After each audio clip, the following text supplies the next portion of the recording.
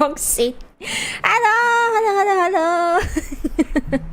How's everyone doing? Good morning, good afternoon, and good evening. Ayo. Hello, guys. Hello. Hello, Symphony. Hello, Woody. Hello, Kay. Hello, Anthony. Hello, Hoxton. Hello, Raven. Ayo. How's everyone doing? Welcome. Hello, me. Ayo.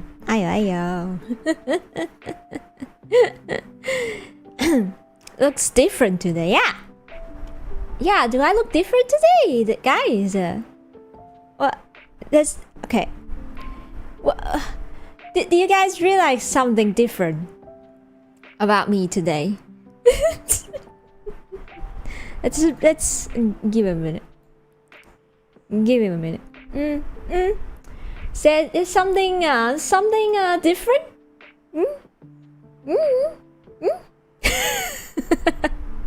No birds. No birds. How about something that's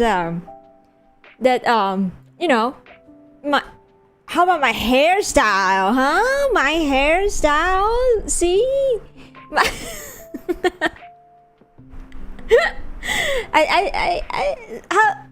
my hairstyle? Is there anything different about my hairstyle? I think the background is different shade of pink. No. Yeah, the same we're talking about. Yes, I have a new hairstyle. I add a new hairstyle. Look cute. Yeah, this hairstyle called cookie cream. Look, I have Oreo. And cream there.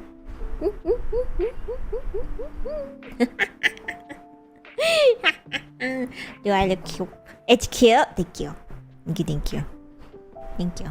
I done this in one day. I done this one day yesterday. I was like, you know what? I'm gonna finish the hairstyle that I've drawn and finish the rigging. So yeah, there you go. New hairstyle. I have one more left. I remember I drew 7 of them. And there's 2 of them I don't really like it anymore. Yeah, so we have like 4, right? 4? Is it 4? I have the normal. Oh, what the? Why am I on my butt? Okay, so we have the normal one, and then what else? Okay, this one, 1, 2, 3, and then 4. Yeah, we have 4 hairstyle. And then I will make 1 more. And then let's see in the future if I will add more. I'm not so sure about that. If I'll add more in the future. But yeah. New hairstyle. Each day of the week. Wait a second. Will you buy the Nintendo Switch 3?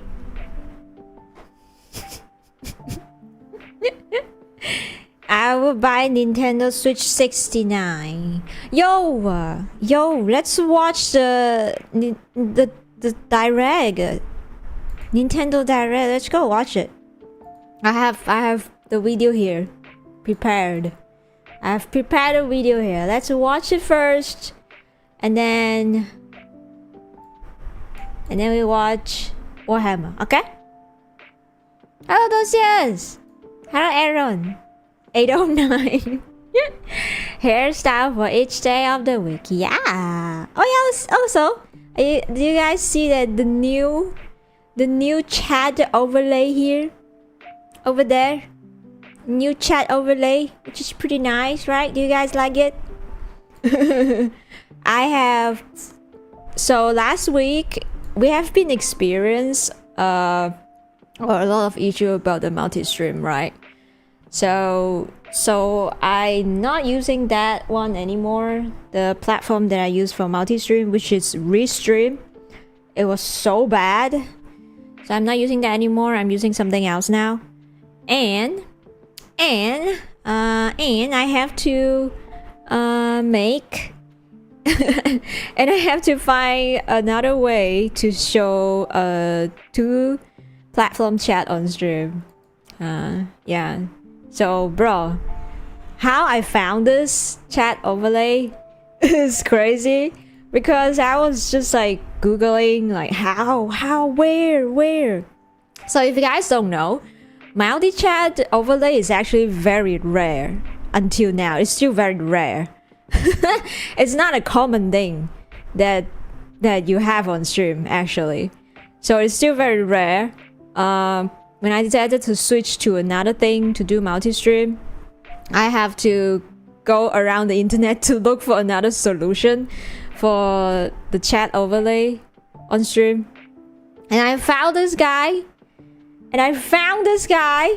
Damn, this guy saved me. This guy just uploaded his tutorial like 2 days ago when I set this thing up. And then he also just started doing YouTube, and he also very new on YouTube. He only has like, I don't know now, but when I found him, he has like only like 40 viewers on that video, that tutorial video that helps me with the chat overlay. And he even made his own assets. This is his assets. So I downloaded it and I use it, and his tutorial was so good. And there you go. The guy just saved me. And I comment on his videos and telling him that you saved me, thank you so much, and the asset is so good. And he replies me saying that good to help. Hello Jimmy. Hello. Our names has color background. Yeah. So yeah, it's more easier to see the chat now when I'm on the game. In the game scene, everything is nice now. And clutch upload.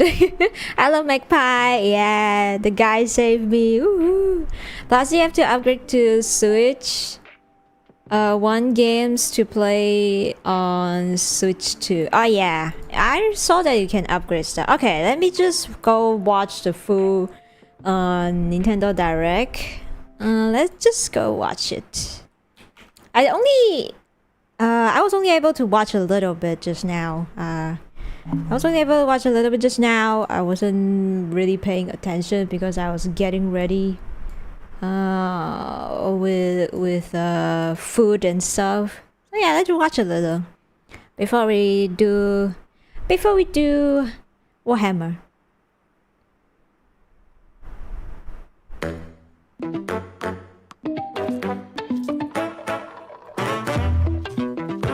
How's the audio? Yeah, today we're just gonna be chill and watch videos together. Audio good? Okay.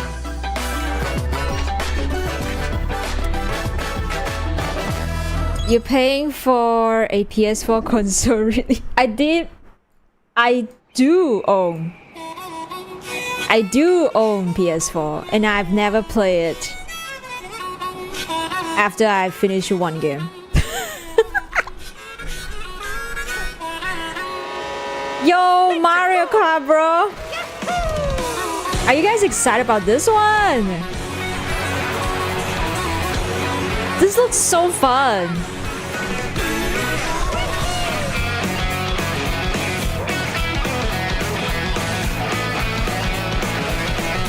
A PS4 chips?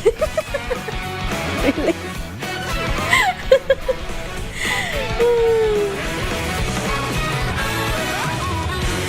That's the PS4 giveaway. Oh my god. Who would want a PS4? Can you emulate PS4? Has overheating issue? Aw. Yeah, PS4 does sound... No, not PS4. PS5's the one that sounds like Jet Black. Yo, this one is so good. I love...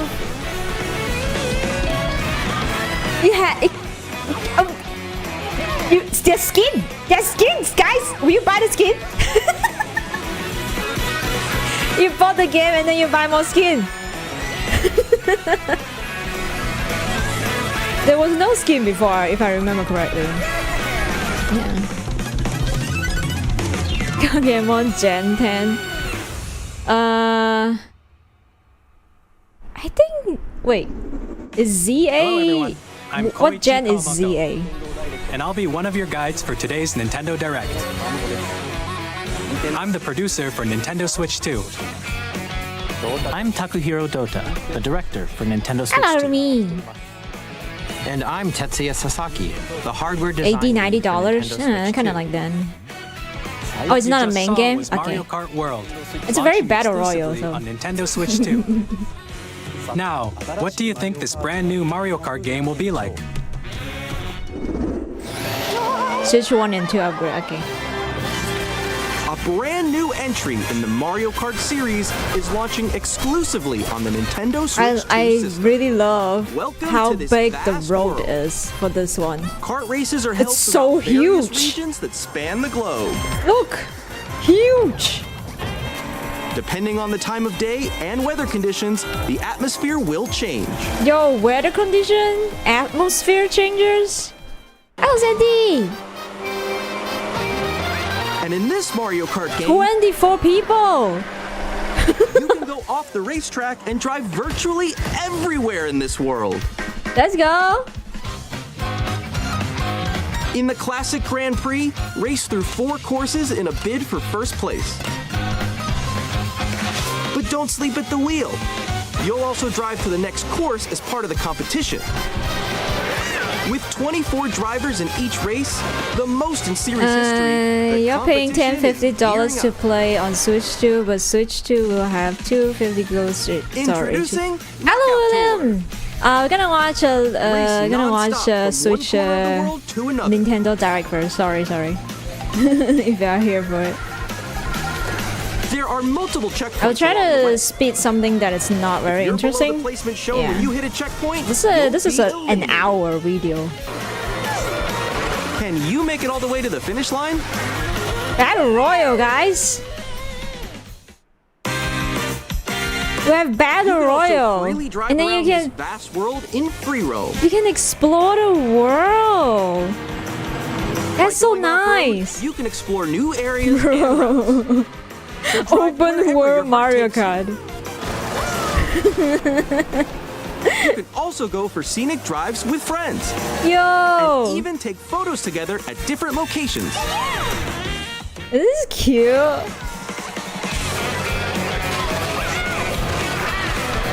But can you get out of the car? Doesn't seem like it. A brand You're new race forever across living the inside the entire car. world starts here. GameCube will be on Mario Switch Kart 2. World. Yeah. The game launches on the same day as Nintendo Switch 2. More details about this title will be shared More in the upcoming Nintendo Mario Direct Kart in World 2 Direct. weeks. So be on the More. lookout for more information in the future. Yeah, we'll kind of like skip through something that is Mario Kart World not very launches on the same interesting. day as We'll Nintendo Switch 2. check. We'll share more details in the future, so we hope you're looking forward to it. Oh, what the? Don't move, Switch OBS. 2 And on the right Joy-Con 2, Fused with car. Yeah, yeah, forever with the car. let's take a look at some new experiences it offers.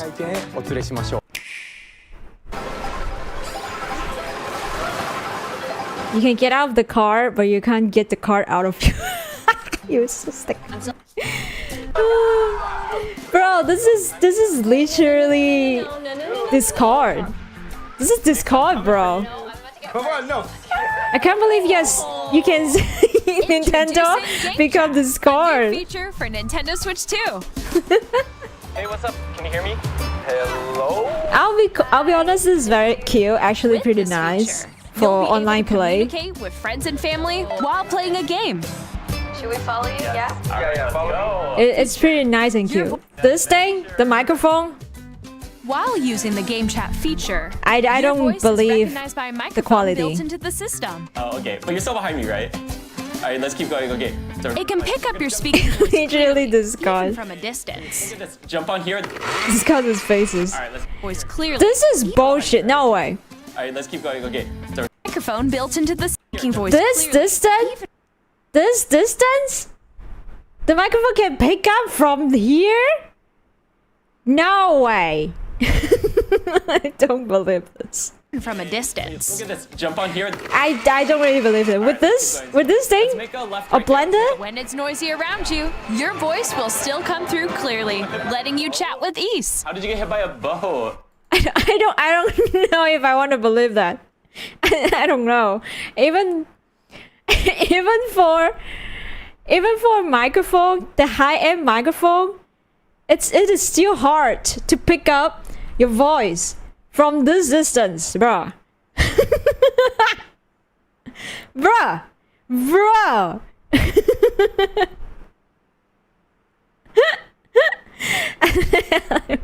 Hello, cowboy. I don't know about that, bruh. It's coming. That's a bit of a big talk When over it's there. noisy around you, your voice will still come through clearly, That is a letting you bit chat with ease. Too much. You are bragging too much. Does look beautiful. It's so big. And you can use this feature in handheld mode too, letting you easily chat with friends and family. Yeah. If you open the chat menu and I turn want to on see game clips screen of people sharing, picking up their neighbors' noises too. you can also share your game screen. Did you see someone just like go on top of that dinosaur? Really? They can do that? Can do it? This is so cute. I really like this one. This is so cute. You can share screen. I got it. I got it. I like this one. Yeah, it's very cute. I like this one. You can chat to your heart's content. Even It's while like playing you're always with your different friends. That's so That nice. one. It's so hard. Actually, it's really nice. Oh wow! I'm like in the sky right here. I'm like, I fell. I'm falling. I'm falling. I like the concept, but the sewage will be screaming in front. Cute. I like their honesty. At least they are honest. Look at the quality. games. You can adjust At least the they are size of your game honest. screen. They are not very smooth. They don't look smooth. You know. They are honest, right, guys? They are honest. They don't show you something that is Or like expand smooth another ass screen. screen you have ever seen. Yeah, it's still laggy. It's just like the wall. Like it It should will be a little delay or something like that. They are honest. At least they are honest. I'm worried that someone will break their everyone can mind watch in them day play. one. Damn. I think I know where you are. I think I know where you are. Wait. Haven't really lied. That's true. Ooh, okay. Oh, nice. Let's see That's what we true. can hear. Sometimes Nintendo, Oh, if they think they can do it and they On say the it, they right can do Joy-Con 2 it, controller, there's an and it additional actually button. work. With the C button, you can pull Sometimes, up I a chat guess. menu. Sometimes, not always, right? I couldn't confirm. I'm not Nintendo fans. I don't own most of their console. Okay. Here, So some cute feature like this. Whoa, camera, by guys, connecting camera. this camera to the system. Hey! Okay, you can put your head there, up. Hello. bro. It's like streamers. Hi, how's everyone doing? Yo, You can appear on screen. And then that's playing streamers. a game. That is so cute. It was good. Best case scenario is like the old Xbox lobby quality. There you go. Speed like I like this one. I like this one. I like this. Can we? What about VTuber? Can we put our hat there? It's true, VTuber. Can we put our hat there? You can play games and hang out as if you were together in We'll the let same their room. cousins play with their Switch Play too together, while they are not or at home, compete in and online little multiplayer Jimmy games. is gonna shove their ice cream in them Chat while oatmeal. playing your personal favorites. Yeah, the hat thingy is so Decide cute. your I like own that they have rules like a for hat. retro Also, game like a have competition. appear in game. Or I hold kind of a like that sports one. competition I'll be between honest. families. You need a standee All of your together, board though. anytime, anywhere. Game chat. and developing, including family and friends. Okay. Almost as if you're all playing together in the same place. The camera you saw in the trailer is the It's Nintendo going to be a Switch 2 super camera, toxic machine. Yeah. which will be available on Bro, the same I wonder how day much as is this Switch thing? 2. How much is this thing? A Nintendo Camera? Switch Online member as many or limited additional just Okay. play with the Experience you can Nintendo Switch.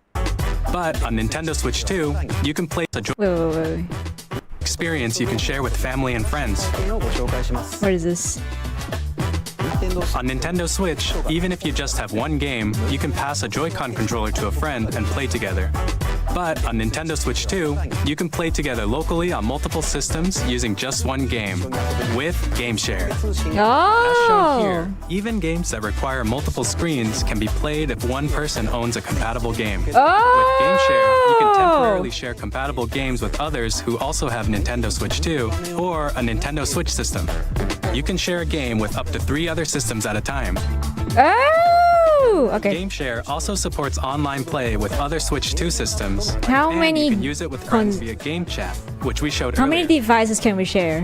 GameShare can only be used with compatible games. This feature Up to is planned how many for several devices? titles, starting with a free I guess update it's like for Clubhouse 4 Games maybe? 51 worldwide classics on Nintendo Switch. Okay. GameShare support is also planned for select games exclusive to Nintendo Switch 2. So Okay. we hope you'll look forward Only selected one. Up yeah. next,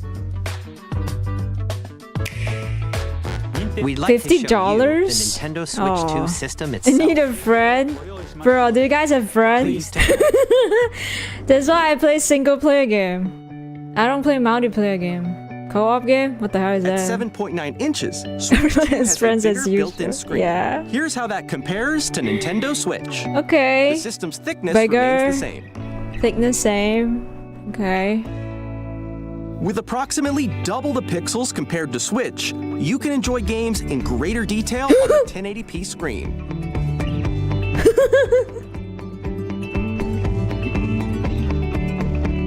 Yeah, I believe. Yeah. The screen Yeah. supports 3 up other to consoles, so 120 probably. frames Yeah, per yeah. second, So you can allowing for share smoother up gameplay to and supported titles. three. Okay. More frame rates. Yeah, I saw this one. The LCD screen is more vivid and supports HDR. So like one device providing as more a contrast as a between light and source, dark and then you areas of connect the with the other images. 3. So it's like 4. Yeah. The all-new Joy-Con 2 controllers I connect kind of magnetically. like the Strong magnetic. I'll be magnets keep the controllers honest. firmly attached to the system. I actually like the Detach your controller magnetic. easily by pressing the release button on the back.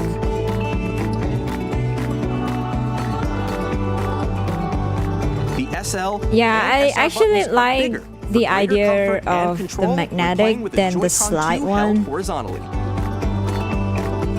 because you actually won't break. The left and I'm right gonna believe sticks that. are now larger. Maybe less easier to break it than slide one.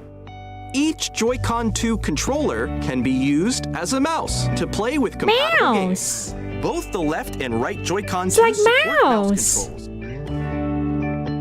Steam By Deck adjusting 2. the audio I balance mean between the Switch ranges, 2. sounds from the built-in speakers are clearer and more natural in handheld and tabletop Okay, I don't modes. care about the speakers. It has a I don't built-in really care microphone, about like so you can voice console chat with speakers like friends this. I don't anytime really via care. game chat. It also uses noise canceling Hello, technology Ivan. to filter sounds. You will have so to be your real voice will Galera come to through break the clearly. Joy-Con. Yo, that will be children. Even if you don't have a surround sound system, games can be enjoyed with more immersive, Ooh. three-dimensional sound, as if it were coming from all around you. Okay. Well, it's like, do you want to play a Nintendo game? People usually get Switch. Place your Nintendo Switch 2 however you like with a large, sturdy People stand. usually get Nintendo consoles You can because move of it the freely, games. like this. Nintendo exclusive games. So yeah. In addition to the USB Oh, the nice. bottom of the system, there's one on top as well. 999 hours. I have a playlist It's here handy for connecting that a have USB-C camera 52 videos of the Or charging in 40K tabletop mode. lore. Switch Okay. 2 comes with 256 gigabytes of internal storage, 8 times that of Nintendo Switch, for storing your game downloads, save data, Holy! and Yeah, more. we're gonna like Reading and writing data is go also through faster. a bit of this. We're not gonna stay here for like an hour. Use the Nintendo Just Switch watch 2 the dock food in an to hour. connect to your TV and enable up to 4K resolution for Yo, compatible finally games. 4K! HDR is also supported in TV mode. Bro! They are finally catching up! They are finally catching up! They are leaving the present now, finally! The Nintendo Switch 2 dock has a built-in fan that keeps your system cool. This helps. Yeah, keep in performance 2025 stable. now, guys, finally!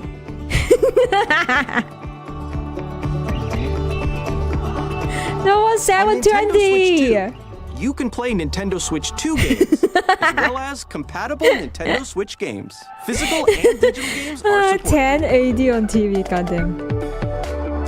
Not the 144p. No more. They're catching up. They're in the present now. Holy shit. I mean, 4K is already has been introduced for like 10 years. Finally. As you just saw, Nintendo Switch 2 isn't simply an improved Beefy Nintendo console. Switch. Yeah, it has a larger We screen now. redesigned the system from the ground up and packed in lots of new gameplay features. It has a larger screen, And but the to thickness help is still players remain the better same. understand the Switch 2 hardware, we're currently I developing don't even this have a game. 4K. Mr. Kawamoto! Hello. What is this? My current location, the Welcome Tour, Oh, exclusive Oh, to Nintendo Switch 2. this one. Okay. I'm standing over here. So they have a game Okay, for everyone, join me inside the game. how to use Switch 2. There are a lot of question mark icons here. Let's examine them. This sign reads, where God. are the magnets? Who needs this? Tell me. The When Joy-Con you can 2 just Google. controllers attached to the system with magnets. And those magnets are inside the system. Maybe your grandpa The needs SL it. and SR buttons on the Joy-Con 2 are made of metal. So that's how they attach to the system. Sure, but meh. A magnetic circuit is formed between them. Design so of they the won't easily controller detach. is still meh. You will have to buy a pro controller. Through Hello, examining signs like these, you can discover all welcome. sorts of secrets about Nintendo Switch Direct. 2. Thank you. Another example, the Joy-Con 2 controllers have mouse controls. Oh damn. Thank you. Thank you for Are telling possible me. demos. To Tiny Oh man. Nintendo Switch 2. Welcome Tour Wait. will launch as a paid digital game on the Oh my same god, you need day to buy as Nintendo this. Switch 2. So please More information regarding Nintendo Switch 2. You need to buy this. This is the game card for Nintendo Switch 2 titles. Get me find the tutorial kids It's the these same days. shape as Nintendo Switch game cards, but it's now You red need to buy and it has that, much bro. faster It's not data coming reading free. speeds. Next up Hidden is boss in additional Nintendo storage. Switch 2. Switch 2 will only work with micro SD express cards. Okay. They're a different type of SD card and will make high-speed data transfers possible. Okay. Micro XD Express. Please note that regular micro SD cards used for Nintendo Switch will not be compatible. Wait. Does that mean... Wait a second. Is this one more expensive? Is it... It's Express. In my knowledge, if you want to read the card more faster, means more money.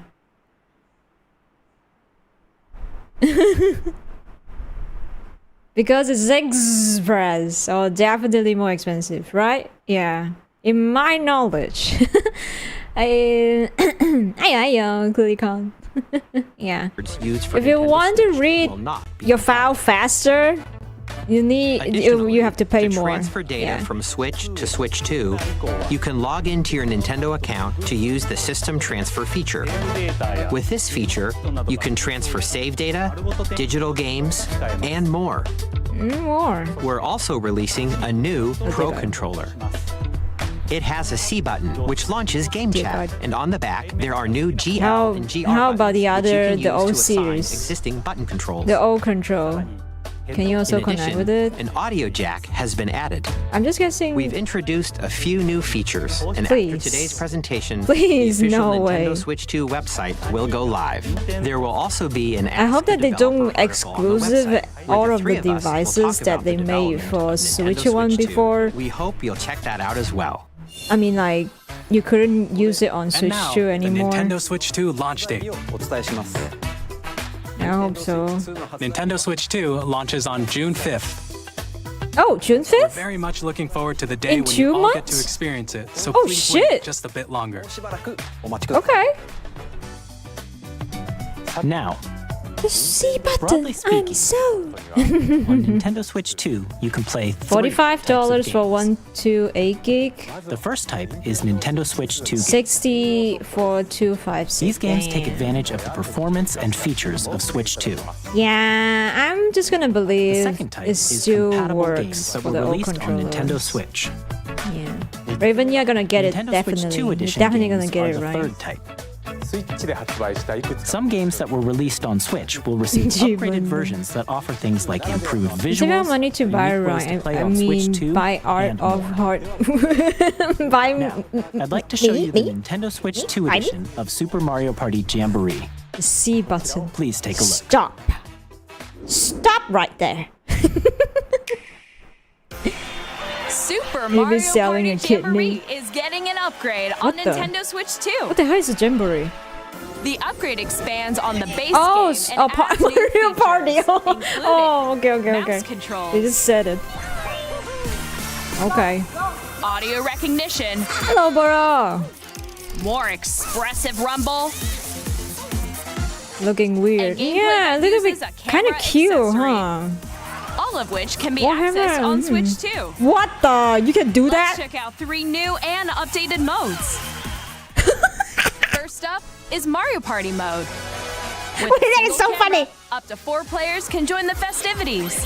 I actually You'll really be like this able to bubble see each head other's follows your faces as you character play, in game. so I really you like can it. Experience all the reactions and emotions in real time. Or Oh my God. 4 friends can take I the can't party wait to see online. people being creative with all of this. I can't wait. Up next, It will be very funny, I'm telling you. Where the livelier team wins. You can't play Bowser will bring naked you on anymore. stage too. Hit blocks to collect the most Wait, this is so cute! Ride an RC car with your voice. Go Wow. and compete in other mini Wait! games using full body Wait! This is so fun! What? What? movement and sound. Finally, take a That's ride so on fun! the You're actually mouse-controlled inside the game carnival and coaster. playing it. With the safety bar lowered and secured, you're off. Yeah, I'm playing with. Oh. Use mouse controls to shoot down enemies while you feel the bumps and rumbles of the coaster. Xbox tried this years ago. They call it Kinect. Does it When you work enter a nice? pipe, a Does it work minigame well? will begin. There's a bouldering game where 2 players each control an arm. And one where you shake a can of spray paint and quickly Can't wait for them tag to hook up the objects. camera to the. Oh yeah, imagine Enjoy the that. thrill Oh, it's of orb. these intuitive minigames. Kinect quickly was can you meh. reach the stage? Absolutely not. From minigames that use a camera, the built-in microphone, mouse controls, Only Nintendo can do and this, rumble. bro. The biggest party yet is Guys, getting even Nintendo bigger. is the god of Super Mario the Party the Jamboree, game Nintendo industry. Switch 2 edition plus Jamboree TV launches on Nintendo It Switch wasn't 2, great either. July Oh 24th. no.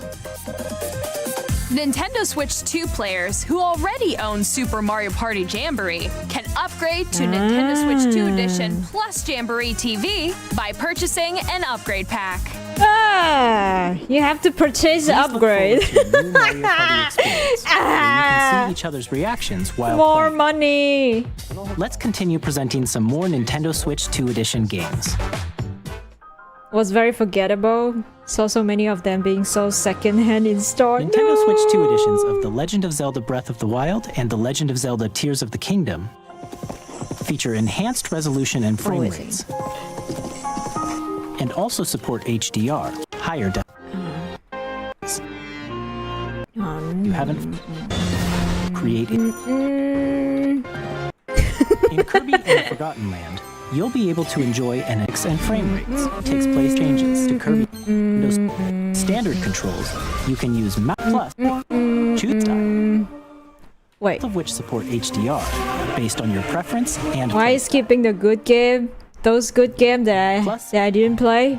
Pokemon Legends ZA, which is scheduled to launch later Ruby, this year, will how? not only receive Why? a Nintendo Switch version, but a Nintendo Switch 2 edition as well. By taking advantage of the power of Switch 2, you can It enjoy was your smiling adventure while in playing Lumio Mario City with Party? Yes, enhanced of course. resolution Mostly and frame when rates. your friends steal stars from you. The Nintendo Switch 2 edition games you just saw will be available as both physical and digital versions. Okay. And if you already own the Nintendo Switch version of a You game, have to you can play the buy. Nintendo Switch 2 edition by purchasing an upgrade pack. You have to We hope you're looking buy. forward to these Nintendo Switch 2 edition games. Next, I'd like Teaser to with introduce the a brand new Switch game 2. featuring mouse controls with the Joy-Con. You have to buy the upgrade. Man. It's crazy. It's kind of crazy that you already have the game and you have to buy the upgrade to play in a new console. It's a wheelchair basketball. It is interesting.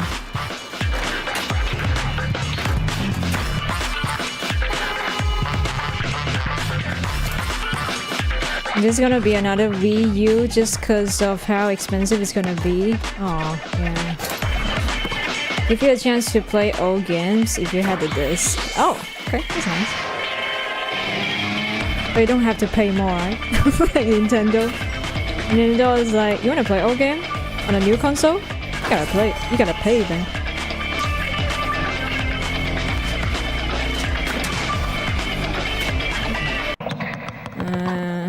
Okay. As mice to intuitively pull off various moves. We hope you're looking forward to a new twist on 3-on-3 matches using dual mouse controls. Next, here are some games from our DLC is what publishing I and always development wanted. partners coming to Nintendo Switch 2. No Gilligan. Observe the lands between. Can you stab their stop? No, you can't cheat like that. Intuitive. Of grace. Okay, now you can play Elden Ring on Switch 2. Are you excited? Temporal witch out to vanquish the sinister titan. Are you excited? Hades 2. Switch 2. 通常版の他に総勢26キャラクターを収録 Street Fighter, Switch 2. Armor Core. Is it Armor Core? Is it, wait a second. What is this game? The true nor all initiating arsenal boot sequence. Weapon safety What the hell is this mechanism game? confirmed. All operating at normal levels. Testing data link with What is this? Years 1 through What the hell is this game? safety mechanism confirmed. All operating at normal levels. Testing data link with What the hell is this? normal. Commencing launch. After 2 long wars where our freedom was restricted, we will finally be liberated from humans. I'm in need of a new What arsenal, the- new equipment, and money. I'm for Arsenal? sale when you're buying. Any medical. Thanks for the warm welcome. Okay. Don't you? Oh. Oh, okay. Huh? Damon Maki. Okay. Hope to our lives, Okay. don't they?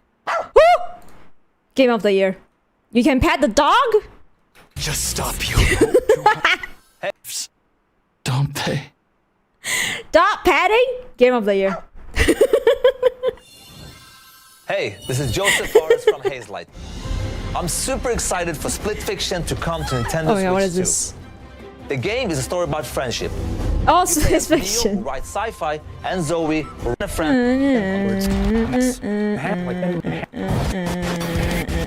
IO Interactive. Oh, Hitman. Oh yeah, wait a second. I saw this one. James Bond?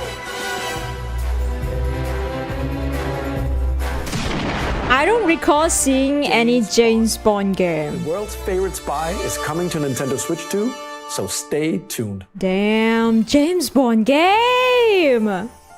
The story Oh of shit, light Square and Enix, shadow okay. that never fades. Reborn. What is this? Bravely Default returns. It's an awesome game. I didn't expect to be that good.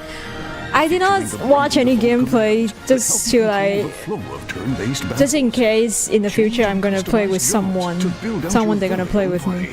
So I didn't see. Enjoy your adventure. But yeah, I can see a lot of crazy things happening in that game. And all new minigames with unique ways to play. If I have a coin for each time I saw a cocky guy with a fat suit, I will be a millionaire. Set foot in Luxembourg. I'll show you the dog padding mechanic is very important to the plot. Oh, GoldenEye. 我々がお送りするタイトルは龍が如くゼロ誓いの場所ディレクターズカットです1988年東京と大阪2つの陥落街を舞台に土地を巡る争奪戦が勃発 additional purchase or if you can buy the upgrade. Oh, golden hours. Okay, 007. Okay. 2の発売と同じ日です今後のシリーズ展開にもぜひご期待ください 90s game for Nintendo 60. We'll have more games to show from our publishing and So it's development like- partners. But for now, we'd like to show a remake? game being developed in collaboration with Nintendo. Please take a look. Don't think so. Definitely an entirely new game. What is this? AAA game? When the Zonai, who descended from the heavens, joined hands with the Hylians, who dwelled You finish your homework? their union led to a great If Daddy and prosperous kingdom. Nintendo know me.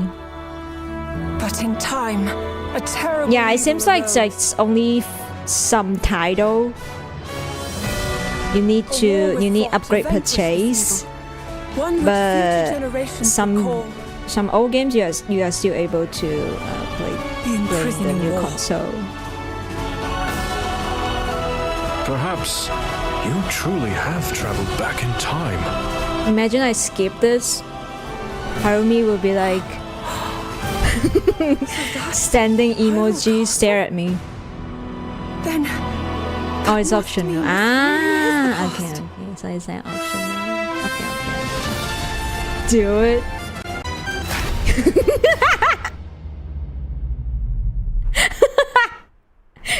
She's standing emoji. Look at me. How could you skip this? That was Hyrule Warriors Age of Imprisonment. Warrior games are kind of Developed by meh. Koei Tecmo Games. If you want the enhancement, you need the support from upgrade. Nintendo. 20? To the untold story of the Wow, imprisonment that is a lot. which took place in Hyrule long ago. 20? Actually, And a now, lot. some $20 news actually a about lot. Nintendo Switch Online. You can continue Also, to hello, enjoy Saha. Nintendo Switch Online on Switch 2.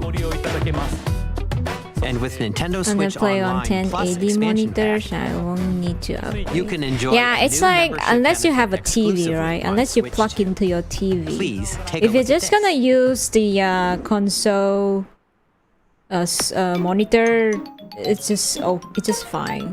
Doesn't really matter. Nintendo Switch What was Online Skip? Plus expansion pack will be getting a new Nothing. classic game library, released a Zelda game that looks like a cartoon come to life through cell shading. Across sending Okay, GameCube. and story mode. Get ready to experience FZ4. You can Enjoy play these GameCube game. More titles will be added in the future. Supposed to be $80. Nintendo GameCube, Nintendo Classics, Estimate, the Switch 2 estimate. exclusive Okay. game library coming to Nintendo Switch Online Plus expansion pack, launches the same day as the hardware's release. Upscale the texture enable And HDR in a the dedicated setting. controller That is, designed it's for the estimate, guys. original Estimate. GameCube controller will also be released. It's not confirmed. It Not can connect confirmed. wirelessly Okay. and also has a C button to quickly access Game Chat. Yeah, GameCube The game. Nintendo With GameCube Fanchu. controller, exclusively available for You Nintendo mean Switch 200. Online members, will also be available the same day as Nintendo Switch 2. So it would be more probably. No, let's assume that. So how about that? I want to We hope assume you're it's looking less. forward to Nintendo GameCube to play. Let games from the systems shown here on development. Okay. Oh my god, what is this?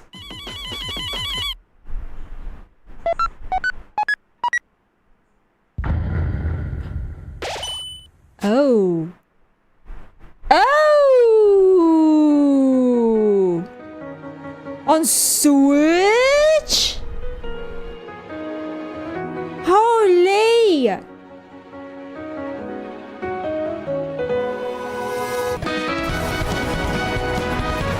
Oh my god! Wow! Okay guys, I think I should go back to play Undertale. I should play Undertale, actually. Yo! I've never finished Undertale. Hi, I'm Randy from Gearbox. Borderlands Aisha. the ages of history. Nah. 4 kids find this old and profound. Let's slay some trees. Ay. Gungeon 2. Ah! Gungeon! Steps in our roguelike shooter sequel. Now reloaded in a new 3D art What style. the fuck? You can expect some fan favorite elements to return. What the fuck? We're excited I to share more don't with you need in the future.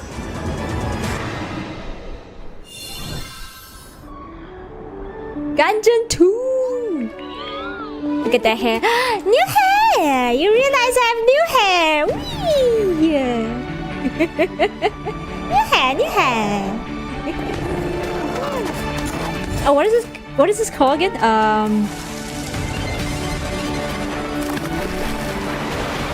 Wait, is it a new game? Or the game that I've already seen? No! My hair! Never played Gungeon? Oh, you should. Gungeon is fun. Actually, super fun. Star Seeker. Oh, nice. And it's gone. Hello, my name is Adam Badowski from CD Projekt Red. We are delighted to bring the immersive world of the Wait, Dark Fey to Cyberpunk Nintendo in players for the on first time. Switch too? Cyberpunk 2077 is an open-world action about yourself characters Whoa. and discover engaging stories. You can run Cyberpunk Cyber- 2077 Ultimate Okay, crazy. Edition comes to Nintendo Switch 2 on launch day. You can run Cyberpunk on Switch too? Okay. 任天堂スイッチ2でファイナルファンタジー7リ Medium with インターグレード upscaling, を but 発売いた yes. します本作 Is that easy to ミッ run? ドが Actually? 脱出までを描い Okay. た三部作シリーズの一作目 Flew となり away.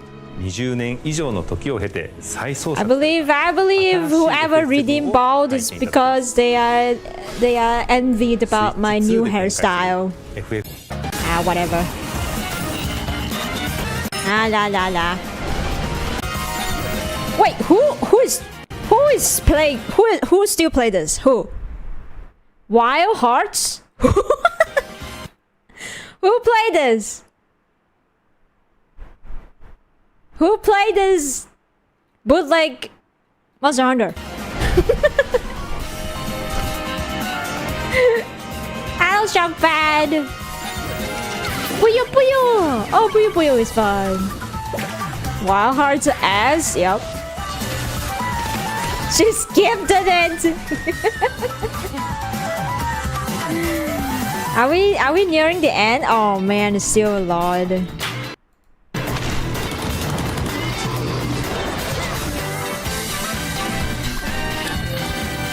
Yeah, Wild Hearts is still alive. Crazy. Nah. Oh, what is this? Oh, wait, it looks fun. Is this the same studio from A Little Like Nightmare? Oh, okay. Ah, whatever. Yo, this is so cute. For one frame. Where is Seal's song? Is it at the beginning? Why are you guys so... Wait a second. No, not here. Oh, this one! Ah, okay, go back.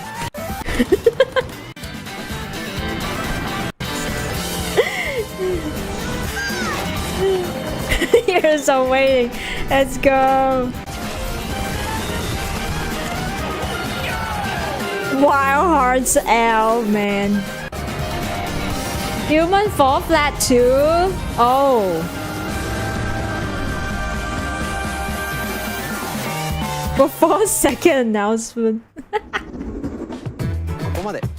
We've shown a lot of games so far. The next game will be the last from our publishing and development. Why am I bald?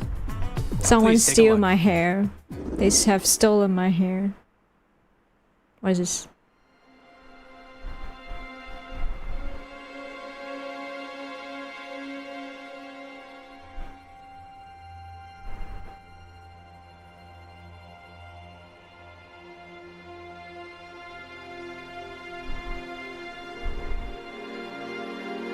I give you my blood. Rine 2 Remaster. And Simulator 2. I give you. That's me afterward. Oh my god, so true. Turn, O wheel, and transport him to a night of moonlight. Oh. To humanity's very dusk.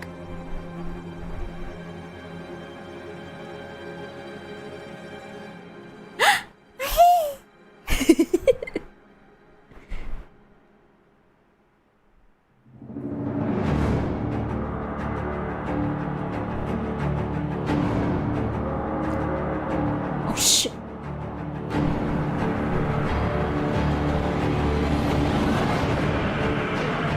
Woo!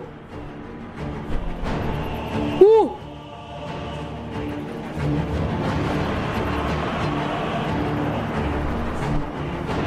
Sound effect. Bro, you're asking too much.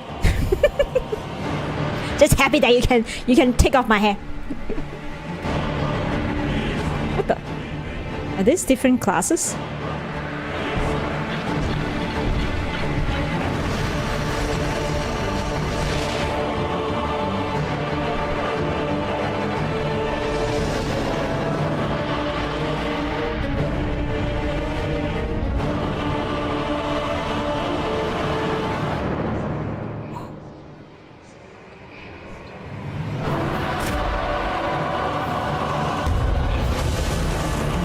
Oh wow, start with that.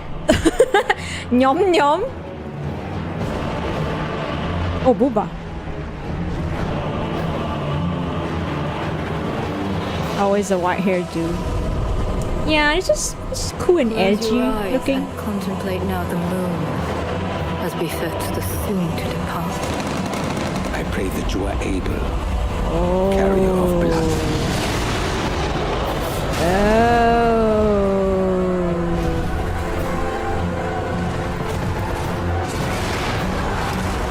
What the? Dinosaur? T-Rex?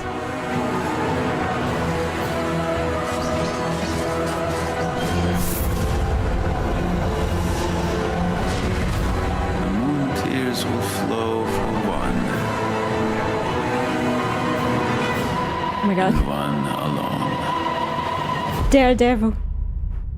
The Dusk Bloods. Okay.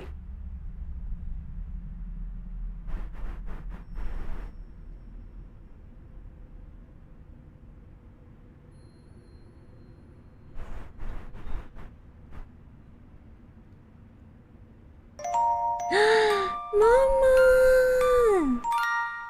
60 months! Thank you What you so just much. saw was a brand new game by From Software. Thank you, thank you. We'll be publishing a creator's voice article. where How the you game's doing, director, Mama? Hidetaka Miyazaki, will share more Also, details about the hello, game. So please check it Sino. out when it's available. Which Warhammer is this? That's all Nintendo from our publishing and Warhammer. development part. Warhammer Nintendo Direct. We'd like to thank the developers who appeared today, as well as our publishing Okay, and we are development closing to partners. finish. We are going to who watch the prepared footage for lore this after presentation. this. Let's see how many laws we can watch. In addition to what you saw today, our partners are working on many games There, coming to your Nintendo sound Switch effect. 2. We'll showcase more games in the future, so we hope you're looking forward to it. Next, please take a look at this.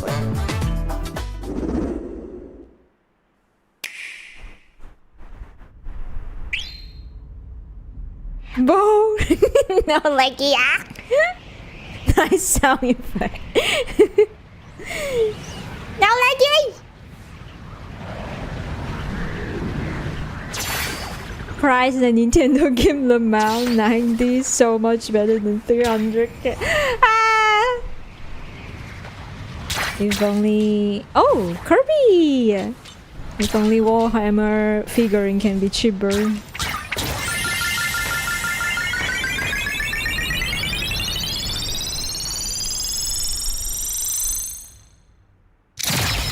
Oh.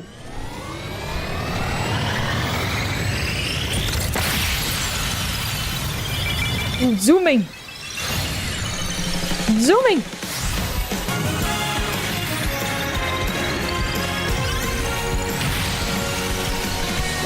Wait a second.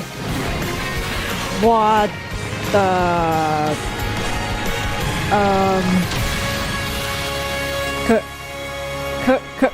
oh shit! Holy! Kirby Mario card? Kirby card?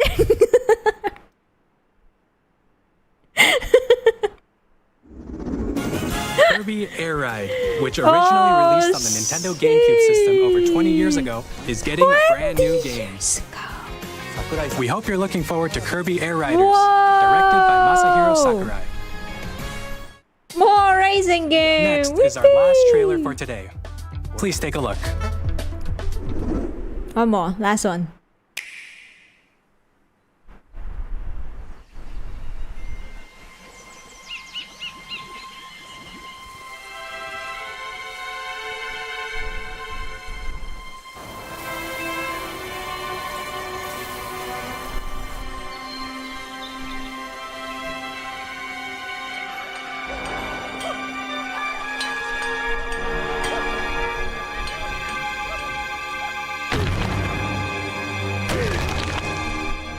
Fortnite, no. Woo! Donkey Kong! Donkey Kong! Wait. Is it Donkey Kong? No, it's not him, right? Is it him? I don't know.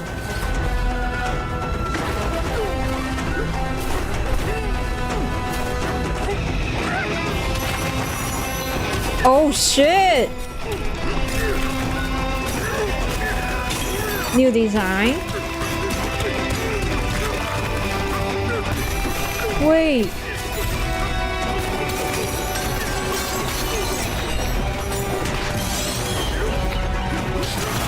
Looks fun? Oh, Donkey Kong?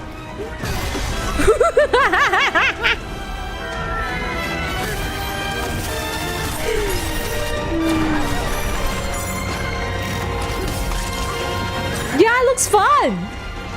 Wait, this looks fun! We got a Donkey Kong? No, it's not Donkey Kong.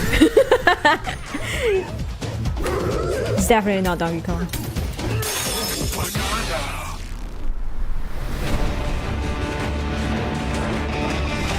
It looks like him either.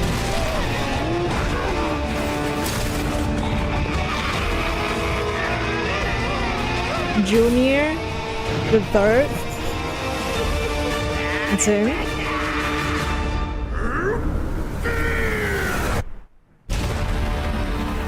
Wow! Ah, okay, okay. It's him, it's him.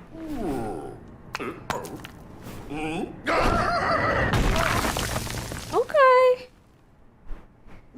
Based from the original ones. That was a Oh, brand okay, new okay. 3D platforming action game starring Holy Donkey Kong game!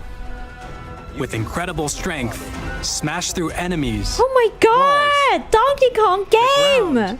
and just about everything as you demolish your way through a massive underground It world. looks, yeah, it looks fun. More It details definitely will be looks shared in the fun. future. We hope you're looking forward to it. Guys, Thank you for I'm gonna watching do so a far. subathon for Nintendo Switch 2 To recap, Nintendo Switch next 2 week. launches on June 5th. Finally, here are the hardware options that will be available at launch. We'll release Nintendo Switch 2, as Don't well as steal my a bundle ideas that from- includes a digital version of Mario Kart World. See? I was joking with my friends like they're gonna have the game with this Mario World, Mario Kart World, and it actually happened. We've covered a lot of information, but that's all we have to share for today. Guys, can I get that one? The game console with We're Mario very much Kart looking forward World. to everyone being able to experience Can I have Nintendo that? Switch 2. We appreciate you joining us today. Don't Thank you very worry, much. scalpers will buy immediately, man.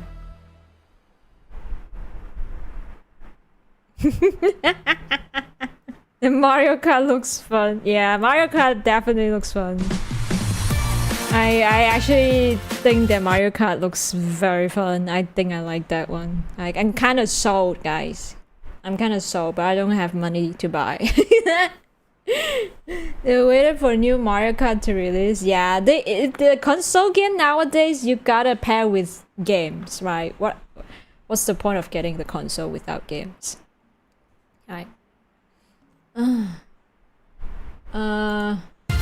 is this? So the next one, the next direct will be like 17th. Is that what it says? It will be in 2 weeks, I believe. Yeah, another 2 weeks there will be more information about this, I guess. Just ask Sugar Daddy word. Whatever universe. Mario and his gang hunting down people. Let's go. I would love that. Okay, so I'm gonna go try it, and then we will watch Warhammer. Okay, we'll watch Warhammer. Let me go toilet for a bit. Let you guys chill a bit, okay? My ball hat. Okay, bruh. Are you guys sold? Are you guys sold for Nintendo Switch 2? Are you buying? Hello Rigo! Ayo, Fantasy Life have any news? Oh, that I don't know. But we are looking at the 40k, so I don't know about the other titles. No? Okay, I'ma go piss. I'ma piss, so give me a few minutes. Okay, I'll let you guys look at my shiny ball head.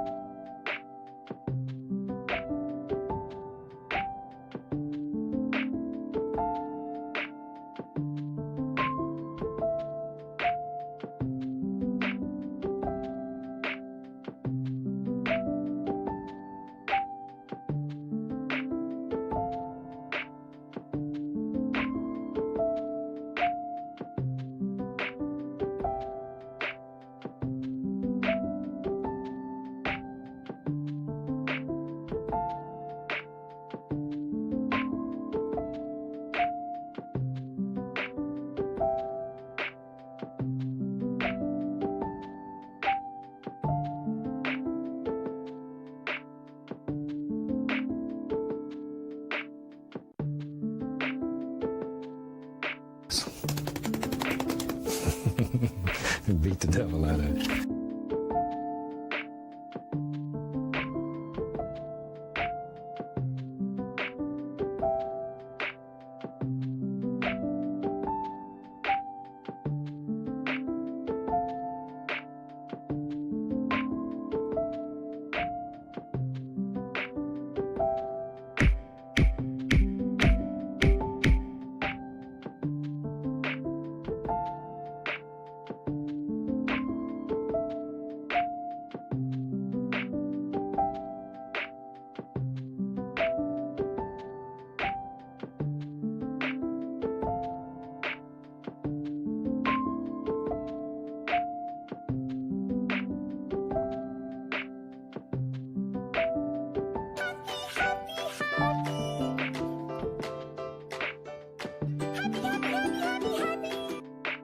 Nani?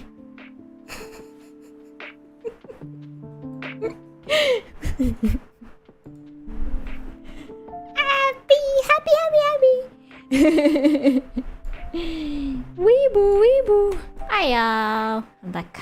Okay. So we're gonna watch this one. The title is Gathering Storm, the origin of modern. I don't know what is that. Actually, I have no idea. What are these titles? What's the content of it? I just found this in a playlist where there's 52 videos of lore. So I'm assuming, oh my god.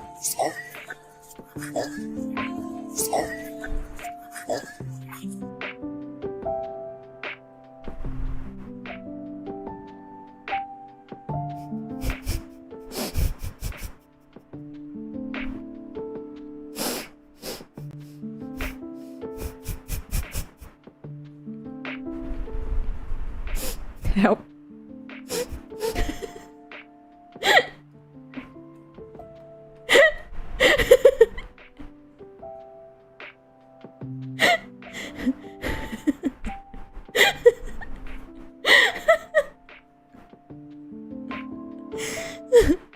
Bye-bye, Raven. Bye-bye, Raven. I hope you have a great breakfast in Japan. Have fun in Japan, okay? Okay. This is big brain time.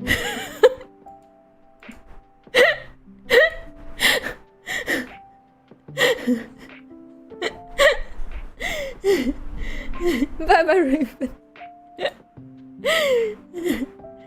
I'll share a picture. Nice. I would love to see. Okay. Turn off this BGM.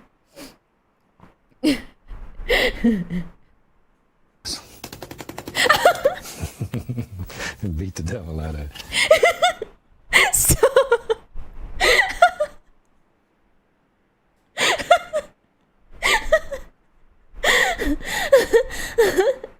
I forgot how accurate was it. Okay, we're gonna watch this long video called Gathering Storm, the origin of modern. I think it's from book. Oh yeah, let's go, guys.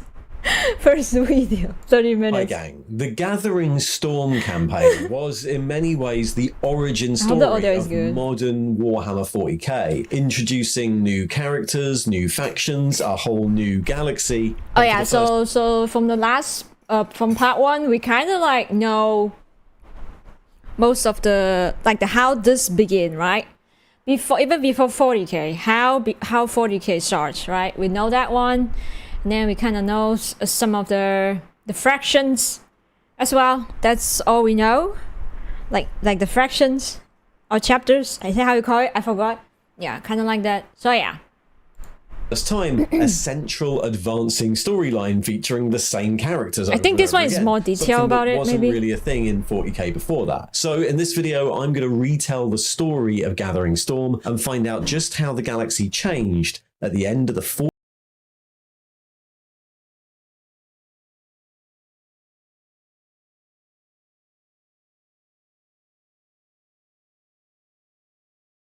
throughout 2017 as the final arc of the 7th edition of Warhammer 40k. It's 3 books, Fall of Cadia, Fracture of Biel-Tan, and Rise of the Primarch, tied together plot threads that have been present in the lore for decades, introduce new characters with new in-game rules, and fundamentally change the setting. For most of its history, 40k had been very clearly a sandbox setting rather than an ongoing story. The official date was forever held at the end of the 41st millennium, and the stories and events depicted by Games Workshop happened at various points in the 1,000 or so years before then. And this is still the case. That's still all possible and still all written about. But Gathering Storm introduced an actual advancing storyline with main characters that allowed them to bring about quite big changes to many of the factions. It's from the events of this series that we get the 40k we know now, the embattled Imperium led by the Primaris Marines and Robert Guilliman, struggling to hold itself together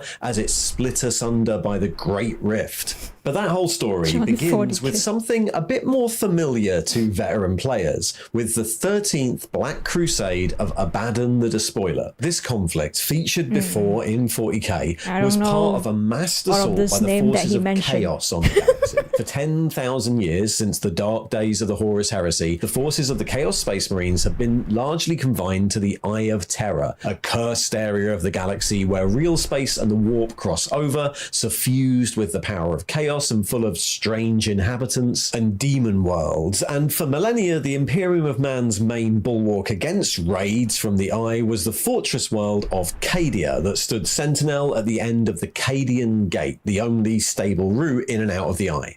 The forces of Cadia, a world dedicated entirely to military service, patrolled and guarded the gate, but they were always sorely pressed. Raids frequently slipped past the patrols, and 12 times prior, great Black Crusades had forced their way through the gate, descending on the galaxy as the forces of Chaos searched out potent new artifacts to continue their long war with the Imperium. But the 13th Black Crusade descended on Cadia itself. I tell this story in a bit more detail in my video on I kind of lost him already. Has he started talking about it? Or it is still intro? Cadia, but the 13th Black Crusade was colossal. The forces of Chaos pushing through the Cadian Gate and sweeping aside the Imperial battle fleet in its path, thousands upon thousands of heretic Astartes, mortal traitors, and their demon allies laying siege to the fortress cities on Cadia itself. The Cadians were betrayed from within, their leadership wiped out by the turncoat Volscani cataphracts, and so overall command had fallen to Ursarkar E. Creed, commanding officer of the Cadian 8th and now Lord Castellan of Cadia. Calls went out to all corners of the Imperium for reinforcement, and both the Imperium and the forces of Chaos poured resources into the war. Forces from the Space Wolves, Dark Angels, Imperial Fists, and many other Space Marine chapters arrived to aid the defense, along with regiments of the Astra Militarum, representatives of the Inquisition leading Tempestus Scion kill teams, and the Holy Ordos of the Sisters of Battle, led by Celestine, the Living Saint. And on the Chaos side, fleet upon fleet continued to pour out from the Eye, eventually led by the Blackstone Fortress Will of Eternity. But one of the new arrivals wasn't responding to this request for aid. Instead, he'd been set upon his mission by far stranger figures. Eldrad Ulthran, Farseer of the Eldar craft world Ulthwé, had been manipulating the thread. I am not following what he's just said for the past 4 minutes at all. I don't know what he's talking about for the past 4 minutes. He says words, yeah. I actually don't understand a single word that he just said. He said for the past 4 minutes. Oh my god. He yaps too fast. Slow down. Of fate for some time in an attempt to save his dying species from extinction. The ancient Eldari had been waning for 10,000 years since the fall of their great empire and the formation of the Eye of Terror itself. Their souls guarded in various ways. A little too slow. Oh my god. He's strong now. Lest they be consumed by the chaos power they created, Oh my Slaanesh. But there was a great legend told by the Eldar that within the infinity circuits Okay, guys, of try to their keep up, craft try to keep worlds, where the souls of dead Eldar were kept safe from Slaanesh, a great power was growing that would save them all. Inyad, the god of the dead, was predicted to wake up when the final Eldar died and entered the infinity circuit, but that wasn't soon enough for Eldrad Ulthuan. How's your Foreseeing day? the wars to come, It's Eldrad good. attempted Trying a to catch up ritual the on the crystal stories. moon of Coheria that would awaken Inyad early, but the ritual was disrupted by Space Marines of the Death Watch before it could be completed. With this new god only partially awakened, Eldrad turned to the strands of fate again and sent his agents out into the galaxy. I wonder if there's a better video than how he explained things. Because I don't even know what is start, what is the end. It's like things just happen. He did not actually like digest them. No.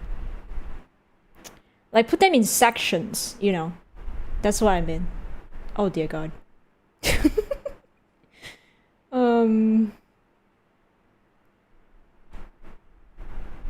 It's like just talking and talking and talking. There's no like, okay, there's no like, okay, this is like first arc, this is what happened, and then the people here, what is this? Yeah. There's no things like that. It's just like everything just in one. Wait a second. Oh shit. Yeah, it needs to be digestible. It's just like keep talking and talking and talking and talking. I don't think it's a good video for like people like us, like didn't even know about. We literally know zero things of this. Okay, I found a video. 3 hours! Oh my god. 3 hours. Okay, it's the same title. It's the Gathering Storm. It says book 1.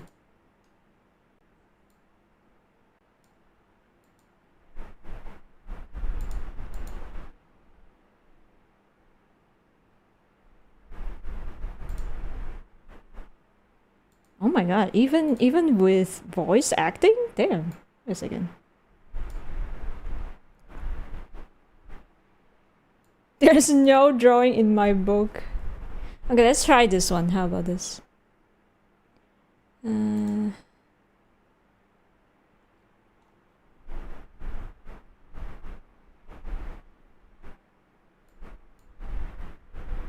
Rapid fire on newbie. Yeah, it's kind of like that. I'll just put the video title here. Okay.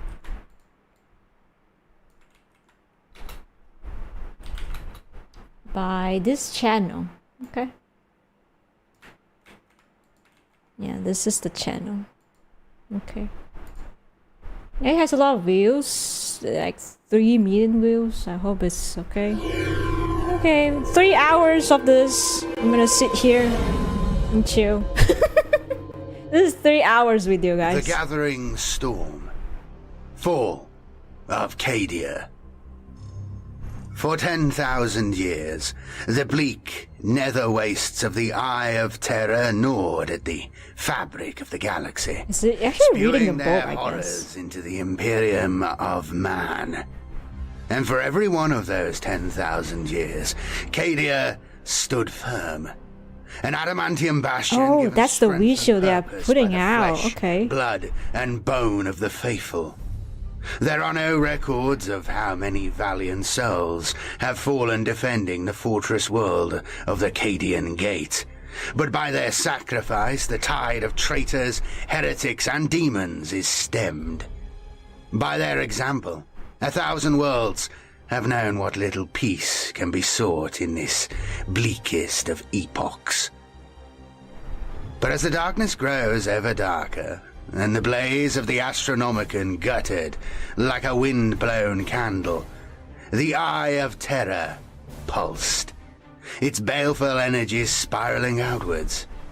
Abaddon the Despoiler, heir to the cursed mantle of the arch-traitor Horus, at last unleashed the full might of his 13th Black Crusade. With a shriek that echoed through nightmares from Medusa to Ultramar, the Despoiler's fleet slipped its moorings. Eternally vigilant Cadia, linchpin of the Imperium's defenses, was the target. Cadia stood ready. Abaddon's campaign had long been foreseen by mystics and strategists alike, and the fortresses of the Gate prepared for its coming. Leviathan warships of Imperial battle fleets prowled the ice currents of deep space, from the radiation-torn wastes of Prosan to the ice-ridged plains of Solar Maratius. Slab-sided Khazar bastions were expanded. Their already formidable garrisons of shock troopers were reinforced by forces from across the Imperium.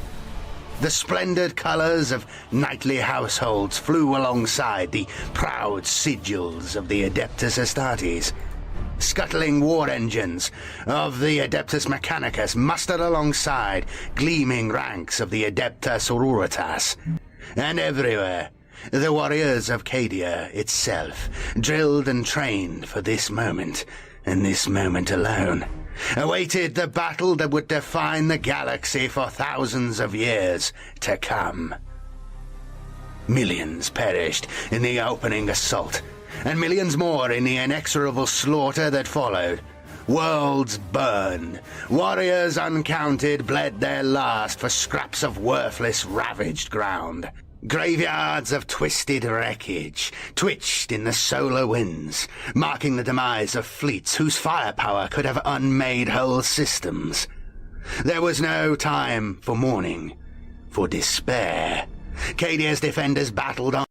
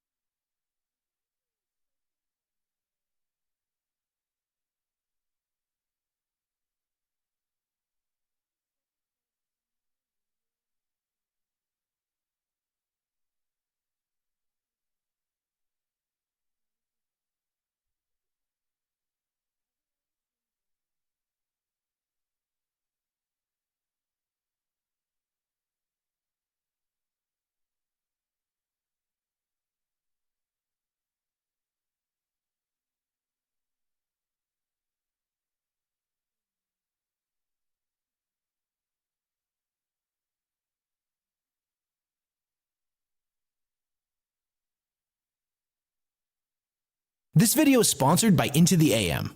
By the end of this video, you're gonna know everything there is to know about the Warhammer 40k timeline. Sorta, let me explain. But first, if you're unfamiliar with 40k, it's this super dark science fantasy franchise.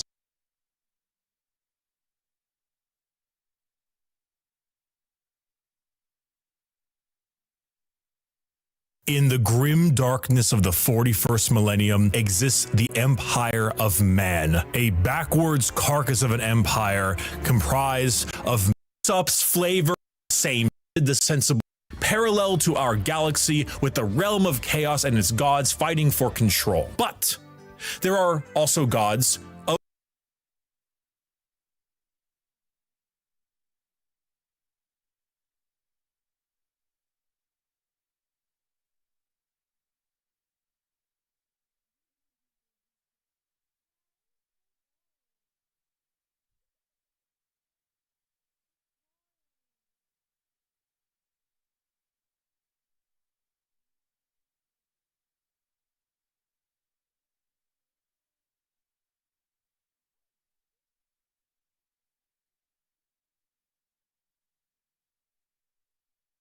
today's video.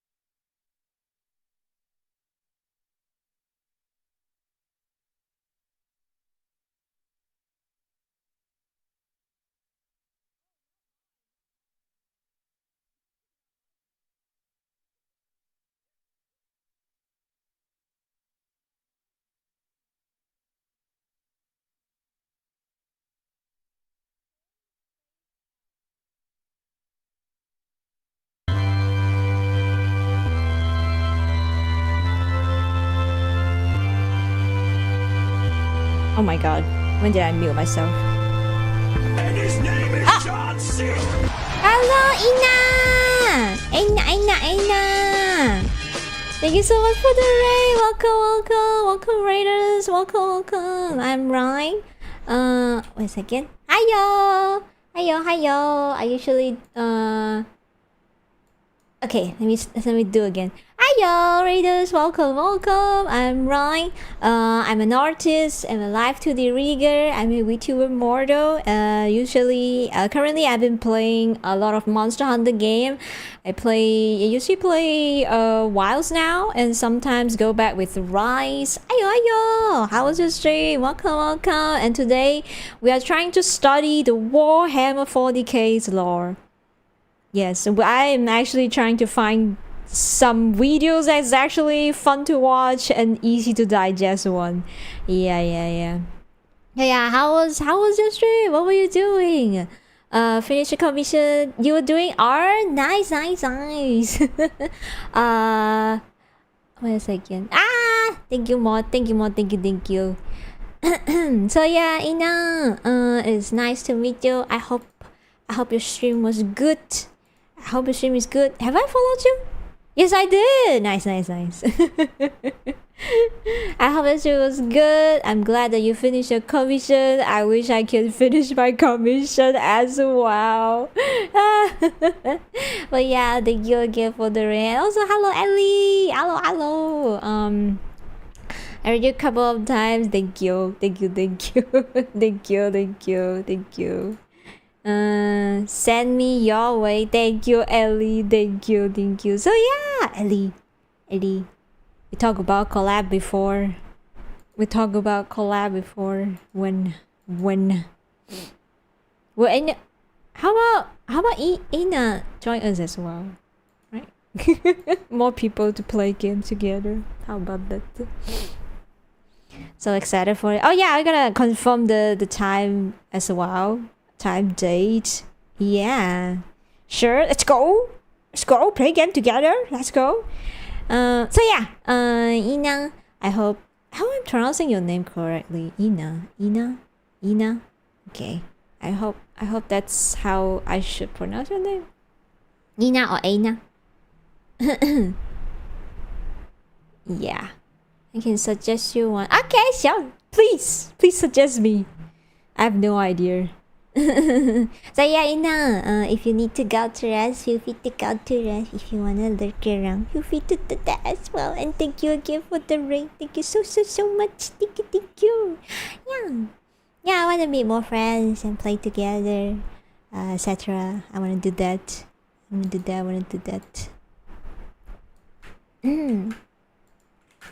Leo 10. Okay, I'm looking.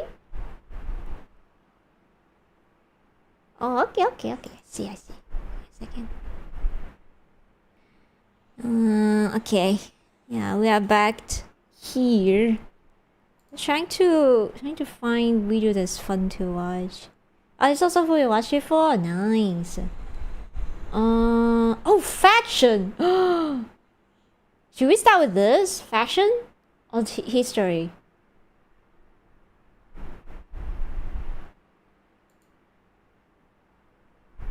Oh, this is more better. Okay, this is very nice. My big head blocking everything. Nice. Lore, history. Should I start with this one? Let me start with the history.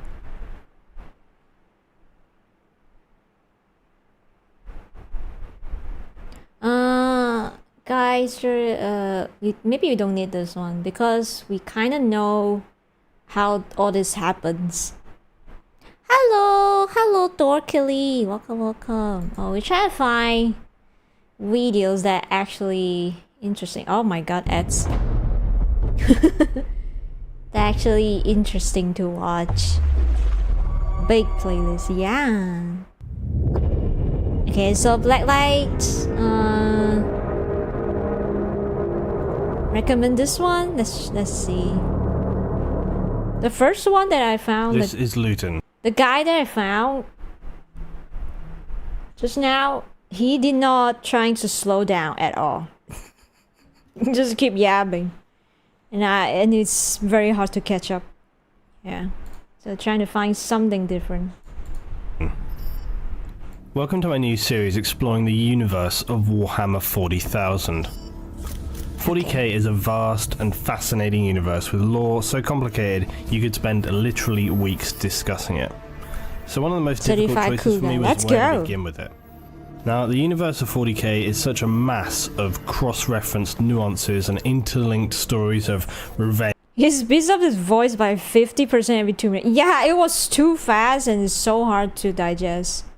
Justice, hatred, and brutality. It's like trying to explain the whole of human history to an alien race. Okay, nice. So breaking the lore of 40k down into YouTube videos is quite a complicated matter. Now, one last thing to mention is that Games Workshop themselves have stated that in the 41st millennium, information is fragmented, intercepted, distorted, suppressed, and often flat out just false. So with this in mind, a lot of 40k lore, beyond stuff that you would consider out and out facts, can be regarded more as hearsay than something that's just set in stone. This is especially true of ancient lore and race histories. This is in part because it allows Games Workshop to make changes to the universe without upsetting devout players, but it also makes a lot of sense in reality where war has been raging since almost the beginning of time. Also, if you look at humanity, it's often true that history is written by the victors, and so with that in mind, you might expect some facts within the universe of 40k to be anything from an eyewitness account to complete misinformation, which then, translates to becoming the gospel word as it's passed down through the ages. So where do we start our journey into the grim darkness of the 41st millennium? At the beginning, of course. We leave the Imperium of Mankind behind and travel some 60 million years before to the earliest time where one peaceful, hyper-advanced race were masters of their own destinies. These beings are simply referred to as the Old Ones, and they are, as far as recorded, the first sentient life in the universe. Their lives focused on the acquisition of knowledge and to seed the universe with life, is so nice. Much more nicer. And creating new species, including one unintelligent ape-like species on a small blue planet in the Milky Way.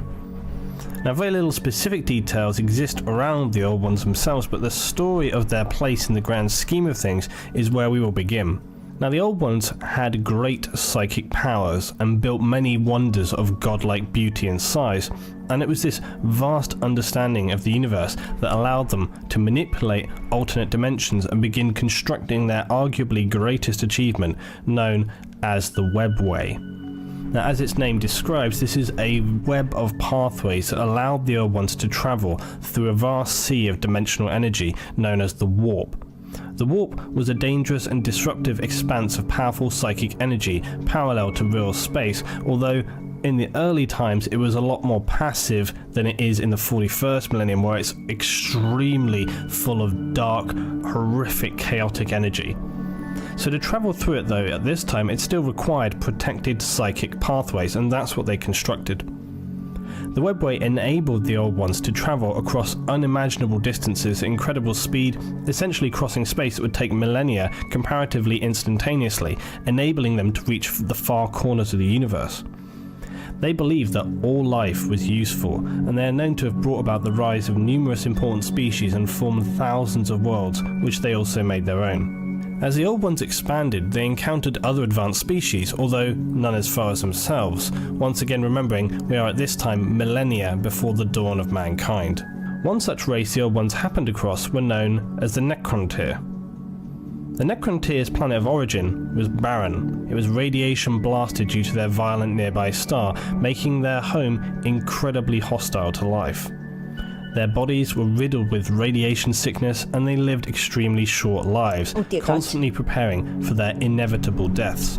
That's scary. Their cities were built in anticipation of their demise, little more than vast tomb complexes with a few temporary homes for the living. Now, they vainly tried to improve their mortality through scientific means, but after centuries they were consigned to the fact that their bodies could not be changed to survive on their home planet. Somehow though, despite this, they altered their plans to instead reach to the stars in a bid to escape their cursed cyclical fate of painful, unending death. And this is where they were to encounter the Old Ones. However, while the Old Ones were able to travel anywhere in space in mere steps and possessed near immortal length of life, the Necrontyr could not have been more opposite. They had to use slow-moving, non-warp ready ships equipped with stasis crypts that enabled the short-lived crew to survive out amongst the stars. They clad their ships in living metal, which was a metal literally that grows and lives like that of an organic material. And this was to allow it to withstand the rigors of spaceflight. Despite this though, colonization of the Necrontyr was a slow and painful process, as was everything in their history. But upon meeting the Old Ones and seeing their secrets of near immortality sparked a hope was raised within the Necrontyr. They finally saw a chance to be saved from their pain, a chance to live. Ah, Roxy. And they petitioned the Old Ones for the secret of eternal life, but were refused this knowledge. In many ways, this refusal of knowledge doomed the universe to its fate of unending war and the events that were to follow. The Necrontyr burned with the resentment and hatred of the Old Ones and their unwillingness to save them from their pain and suffering. In addition to this, the Necrontyr Empire were battling brutal civil wars known as the Wars of Secession, which the various dynasties of Necrontyr were battling one another. The encounter with the Old Ones led the Triarch, the ruling council over all the Necrontyr, believed that an external foe would unify their species, and their bitterness to the Old Ones led to war, and it worked. The prospects of vast spoils and the secret to immortality brought the Necrontyr dynasties together to launch their campaign against the Old Ones.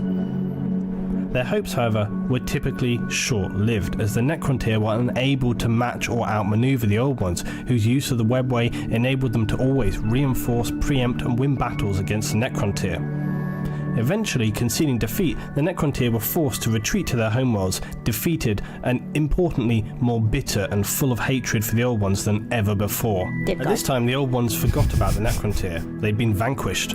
But the Necrontyr had no intention of dying out so silently.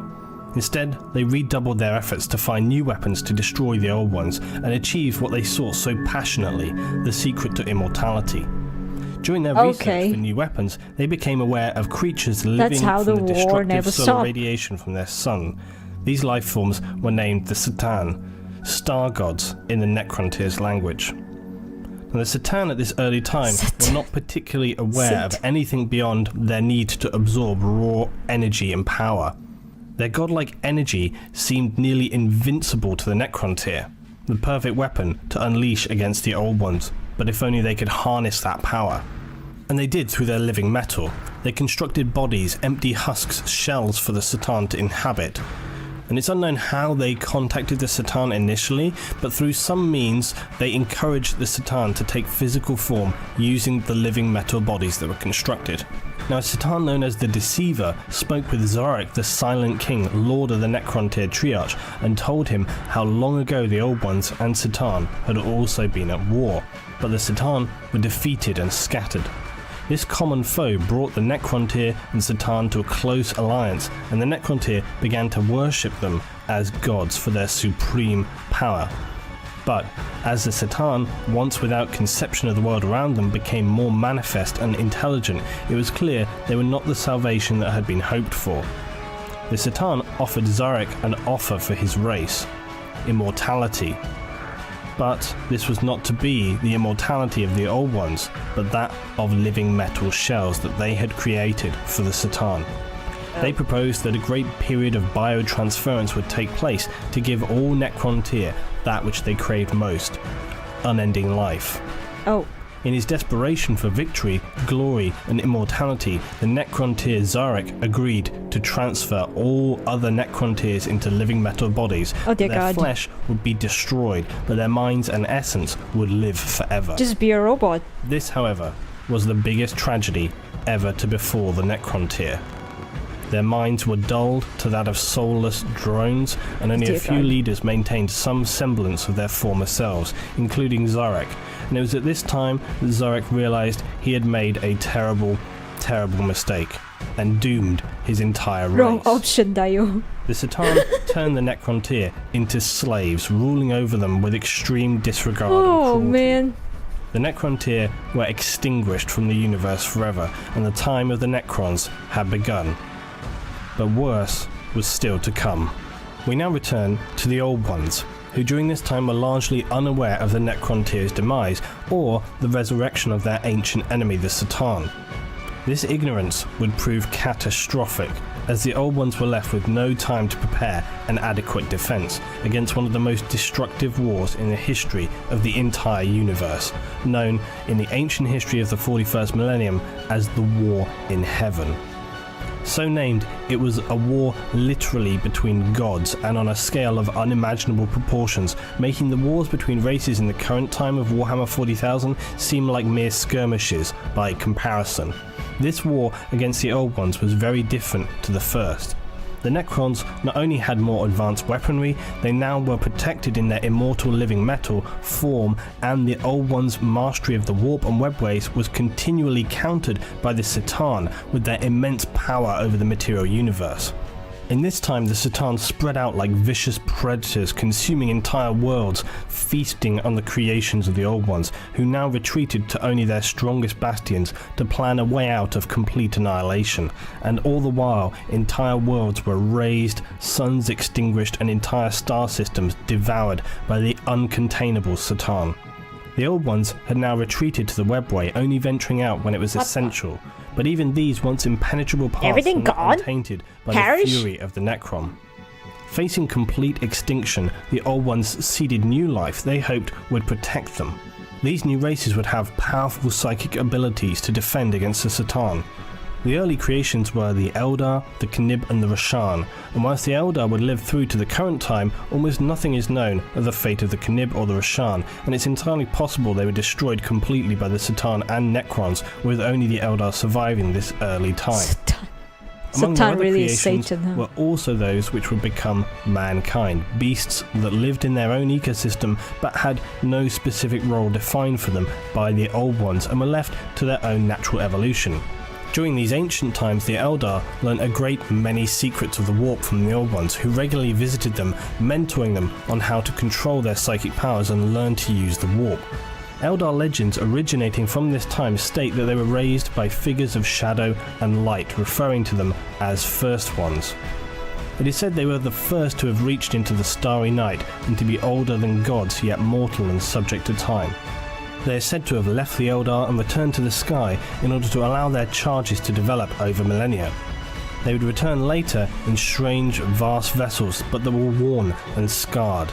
This was of course due to them being engaged in an unending war against the C'tan, with the Old Ones returning to inspect the Eldar and judge if they were fit for the war ahead. The Old Ones are known to have aided their younger race in focusing their psychic abilities to create warp-derived entities and use them as weapons against the vampiric gods of starlight, which of course is a reference to the C'tan. Now the Eldar legends continue stating that in the time of the First Ones, now dwindling in number to the point that they lost influence among the Eldar. And without their creator's sensibility and guidance, the Eldar's psychic creations, born from the warp itself, changed from sentient weapons into living gods of the Immaterium, who were the very, very first of their kind. And this change instigated not only the final catastrophe for the First Ones, but in time would come back to haunt the Eldar themselves with apocalyptic consequences. Nice picture. The war in heaven continued. By the time the Old Ones had prepared their forces, there were only 4 C'tan in existence. But swathes of other life forms in the galaxy the Old Ones had seeded were already extinguished. The Old Ones finally unleashed the new races, sending the Necrons reeling as the power of the warp was an anathema to them, and they struggled to contain the advance of this new offensive. In response, the C'tan unified for the first time in millions of years. However, now a new and devastating unforeseen side effect of the Old One's creations began to manifest in this period as the young race's psychic development disturbed the energies of the warp itself. And from this pure energy came mass and form, and older warp entities became predatory as the warp began to become a more hostile environment. cracks in reality would appear and the entities of the warp saw entry into the material universe, forcing the Old Ones again to bring about the emergence of new species to defend their final strongholds. They were now under assault from so many different directions, they barely had anywhere left to turn. What the? Among their creations included the green-skinned, ultra-violent croc, later known as orcs, and the technologically adept Jakiro. Now though, the Old Ones, even with their vast knowledge of creation and their near-immortal lifespan, had run out of time. With their interstellar network being breached, their greatest work and places of power being overrun by the horrific beings of the warp, tragically it manifested by the very creations that they had formed to save them. Among the most insidious of these entities were the Enslavers, who penetrated and dominated the minds of the younger races in order to open portals for themselves to the material universe. Oh my god. The plague of Enslavers was the final blow for the Old Ones, who were scattered forever, their power and knowledge destroyed. The combination of an unending onslaught from the C'tan combined with the mistakenly unleashed warp horrors led to the Old Ones' complete destruction. The surviving C'tan and Necrons had the final pleasure of seeing the demise of their most bitter enemy. Now, after the destruction of the Old Ones, Zarek, lord of the former Necron tier Triarch, as you all remember, was left biding his time, waiting until the time was right to strike and lead a Necron revolt against the C'tan. The Necrons focused the unimaginable energies of the living universe into cataclysmic weapons created from all their amassed knowledge that were too devastating for even the C'tan, the godlike C'tan, to endure. And these C'tan, near gods almost impossible to destroy entirely due to their very nature, were instead shattered across the universe into energy shards. Zarek now saw that having destroyed the C'tan, the remaining new races created by the Old Ones, such as the Eldar, were becoming more powerful, knowledgeable and dominant. The Necrons, exhausted by eons of war, could not stand against them. So rather than risk certain annihilation, he ordered that the Necrons withdraw into their tomb worlds and slumber in the Great Sleep, to reawaken 60 million years in the future and assert their dominance over the galaxy once more. Oh, this is where they go to sleep. Okay, I remember this one. The King, however, did not join his people in slumber. I remember this one. He destroyed a protocol that allowed him to control over the Necron race and journeyed out into the void of intergalactic space, where he may not find solace but instead penance for dooming the Necrontier race in his deal with the now vanquished C'tan. It was rumoured that the final Old One survived destruction from the C'tan and Necrons. This survivor hid away where he continued his old ways of tweaking, dabbling and plodding around. Years. We'll discuss about what he may have been doing in future content. When he was done with his work, he departed into the warp in order to hide and watch as the Old Ones knew the warp intimately. As the Necrons now retreated into stasis until this time of cataclysm had ended, the lesser creations of the Old Ones, such as mankind, continued their own paths of development, to eventually rise as powerful forces in their own right. The mantle of galactic dominion would now pass to the Eldar, but the Eldar would survive where the Old Ones did not, and would see the last Necrons depart into their great sleep after they had turned on the C'tan. Now that concludes our history of the Old Ones in Warhammer 40,000. This really is the foundation for all events that would follow and sets a lot of facts and implications into future events. So join me next time as we discover what the Eldar do with 60 million years of time on their hands. Thanks for watching today, guys. As always, I need your support. Please get involved in the comments. Tell me what you thought about this video. This is a very good explanation, holy. Very good. It sums up everything. Explain it in a plain English. Love it. Okay. Holy shit, this is 10 years ago? This video is 10 years old? Damn. Damn. Okay. So this one is Eldar. And this is the human. The mankind he's talking about, right? That's this one.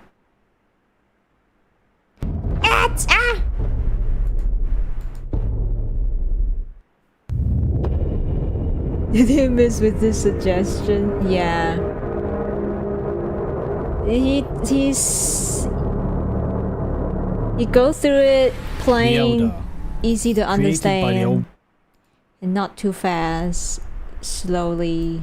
I like ones this. who are the most knowledgeable beings in the universe, but were destroyed in a fanatical genocide by the Necrons and Satan. The Eldar stood victorious, the unlikely benefactors in a war of unimaginable proportions, and now found their race in complete dominion of the known universe. Now, just to mention again, as I did on the previous video, that the time we are dealing with here, as with much of the history in the 40k universe, is near speculation at best. After millions of years, facts and history are inclined to become cloudy. The Eldar history is one steeped in mythology and legend, so it's fair to say that you could lend some artistic license around the events of this period. As the lore of 40k is also very complicated, we'll learn today about the ancient history of the Eldar. If you like Space Elf, watch the Eldar Weed. If not, just skip it. Horny Space Elf are a funny aspect. Yeah, we can watch everything. To the 41st millennium. No need I'll to then skip. cover their race of the current period Hello, in a separate Jose. video. The war in heaven was over, and the Eldar stood unopposed in the universe. In this time, we're speaking of the ancient Eldar. This is an important distinction to make between the modern Eldar of the 41st millennium. Ancient Eldar held a different mindset and outlook on their lives, and with good reason. Reason that we'll look at in due course. The ancient Eldar had been crafted and refined by the old ones for one purpose alone, and that was to destroy their enemy with vast psychic ability. It is possible that the Eldar gods spoken of at this time were actually weapons created by the old ones for them to wield. This is the version that I subscribe to. As a result of their naturally powerful psychic ability from the old one's intelligent design, the Eldar are gifted with also unnaturally long lives by humanoid standards and intellects which would enable them to create some of the most precious and complex technological advances in the universe. The next events are particularly confusing. In essence, the Eldar gods, which it appears were initially immense psychic weapons created by the ancient Eldar with guidance from the old ones. They became living gods, such was their immense psychic energy and connection to the Eldar. The Eldar of the current day seem to have lost through the mists of time and their mythology this fact that the gods they worship were potentially created by themselves, albeit in their earliest, most ancient form, either directly or indirectly. Each of the gods was known to gift the Eldar a trait and be part of their development. Eldar mythology states that Azuran gave the Eldar wisdom so that they may know themselves. Isha gave the Eldar love so they may know one another. Vol gave the Eldar the artifice as a means to make their dreams become realities. Lilith gave the Eldar joy so they'd be happy in their lives. Kurnus gave them the ability to desire so that they would prosper. Muraheg gave the Eldar foresight so that they would know their place in the world. And lastly, Cain gave the Eldar anger so that they may have a means to defend their gifts. It then becomes even more complicated though. The Eldar in their legends refer to a time of war between their own gods as the War in Heaven.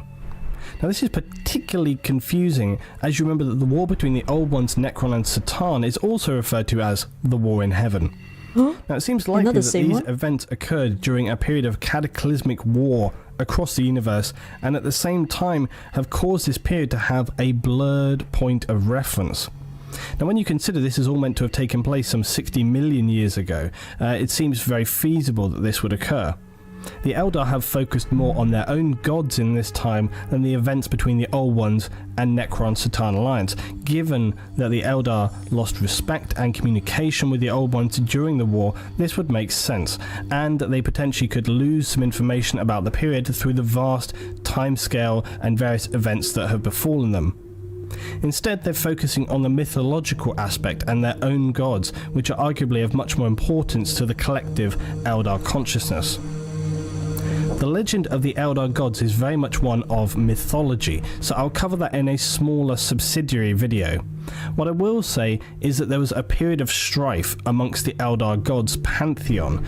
You'll hear that word a lot in reference to the Eldar gods. It simply refers to a council or circle. Think of the Greek gods of Olympus. Now, this dark period of bloodshed and war was not just among the gods, but also against the Eldar themselves. This not only divided the Eldar from their gods, ceasing their ability to guide them. This period was a disaster in many ways, but the whole series of events was caused by a misreading of foresight borne by one of the gods. Now, this miscalculation, in my opinion, actually doomed not only the gods themselves, but also the entire Eldar race. And I'll elaborate on all this in a future mythology video and what its implications were. One mystic. Now, as I said before, the origin of the Eldar gods is one of speculation, but I believe that these were weapons gifted by the Old Ones, or at least guided in creating them for the Eldar, and were masses of incredible psychic power. But when eventually the Eldar were left without the influence of the Old Ones, who had by then been extinguished, these masses changed from mere weapons to sentient life forms, the gods of Eldar civilization. Remembering that these powers were first created to combat the Satan, gods powerful enough to devour stars themselves, it stands to reason that the psychic weapons created for or by the ancient Eldar could transition to powerful entities within the Eldar race, given their immense psychic force. Whilst we refer to them as weapons, it is not to say necessarily that they would have just been offensive. They could have been shielding, protective, or informative. And given the specific nature and description of each of the Eldar gods, I'm inclined to think that this is the case, and that these so-called weapons each had a function to bolster the Eldar in combating essentially what was an invincible army. So just to recap, during the earliest days of the Eldar, the Old Ones had helped them to develop and craft their psychic powers. Eldar lore is really messy, so if something feels overwhelming, don't stress about it. It either comes up again at some point, or is not important enough to be remembered. Knowledge and skills. Okay. Over time, though, and because of the war in heaven, I'll the just Eldar left study more and more to themselves to develop and advance.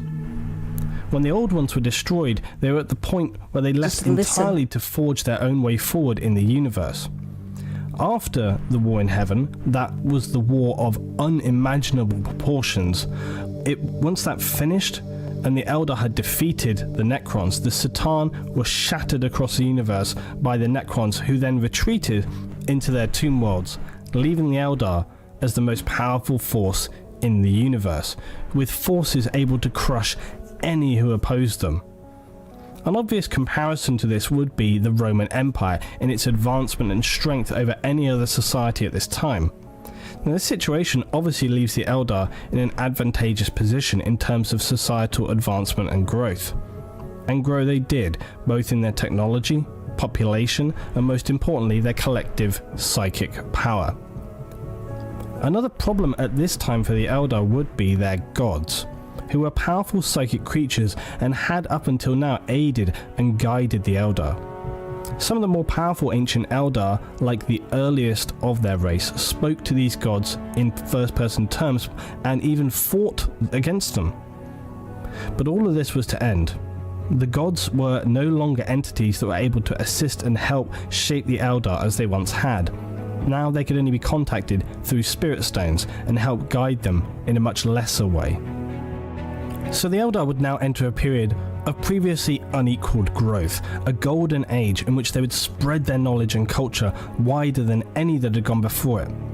Such was their own dominance that over millennia they filled themselves with a great arrogance, a sense that all other races were below them, and all around them stood evidence of this, both in their technological success, their psychic powers, the beauty with which they inhabited new worlds far and wide. They were at the pinnacle of achievement, both technologically, culturally, and in the size of their empire. They not only lived long lives, but when they did die, their souls would return to the collective ether to be reborn into a new body, a psychic reincarnation. This enabled the Eldar to achieve a height of cultural technology that would nor could ever be equaled again. No. Over the vast periods of time involved here, literally millions of years, the Eldar reigned supreme. Their strength, pride, arrogance, and avarice grew. Their sensibility and self-control waned and became less and less. Their race was so advanced that they no longer needed to perform any physical or menial tasks, nor did they need to work to support their society. Damn. Their only causes were either self-betterment, the pursuit of knowledge, and most often of all, to indulge their desires, no matter how extreme. Now, whilst this may seem a deplorable thing, you must remember that the Eldar have far more powerful and overbearing emotions than humans, and this would lead them to indulging in ever more perverse ways to satisfy their desires. Here we violence, go. Cruelty, torture, sex, depravity. Oh. It became harder and harder for these extreme fanatics dedicated to dark pleasures to satisfy their decadent desires. Oh dear God. So their acts became more violent and more creative. Soon, the streets were literally running with blood, and the insane bloodlusting roar of the swathes of citizens could be heard throughout the Eldar Empire. Oh. I know about the story where they turn people into a chair. Time, you have to push it further and further to achieve any enjoyment from it at all. And the Eldar in their lives, where they had literally nothing other to do at this time than pleasure addiction, was like a disease infecting the whole of the Eldar race. The Eldar slaughtered one another at the slightest whim and feasted on the corpses of their fellow kin. All the while, the world burned around them. Cults dedicated to nightmarish depravity grew rapidly across the Eldar society. Whole lands fell to the different aspects of arcane knowledge and sensual excesses. Billions upon billions of Eldar, numbers greater than you can possibly imagine, spread across worlds throughout the universe, all cascading towards the darkest epitome of emotional worship. Even before this time, it had been prophesied that the Eldar would fall. The Old Ones warned the Eldar about it, but their predictions and warnings were forgotten, dismissed, and ignored over time. However, it is not to say that all was a hopeless mess of suffering and exorbitant pleasures. Whilst many had slid into chasms of depravity, there were many who focused still on improvement, development, and the core tenets of the Eldar race. Their desire is bigger than anyone in the universe. How far the Eldar had advanced with their technology. Of feeling pleasure. One of these ancient devices enabled the user to literally will anything they could imagine into existence, drawing on their vast psychic powers. If you could imagine legions of Eldar guardians that would appear and be real and physical and have mass, you could build endless streams of fleets, even whole cities. Whatever your imagination could be, you could create it using this highly advanced device. But on discovery of this device, it was deemed unusable. It had been tainted by the forces of chaos, of darkness. The idea of using such a device of such devastating power, that whilst it had been touched by chaos, is an unthinkable one for the Imperium. It goes to show, though, just how far the Eldar had developed, and who knows what other advantages of similar genius they had created, but have since lost. This period of wonder and decadence, however, could not last. Some saw it coming, although perhaps not quite understanding the gravity of what was to come. A group of Eldar known as Exodites concluded that the Eldar had grown to disgusting excess, and so left the homeworlds to live on fringe planets in a more sustainable, pure existence. At this time, a great many more of the Eldar began to grow uneasy with the numbers and severity of the degradation of their society. Their seers, who had powerful precognition, warned that this dark path would lead surely to evil and suffering for the entire race. Yet more Eldar left the homeworlds of their empire, considering the remaining society unsalvageable and beyond help. They built great starships so massive they were near artificial planets. These are referred to as craft worlds. Some of the strongest Eldar stayed on the homeworlds to selflessly try and alter the path their race had taken, believing it to be not too late to save their society of beauty from whatever horrors would lay ahead. Surely the Eldar could not be destroyed. How could the Guardians of the Galaxy fall when they had the most advanced technology, the most knowledge and power? Marvel? So you see, the ancient Eldar had drifted from guidance by the Old Ones too early. And despite the warnings from the Old Ones, the sense of what could happen was never truly instilled into them. This, combined with the fact that their own gods took over as the primary religion within the Eldar, meant they lost and ignored the truth of what they could face if they did not control their extremely powerful emotions. Remember that the Eldar were created for one purpose: to destroy the Necrons and Satan through the use of psychic power and warp manipulation. They all have a powerful link to the warp, this parallel dimension of malleable energy. Over millions upon millions of years of sliding towards depravity, the Eldar's psychic emanations began to create form. This was continually added to and strengthened as things became progressively worse in the Eldar Empire. Souls of departed Eldar cultists and sacrifices forming a massive ball of negative psychic energy. This would cause such an imbalance within the warp dimension. It would actually create the immense psychic storms which humanity at this time would define as the Age of Strife. Without understanding it, they actually had a massive effect on other races at the time. The Eldar still had their webways to travel through the universe, but for any other races, interstellar travel and communication was rendered impossible by the high level of disturbance in the warp energy. This would last for millions of years and a hugely disruptive event for many other races. So, thanks for that, Eldar. But despite the most selfless efforts of the strongest Eldar back on Homeworld, and the cause for the endless emotional excesses to end, it barely abated. It became worse and worse, a downward spiral of disastrous proportions. Now, to any big society, this kind of horrific abuse would be a problem, but it was worse than could have been imagined for the Eldar. This mass of psychic energy that had been growing in the warp was now to reach a point of criticality.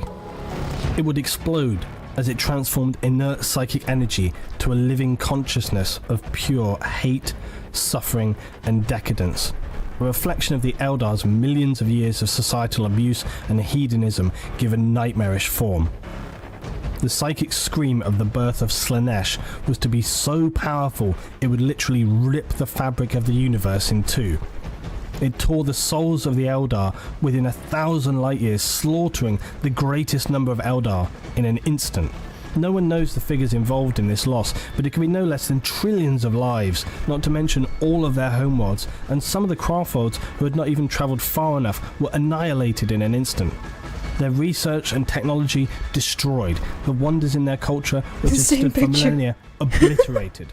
The Eldar gods, who despite being separated from the Eldar still cared and protected their followers, tried to combat and defeat Slaanesh. But all were slain or shattered, apart from just a couple of their gods who managed to escape the horror. The Eldar had truly lost everything in an instant. Only those who sheltered at distance in the wraithbone hulls of the craftworlds and exilite planets were spared, leaving a mere fragment of the Eldar behind.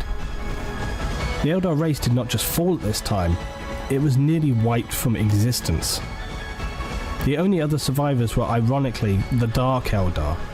I'll make mention of this specific Eldar group another time, but the Dark Eldar were essentially a cult or a mix of cults who worshipped the most purely depraved side of the Eldar.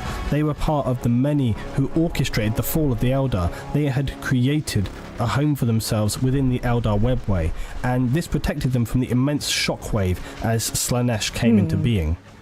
But this was only the beginning. The horror of what had occurred would not only haunt the Eldar for many millennia, but would also unleash unseen nightmares into the reality continue of the the world. horny side. Until this time, dark forces from within the warp could only transition to reality by channeling themselves through a psyker or being summoned as so.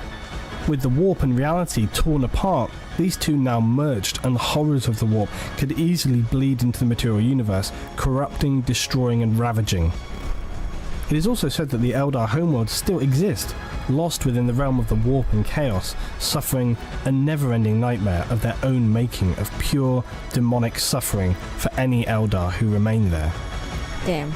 The tear in the warp dimension in reality would be known from this point onward as the Eye of Terror, and gave birth to the gateway for the myriad of forces known as chaos. This devastating event had a wide-reaching effect on all races in the galaxy and was far from over in the history of the universe of 40k. Since this time of darkness, which the Eldar refer to as the Fall, it is spoken of understandably with sadness. From now on, the Dark Eldar get referenced as Stork Harry, while regular good guy Eldar keeps their name. Are there actually good Eldar? Are there? At this point, from what I've been hearing, Eldar are now broken and they are all scattered twisted, race, lacking a sense of unity and coordinated objective. Yeah, kind of all The Exolite twisted. world saw all of these events confirm that their choice to abandon the ways of technology and hedonism was the right. Oh, you're referring the ones that left the home one. They're like, oh my god, this is why is my own race being so disgusting? And then they flew to another place. Is that the And one? consequently, they've slipped into a more primitive technological level of subsistence and just existence. With Happy all the in its tortures. simplicity and with no interest for the power that caused their destruction. Point of view. The survivors of the Eldar homeworlds who had foresight enough to abandon their planets now drift through the stars in colossal nomad fleets. And the more strict and organised of these are the craft worlds. Created prior to the Fall with the mission to preserve the true Eldar way of life, they're loaded with life forms, culture from their planet in both religion, biology, technology and politics. Each of these craft worlds remains independent of the others and they have no commitments to one another. They will often ally one another in times of need, but their society is very much shattered from the days of the ancient Eldar and is just a shadow of its former glory. The process of reincarnation that the Eldar once revered is also no longer possible, as they discovered after the Fall that Slaanesh would snatch and devour their souls at the point of death. This prospect brings utter terror to the Eldar, where once they did not fear death as they knew their spirit would be reincarnated and their life's knowledge preserved, now it could be ripped and consumed by the chaos god Slaanesh. To counter this horror, the Eldar developed spirit stones. These are the red orbs you'll see adorning Eldar armor, vehicles and weapons. The purpose is to absorb and store an Eldar soul at the point of death, so that it can be then placed into a Craftworld Infinity Circuit as a life source of information for the Eldar and to save that soul from Slaanesh, ever watching, always desiring. Now the Eldar have been greatly changed by the Fall, and their society is still reeling from the sheer scale of the horror it created for itself. And all the while Slaanesh is constantly stalking. They can never escape, and that's what they fear. Give me your soul. But Eldar prophecies state, though, that one day their gods, some of whom were consumed and destroyed by Slaanesh, others were lost long ago during the Eldar War in Heaven. It is said that they will one day rise again as the saviours of the Eldar, to see them take their place as the rulers of the galaxy once again. Whilst this might seem a hope of a doomed race, it's not out of the realms of possibility. The Eldar are one of the most powerful races when it comes to psychic powers, and the Eldar gods, as you remember, were weapons designed by the Old Ones to combat the Satan. So it's not somehow out of the realm of possibility that there's some truth to this. The Eldar gods could recombine, resurrect from the depths of the warp. If it were to happen, then perhaps this period of ruin among the Eldar would be viewed more as penance than actually as ruin. Now the Eldar had been shattered by these events and were left significantly weakened. To date, their fall had the largest impact obviously on themselves. But it's worth to keep in mind that the Eldar were the ones who originally caused the Necrons to retreat into their tomb worlds. They had since then grown in strength many times over. But since the Fall, all of this was lost, leaving them significantly weaker and more scattered than ever at the end of the War in Heaven. This could still have far-reaching consequences as the universe of the 41st millennium faces new threats from the awakening Necron and the invasive Tyranid hives.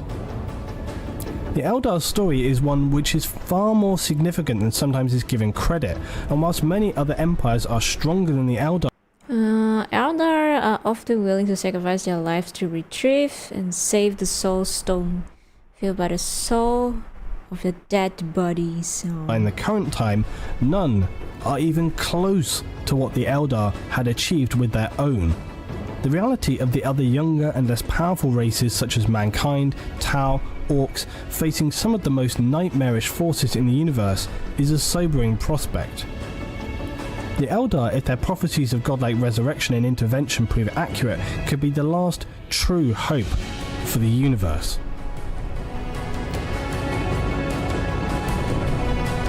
We'll be moving on from the Eldar now to look at mankind and the Imperium and their place in the universe. But we will revisit the Eldar in the future videos to look at their society, their weapons, their gods, and much more. Nice. So guys, please leave your thoughts below, and as always, please support me by rating the video, commenting, and checking out my previous content. I need as much support as possible with this series, and I look forward to seeing you guys next time when we learn more about the future of human history. Human! I'm for human! The Emperor of Man. Wait, how many are there? Oh my god, this is 1 hour video.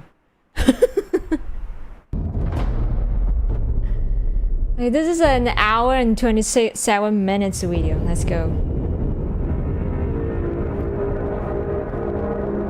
Woohoo! Okay, the Emperor. The race of humanity.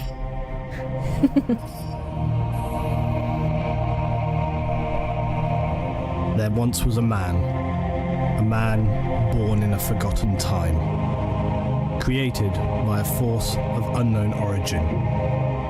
He would cross the ages knowing his one purpose. Imperium of Man is the best evil faction as the greatest 40K. empire in the galaxy. The Imperium of Man. Yoo-hoo! In this time, he would be known by only one name: the Emperor of Mankind. Oh, yes, I remember this man. I remember him.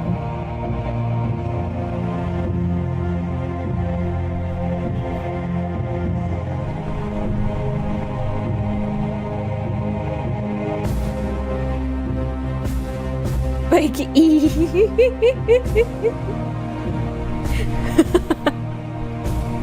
I like this 10 seconds of admiring this picture. Nice. This is Luton. Stare. I must first apologise for the length of time since the last project. The Just simplest stare. explanation is it took me a long time to compile amid many other things going on Let's for go. me. So we now move on from the Eldar history and wade into one of the most important and complicated narratives in the universe of the 41st millennium. It is, of course, the rise of humanity and the Imperium. In the dark, never-ceasing war that is the future, humans have risen to control and maintain a galaxy-spanning empire whose official title is the Imperium of Mankind. The Imperium is the largest and most powerful political entity in the galaxy. It has been established for a period of some 10,000 years up to its present date in the age of Warhammer 40k. The lore and scripture around this period is massive. Despite this daunting task though, I've decided to interpret it in one piece chronologically, splitting it into chapters so as to best enable you guys to get an understanding and a grasp of what it is all about. This is the third video in my Warhammer 40,000 lore series, and it seeks to create a foundation for all of the further videos which talk about the Imperium of Man.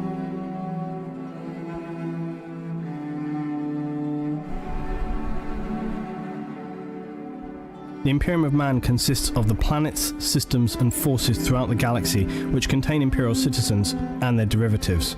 Not all humans are universally members of the Imperium though, and as you would expect, there are rogue traders and those who choose to live on the legal fringes of the society. The single most important figure within the Imperium is the aforementioned founder, saviour, and ruler of this empire, known as the Emperor of Mankind. He formed the Imperium some 10,000 years previous to the current established date in the universe of Warhammer 40,000 at the end of the 30th millennium. This occurred following an especially brutal period of societal disintegration during the last days of the Age of Strife. In this video, I'll outline the political state that is the Imperium, as well as the history behind how humanity reached this point in the far future. As with anything though, the complexity and depth of the lore means I can't cover it in its fleshed entirety, so some tangents are going to have to remain for future videos, but I do my best to cover as much as possible which is relevant. The Emperor of Man sits as an extremely powerful figure within the Imperium. Make no mistake, he is the centre of humanity in the 41st millennium. So powerful a humanoid, he was arguably barely human to begin with, and he continues to protect mankind after his mortal wounding during the final battles of a period known as the Horus Heresy. Were it not for his ever-present psychic voice reaching out, searching, protecting and planning, then the Imperium of Man would undoubtedly fall back into dark oblivion, and perhaps the light would be extinguished permanently. The Emperor was injured so badly after the heresy that he now exists only as a husk of a man within a stasis chamber called the Golden Throne. This allows him to live on eternally, as he has done for some past 10,000 years, whilst continually guiding mankind. It's a pretty weird state here. The only catch with this is thousands of psykers are sacrificed every day using their essence and psychic power to keep him alive. This is kind of crazy. Heavily protected and attended to back on the Thousands ancient of homeworld them. of legend, Terror, or Old Earth. Just to keep him working. 30th millennium, the Great Crusade era, and Horus Heresy can be considered as a separate series. Even there are several dozen books and short series stories just in the year of 30k. My brain expands. Let's go. Earth. The Imperium of Man in the wider galaxy now consists of many systems, planets, and trillions of citizens. All the while, the Imperial military and the many administrators of mankind, all of whom swear allegiance to the Emperor, all stand together against the nightmares of the galaxy to form what is humanity in the darkest of futures.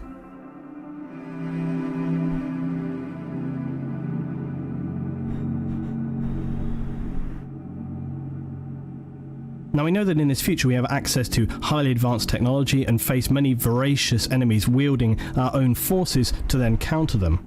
The important question in understanding the Imperium is, how did we get to this time? And to understand this, we need to look back at the extensive and dark history of humanity. There is a small clue as to the way in which the people that constitute humanity in the 41st millennium view their past. That is, the Imperial two-headed eagle, the crest of the Imperium. Oh, it stands with its two heads, but with one eye closed. Oh. Blind, or perhaps refusing to see the past. The other eye is open, looking to the future. The logic being that the past of humanity is too painful or dangerous to look back on, so we look forward, striving to be stronger and more powerful, as we have done for thousands of years. There are distinct ages of humanity's history, and these tell the story of how we reached the time of the Imperium. 1 millennium equals 1,000 years. The Imperium has now been established for 10 millennia or 10,000 years. Humanity has existed for roughly 41,000 years. This timeline demonstrates the ages of man through this period, from our ancient history through to the age of the Imperium. We have the ancient history, the age of terror, the golden age of technology or the dark age of technology, the age of strife, the unification wars, the Great Crusade and the fall of the Eldar, the Horus Heresy and the Great Scouring, followed by the final age of Imperium of Man.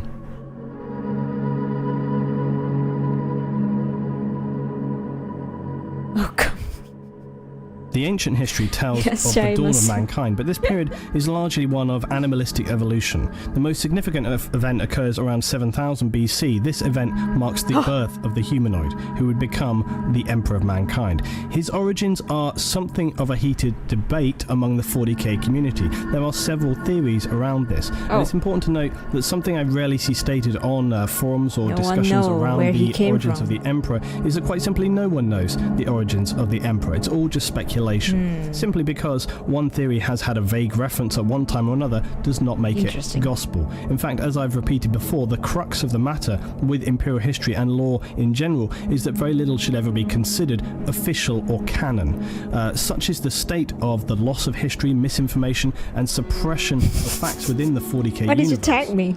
So essentially, the correct version is the version you want to believe. In a universe where history is stored over thousands of years, and in times of unimaginable devastation and strife, it's unlikely something could be considered a cold, hard fact, especially when you're talking about events that happened in ancient history in an age where accurate recording of information seems unlikely or even impossible to have survived.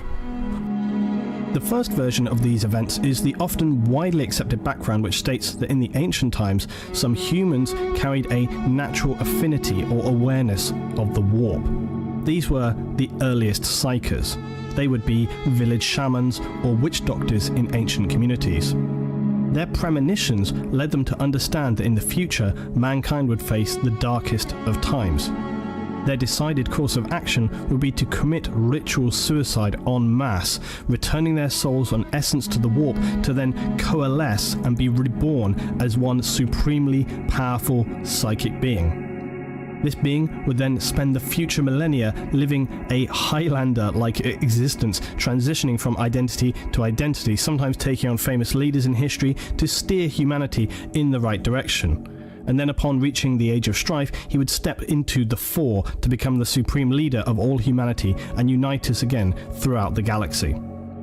Now, some people take this as the most canon version of the Emperor's origin, but there are various others, including the one that I actually personally subscribe to. The shaman story is all very well and good, but it leaves me with some questions. For example, if these shaman were some of the earliest humans with only a vague awareness of the warp, how could they have such powerful precognition to foresee the need to create such a super being? In addition to that, if they were truly the earliest stowings of psychers for humanity, then surely they would not have been especially powerful, and even with their powers combined, how could they summon humanity's greatest champion? No, not Captain Planet.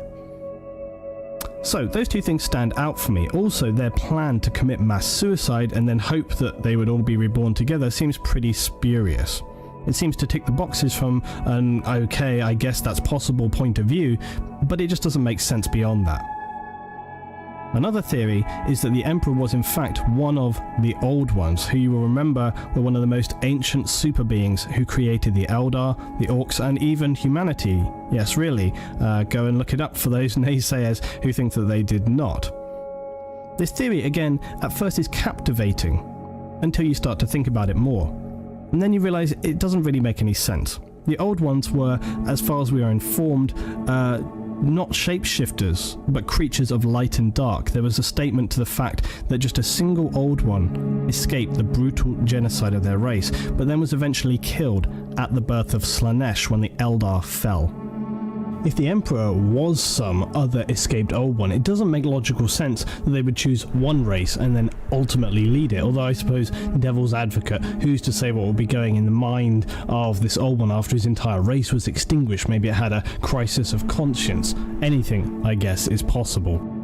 And then not to mention also the fact that the Emperor would lead humanity to wage war on pretty much every other alien race, which wouldn't really serve any purpose within the context of an Old One's mission statement. They were originally life givers. They seeded planets with life to, create new races in the universe. And again, unless it had simply lost the plot and was operating on his own sort of mission plan. There are some things that do fit this theory though, such as Old Ones being very powerful psychic creatures, they had extended precognition, they had very extensive, almost immortal long life, and they would have the ability to genetically manipulate humans. But all of this seems very soft and is only plausible at best. For me, this theory just doesn't really fit. So the last theory, and the one that I personally believe, is that the Emperor was neither the creation of some bizarre suicide pact or an Old One. Rather, something... Wait, frogs?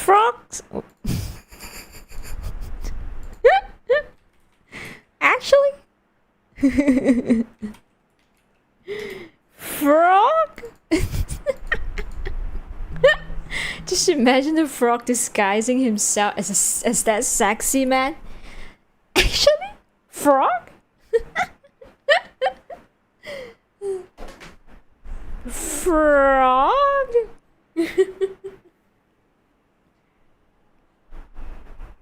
Frange?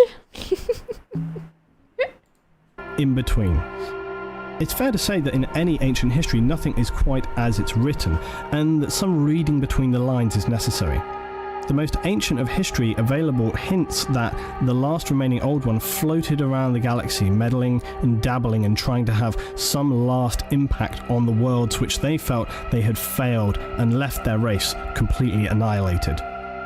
We know that the Old Ones were capable of creating beings of immense psychic power. This is how the ancient Eldar defeated the Necrons and Satan, who, well, let's not forget, gods capable of devouring stars.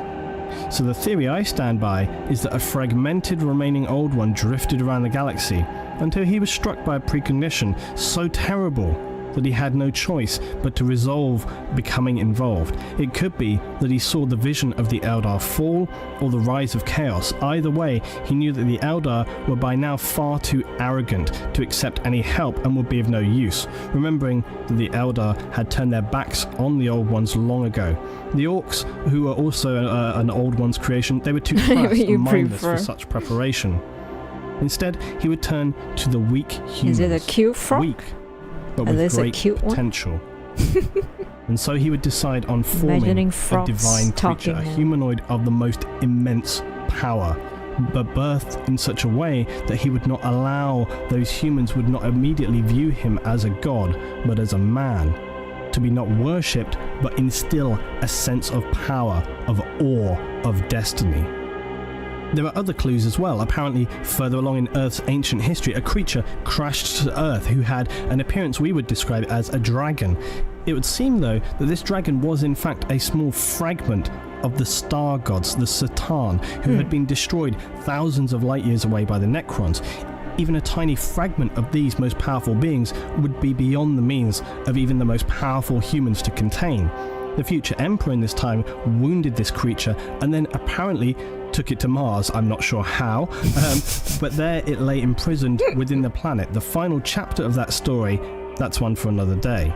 Still though, this helps to secure the idea that no mere reincarnation of a few shaman could produce such or you ride a dragon to the Mars. Could an Old One? Perhaps, but given the other evidence, I would still discount it. But a perfectly designed humanoid of godlike form created by an Old One who would know a most powerful psychic being was needed to counter not just the future darkness of man, but to face again the Satan and the day of reckoning when the Necrons would rise again. This seems for me the most logical and plausible of origins. The truth, though, is that we cannot know the origin of the Emperor unless some definitive tome is discovered which provides secure evidence as to such, so we are left to speculate until then. One thing that is certain, though, is that the Emperor was a human and holds godlike psychic power. He was within humanity throughout all of history, learning, sometimes guiding, mostly sitting in the shadows, until he was needed to take a course of action that would lead us into the Age of the Imperium. The last point worthy of mention is that the Emperor of Man would enforce a strictly he's kind of there secular looking, society. staring. In the early days of the Imperium, this would then enable humanity to identify with him as a man and not as a god. They wouldn't project any religious connotations onto him. Also, because throughout the thousands of years he spent on Earth, he would see the terrible devastation and fragmentation organized religion could cause. Someone says that he can seize the future. future. Humanity could only achieve its full potential future. in a strictly secular state. However, even in the crusading period where the Emperor would reunite the lost colonies of man, some people began to spread rumors that he was more than just a powerful man. These beliefs would run so strong it would even question some Astartes to the faith, such as Battle Captain Nathaniel Garrow, one of my favourite characters in the 40k and one of the few Space Marines from the Death Guard chapter not to be corrupted by chaos. I just worship a shadow of a dragon that runs consider the Emperor's stance on faith even a test, so as to distinguish those who can see the whole of the truth, that he is in fact the one true God of mankind. Still remember they talk about the guns. We would now reach the time you known need as to the pray Age for the of gun Terror. to work.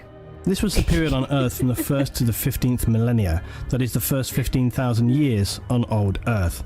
A period of extreme technological expansion from a pre-industrial era to that of fusion power and travel beyond our planet and even solar system. Humanity would first colonize new worlds within our system, first on Mars and then the moons of Jupiter, before mankind would start to look at how we could travel beyond. To achieve this next goal, colossal starships were created for humanity to cross the voids between solar systems, and powerful engines at this time. These advanced fusion drives enabled very, very fast but still sublight travel. This meant in order to reach their destination, it could take anything as long as 10 generations of human lifespan to reach their destinations.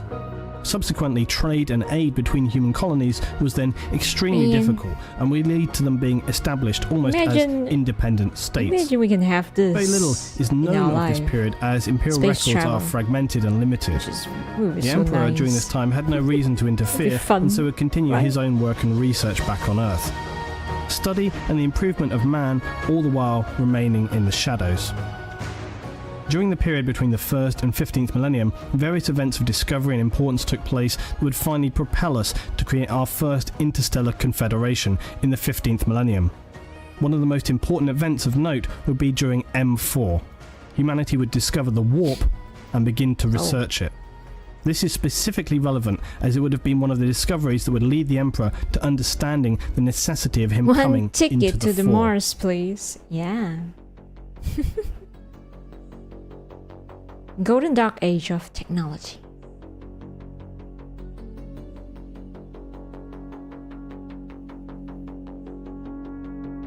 As we reach the 15th millennium, humanity would enter So a golden massive age downhill of from technology. here for This would the be foreseeable point future. in mankind's technological achievements.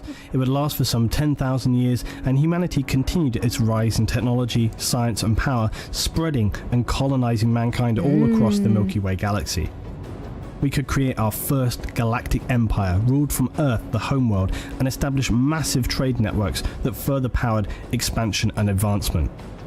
This earlier period in the Age of Technology has a subtitle known as the Stellar Exodus. This marks the time when humanity made its first colonies on other worlds, and also beyond the solar system. Crispy. These initial colonies were reached using the ships that were still only capable of sublight speeds and were restricted by this, as well as our developing but limited knowledge of building these vast-scale ships. When these ships reached their destination, though, they would be then slowly deconstructed and the materials used to build the colonies. Some would become manufactorums capable of producing massive war machines, or then back then defensive machines. Things such as Imperial Knights and even Titans, which the colonies would use to defend themselves against the dangers of the galaxy. In a comparable way to early colonies on Earth, this meant they had to be self-sufficient, and due to the large timescales involved before anyone would like to reach out to them again, they would develop their own cultures and languages, largely influenced by the noble families established on these interstellar voyages, as well as physical elements on the new homeworld. The planet's characteristics would also shape the way in which their societies would evolve. Now, some 6,000 years later, around the period of Millennium 21, mankind now began a process of militarization. It is not known who or for what reason created this process or started it off, but along with our expansion and colonization of planets, we also began to expand and develop our weapons and forces. Fragments of what was developed during this age of technology, such as Imperial Knights, Titans, Land Raider designs and so on, would later be recovered by the Imperium far into the future. The largest proportion, however, would be lost to the tides of time, and we can only imagine or hope to continue recovering these lost and most powerful of technologies in the 41st millennium. Humanity had risen to a period of immense power through our technology, and whilst the Emperor of Man existed, he had not made himself known to mankind. He continued to bide his time, lying in the shadows, studying, planning, observing. How long has it been? The very fact that the Emperor is one of the few who would live through this time and on into the Age of the Imperium, and this would then have far-reaching implications for humanity, as the Emperor would carry his knowledge and strength of this golden age into a time when none would recall it, and where it would be of critical importance to our survival. 10K of the Emperor, years? He would use this knowledge of the Age of Technology to bring humanity back to a glimmer of what once had been. In the thousands of years where humanity established its first interstellar empire, we would become, as much as the Eldar, supremely dependent on technology. Humankind had risen to a level of godlike understanding, and this was embraced and practiced by the people of the time. The Empire of Mankind was seen as a bastion of technological achievement and began to use a new class of humans entitled the Navigators to expand our reach and use the newly discovered warp to travel beyond the distances of existing star drives and cover vast distances in a short time. A navigator's role is to, as the name suggests, protect and guide a ship through the tides and dangers of the warp. Eventually, over time, humanity would find the warp had become too turbulent to traverse.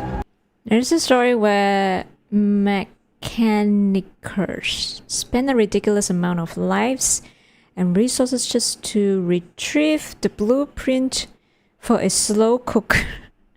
But in this time, navigators, they're not strictly psychers as such. They possess a special gene called, unsurprisingly, the navigator gene. They also possess other abnormal appliance we are using right now a third for eye them and forward head, as well as some more alien appearances such as incredible no technology in their human eyes and translucent skin, as well as maybe larger than normal appendages. Their origin is believed to have not been a natural development, but to have come about through genetic experimentation and engineering in this period of the age of technology. It was likely that mankind discovered the warp and that it could be utilised for crossings, but that required a safe means to traverse it and looked to create a solution to that problem. Mankind's age of expansion and technological glory across the galaxy would lead to many worlds requiring their own localised defence forces. In this time, humanity's mastery of technology was largely unequalled, and this would be employed in the defence and relative growth of the colonies. One of these defence forces, one of the most powerful of them, would be the Imperial Knights. These were colossal war machines that towered over all they surveyed on a battlefield. They were built with the knowledge of the Golden Age of technology, and these giants survived until the Imperial Age, but they can essentially no longer be constructed from scratch. And as is often the case with technology in the Imperium, it is now merely maintained. The Imperial Knights themselves were operated by nobles from the colony worlds who would be entombed within them. They are sworn to protect their citizens from all Xenos threats and endless nightmares in the universe. As the Knights would advance into the later ages, they continued their noble values and morals. Some of the Knights are the most selfless and dedicated forces within the Imperium, as well as being some of the oldest. As with most technology from the Dark or Golden Age technology, the Knights are immensely powerful, allowing them to run and fight as much as a dreadnought would fight, but on a much larger scale. These ancient heroes have fought thousands of battles across millennia and stand ready to defend Imperial citizens and support Astartes anywhere in the galaxy. After the Knights we have the Titans, and Titans are the epic war machines of the Imperium. A Knight and the smallest Titan can be anything like 9-10 meters, but the big Titans can be anything up to 50 meters. They are gargantuan death machines. Many people believe that the Mechanicum were originally responsible for creating the Titans. This is not strictly correct. They do construct some Titans, but many they simply maintain. This is because the technology used to create Titans is very, very old, and like many things in the universe of Warhammer 40,000 for the Imperium, a lot of technology is merely maintained because of its complexity. Simpler devices are constructed, but this happens less and less. But the Mechanicum do create some Titans for the Imperium. Originally, the Mechanicus found versions that were completely autonomous, created in the Golden Age of technology. And the largest Titan so far discovered was upon the lost forge world of Charania. It was a completely autonomous war machine and was dubbed the Castigator class Titan. Its schematic was apparently also contained within a standard template construct on this planet, and it was far superior to any class of Titan utilized by the Adeptus Mechanicus or any other intelligent race in the galaxy. This was so far the only known discovered Castigator class Titan, but it was subsequently destroyed by Imperial Grey Knights. Grey Knights are the secretive and unbreakable order of Astartes warriors dedicated to the protection of the Imperium from the very darkest foes that humanity faces in the 41st millennium. Now, the portion of the STC database containing the data for the manufacture of the Castigator class Titan was also destroyed by the Mechanicus. They built literally AI, which is strictly outlawed and heretical within the Imperium. The biggest Secondly, class it had Titan somehow long is a ago been gigantic corrupted weapon by on living them. chaos energy, and for this reason, it can Why obviously not, no right? longer be supported. Imperial records of this event, though, note that the cost of life and resources required to destroy this Titan Why monstrosity was severe. The key point here, though, is that mankind was developing machines in the Golden Age of technology that would never again be equaled. They could be merely copied, emulated, or used as a template to work from in the future. But our level of knowledge, our rules and guides on what could be created, due in part to events that were yet to come, would very much limit humanity's advancement in the millennia that lay ahead. I mentioned a moment ago something called an STC. This denotes a device known as a standard template construct. These are one of the single most valuable objects in the galaxy for the Imperium, and their importance was no less during the Age of Technology. So what is an STC? STC systems were advanced AI computers created during the Golden or Dark Age of Technology, and are said to have contained the sum total of human, scientific and technological knowledge. STCs were created when human interstellar civilization was at its technological peak. Their original purpose was to enable colonists to survive on the new worlds they arrived upon, as they could not carry securely the mass amount of knowledge gained by humanity at this time, and even if they could, they might not have people capable of understanding how to utilize this. The STC solved this problem. It enabled the colonies to access all of humanity's knowledge and display it in a way for them to be able to create anything they needed from the resources available and solve any issue that could arise for them on the new home worlds, no matter the geography, resource limit. STCs are a main source of hype of humanity because that's the only way they can gain lots of knowledge, like rice cookers. Limitations or climate. This would enable them to build anything from a simple lasgun to a fortified bunker, massive war machines, or an atmospheric imagine processor. someone just STC systems possess the ability to not just store information, but also to produce new designs to meet changing circumstances. Delete everything. They are immensely powerful sources of information and power, and consequently the Imperium places a high value on obtaining these lost relics of ancient knowledge. Even though now, after many thousands of years had passed, most of the discovered STCs are damaged to the point they only contain fragments of their former stored information. But Imperial forces will still use any means or resources necessary to obtain an STC once it has been discovered, even if this means the sacrifice of legions of military or civilian Imperial citizens. From the Golden Age of Technology and into the ages to come, these valuable systems would be lost or destroyed, so that now in the age of the Imperium they have become beyond rare, almost just a legend. So the consequent discovery of remnants of any new technology from the Dark Age of Technology puts an STC's value to humanity beyond estimation. The little knowledge that has been recovered from damaged STC units is then utilized, copied, and stored by the tech priests of the Adeptus Mechanicus, who are based deep on the primary Forge homeworld of Mars. They believe that STCs are the most holy of artifacts and will seek and protect everything them has to at any cost. Link to the This little divergence is an important one because an STC recovery, no matter its state of repair, still remains as one of the most important objectives for Imperial forces in the 41st millennium. Oh, it's good. Nice. The holy grail of this quest, though, although unlikely, would be to recover an intact STC, thereby gifting the Imperium all of the stored knowledge of mankind from the Golden Age of Technology. Rexy here, huh? Huh? Huh?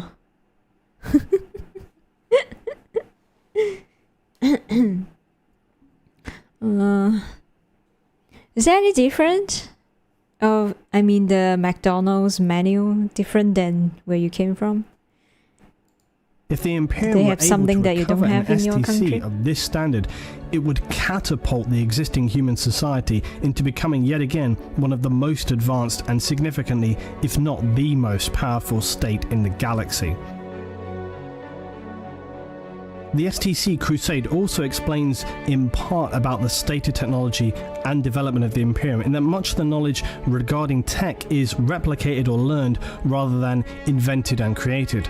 Although new tech does come along, it's not overtly specified why so little resources are put into research now. It could be speculated, though, however, that mankind relied so strongly upon the Emperor in the last 10 millennia that now they believe only he is capable of directing mankind's advancement, and they solely focus on maintaining him and maintaining the state of Imperial affairs.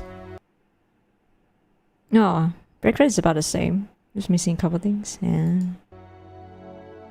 Yummy. So we return to our Maple story, syrup and at this bacon? time, in the Yummy. golden age of technology, humanity continues to expand across the galaxy.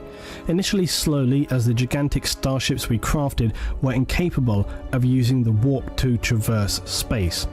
And as we learned previous, they took generations to reach their destination. No, they were essentially travelling worlds, similar to the Eldar craft world of the 41st millennium. When these ships reached their destination, they would slowly be deconstructed, and their materials could be used to create massive war machines such as the Imperial Knights and Titans, which the colony could use to defend themselves against the dangers of the galaxy. Dangers such as the Eldar and Orcs, who were first discovered just turn everything in this into period weapons. as a result of our reaching out beyond our own system to more regularly explore the galaxy. However, interestingly, during this time, humanity was actually considered more powerful than it is in the 41st millennium. This strength was mainly due to our technology rather than actual physical forces, such as Astartes, who did not exist in this age. Science was humanity's primary religion, and the society of man perceived itself as having reached a time where no one could be a real challenge to us. Wow. To a degree, this was actually true, so much so that the Xenos races of Eldar and Orc actually signed non-aggression pacts with mankind, which seems bizarre from the Orc point of view, but there we are. The discovery and use of interstellar drives, that is, an engine enabling cross-warp travel, now powered humanity's expansion and domination of the galaxy forward. A federated government was formed, enabling us to create a strong trade community and, most importantly, remain unified and powerful throughout our colonies spread across the galaxy, aiding and supporting where necessary with either materials, logistics, or military. I didn't see any news about it. The exact form and nature of this federation is unknown from this time, as so much knowledge and history. Orcs signing non-aggression pacts is just insane, considering that their biggest source of joy is a good fight. Was lost. To speculate, though, it seems likely that from the way in which humans would live at this time, the Federation would have focused more on discovery, science, and working to better humanity, as well as supporting our widespread colonies.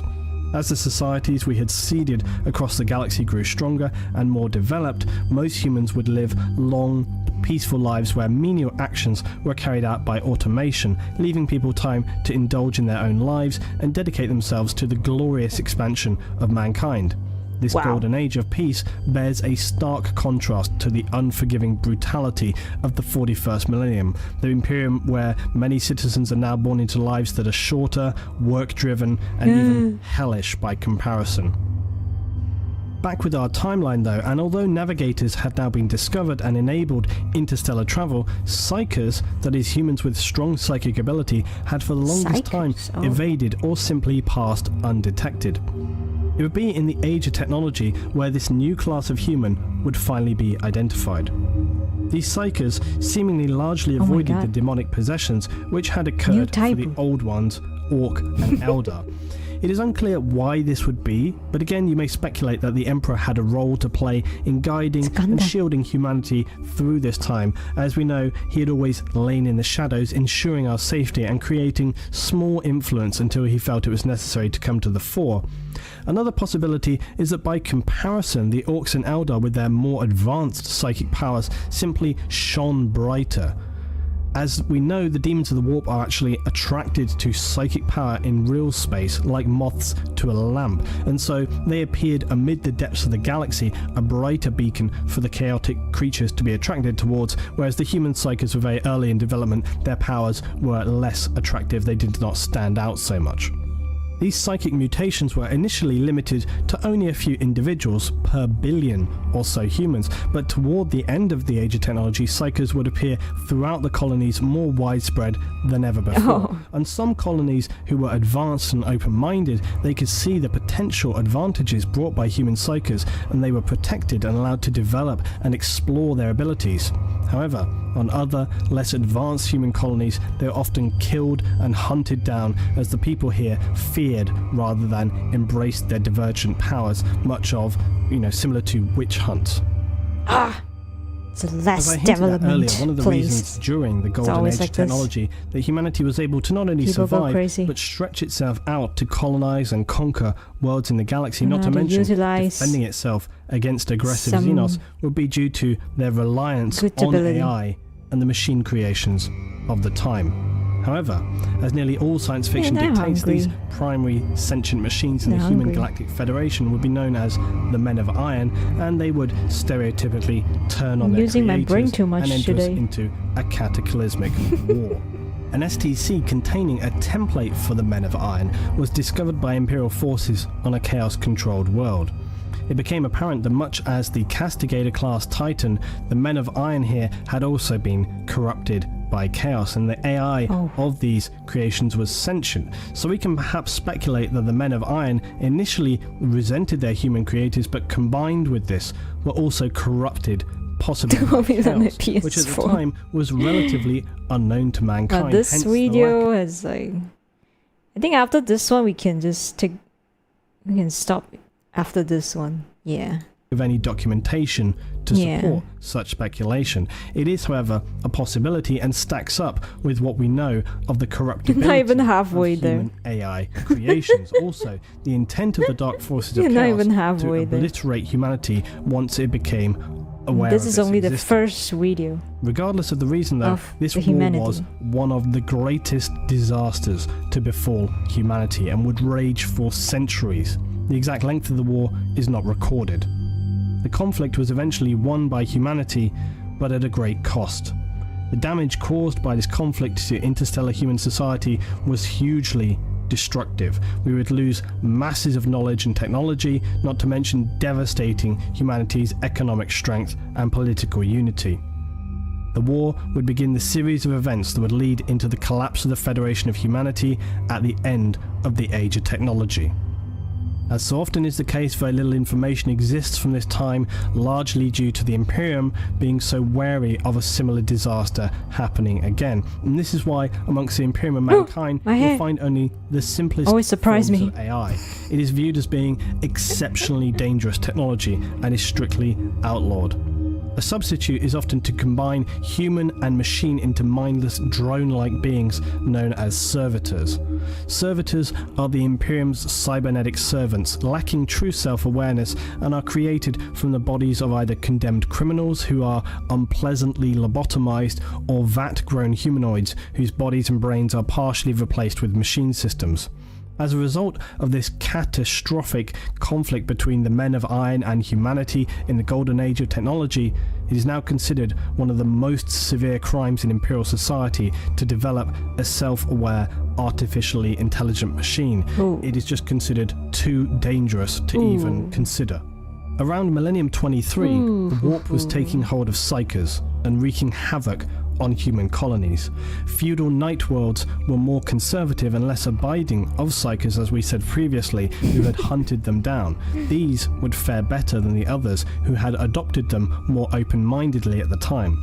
The knights in their It is semi-Titan scary to think armor would about a battle machine massive that warp have entities and serve to self-aware. protect the planet's human population. Imagine the AI abiding we to are their using strict right code now in the of feudal future. discipline and ability. Very often, they would be In the the future, bastions they that have- protected mankind's worlds. They and their gain importance sentience. cannot be underestimated at this time. As is often the case in history, it is not one, but a series of disasters that leads to total ruination, and this was no exception To for the low glorious bottom empire mass and humanity turn had it to a established during the doorbell. Dark Age of technology. Whilst it was struggling to recover You'll be from a the collapse in screaming its unity, doorbell. as well as destruction of many of its resources and its ability to trade efficiently with other worlds, a new disaster would occur that would see the end of humanity's golden age and instead throw us further into near total annihilation. The race of man would never again reach this golden pinnacle of technological achievement. Alright. Bruh. The war with the iron thing.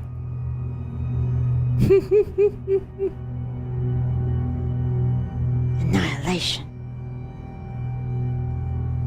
It is pretty scary to think about things like, if things like this would happen. As we learned in ancient To Eldar us, lore, it was at this time that the Eldar out in the if galaxy things like would this fall happen into to near us. total destruction. These would be dark days indeed, as the Eldar were almost wiped out in a cataclysmic annihilation as the Chaos god Slanesh was born into existence from the horrifically depraved mire the Eldar society had fallen into. This was a disaster for the Eldar, nearly extinguishing their light from the universe completely, but it didn't do humanity any favours either. The near destruction of the Eldar and birth of Slanesh only came to mark the end of the Age of Strife. What caused it prior to these events was the ever-expanding sea of psychic energy known as the warp. For many millennia, this had been growing more and more powerful, fueled by the nightmarish depravity that was Eldar society. Around the end of Millennium 24 and the beginning of 25, mankind was still struggling to recover from the disastrous war against its Men of Iron and its far-reaching impact on the previously secure and strong human Federation. With their galactic unity destroyed, as well as suffering from the inevitable wounds of war, material shortages, mass loss of life, and destruction of infrastructure, actually the most family and friendly. Warp travel was becoming increasingly difficult. The warp's instability, caused in part by the Eldar's depraved psychic society, meant that many ships now would become lost and consumed by the warp as they were traveling through. You can't travel This was anymore. not an issue for the Eldar themselves, as they used their webways to travel, which were outside. Get demonetized from a picture of her. For humanity, though, it would be a severe problem, and its impact would deal the fatal blow to an already fragile empire. The losses and damage caused by the war with the Men of Iron, combined with now being unable to travel across the warp to cross those great distances in the galaxy, would ultimately return humanity to a pre-Dark Age of technology state, where only sublight travel was possible. This was a disaster.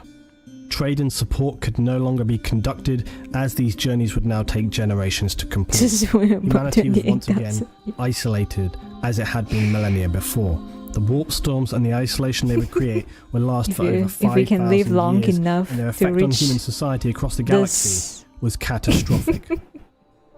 Some planets with a significantly advanced human colony would survive into the future if they had the means to defend and support themselves. It's important to understand that when a system is set up with no established backup, its collapse has an immediate and profound impact. This was the case with mankind's trade system. It had grown over time to enable many planets to survive solely on imports from other rich parts of the human Federation. Without this infrastructure and no way to gain outside support, disaster was inevitable. Many would turn inwardly to the colony, consuming themselves from the inside out, first with barbaric civil war and later total anarchy, fighting over the scarce resources that remained. Damn. The final phase often led the significantly depleted population into a feudal system of warlords and barbarism. This chaos was repeated across the majority of human worlds in this period, even including Earth. At this time on Earth, large areas across the planet had become massive cities reaching for hundreds of miles, and having become adapted to a system where all activities were conducted by machines, Earth also now relied heavily on trade from colonized worlds to support the extremely high population count. Additionally, much of the planet was no longer capable of food production and hadn't been for millennia. To wipe hence us the need out. for colonies and expansion in the first place. With the inability to travel and consuming trade, too much Earth resources, descended into bro. a similar fate of the less advanced worlds. First panic and Martian population of humans to start to worshipping rice cooking. general disorder, then food riots, resource hoarding, and finally We need Thanos here. A tribal warlord system was all that remained of the few survivors left on Earth, brutal warriors who battled out across the deserts and hives of the remnants of civilization. This whole situation might sound unbelievable that society could collapse so quickly and to such a severe degree, but it's worth considering that in this time, human society had built itself up to be so strong in belief of its own invincibility that they simply did not and could not have anticipated the severity of the warp storms or how they would debilitate the trade and support systems that they had been relying upon. Human history is littered with examples of sheer arrogance outweighing logic and reason, as well as blindly staring down dangerous facts in favour of belief in our own self-importance.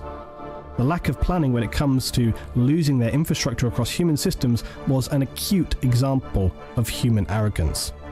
It would now seem as well that whatever had protected human psyches from demonic possession would now end. It's my speculation that, as previously stated, the Emperor was what provided this shielding, even though he was not known to humanity at this time, for he knew the power, importance and value of human psyches in the dark times that would lie ahead. Without this bubble of protection that had invisibly existed prior to this time, humanity's weak psyches would be consumed, possessed, and go completely insane, causing chaos among isolated, colonized worlds. This period of complete anarchy would last for some 5,000 years, and during this time, many colonies would forget their family out in the galaxy, as well as losing vast amounts of technology and knowledge. Only fragments of the glory of humanity would remain, preserved on the advanced worlds who were capable to survive this dark time. By the 28th millennium, almost all traces of civilization on Earth were gone. Instead, techno-barbarians battled one another over the scraps of the ancient human race. What a name. Mars, however, was one of the few worlds to undergo a different process. After a brief period of anarchy, the tech priests of the cult Mechanicus emerged victorious over the Psyker mutants, and then unified their homeworld. The priests visited Earth, but upon seeing its barren destruction, wrote it off as unsalvageable. They used any titans they had to help them in the future reunification of man. They would also be one of the few worlds to reach out and recolonize planets in this time. Using their knowledge of the warp, they chose moments of calm amid the storms of the time in the warp to travel through and establish new forge worlds. These were replicas of the tech homeworld of Mars and enabled them to continue support and recovery of the technology of man, as well as production of munitions and simpler war machines. But for humanity, its golden age was over. This dark age of technology had fallen apart catastrophically. Many of the weapons that once served mankind brought us to near destruction and turned lush garden worlds into irradiated deserts. Mechanical factory worlds into dystopian nightmares, beautifully advanced and artistic colonies turned into barbaric, nightmarish hells devoid of all morality.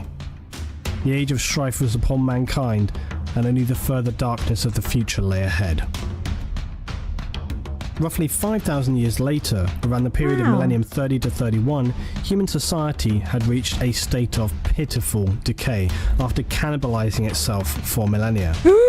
The Eldar had also reached the peak of their social decay, and so heralded the agonizing birth of the Chaos God Slanesh, who would consume the majority of their population in one cataclysmic event that brought Eldar society to the brink of extinction.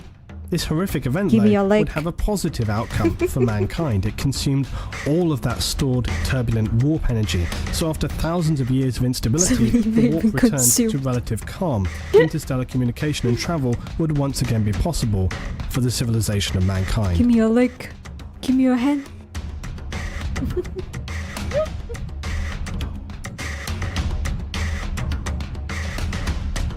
So the age of strife was coming to an end, but before we move forward, we need to move back some 2,000 years to M28 to M30. Humanity had now come close to the brink of destruction itself. So many worlds had fallen into disarray, starvation, chaos, anarchy. Now was the time. This would be the time when the mysterious and powerful Psyker who had wandered amongst humanity for thousands of years would come to the fore to lead humanity from an edge of unsalvageable darkness back into the light and resume their place as a meaningful power in the galaxy. Earth had by now been reduced to a chemically irradiated barren wasteland, its population slaughtered, and all that remained were degenerate feral nomads fighting for irrelevant territories. Insane wandering prophets and cyber-augmented barbarians who lived for nothing other than to fight, created in the cradle of world-ending war. Frail empires would rise and disintegrate as quickly and forget. Bye bye Blackline! Thank you for lurking and recommending Luton. Thank you. I'll be saying wow. Bye bye. remarkably as they had risen. No tribal faction had enough power or resources to make any meaningful stand, and so it went on, pathetic fighting over the remnants of a ravaged world.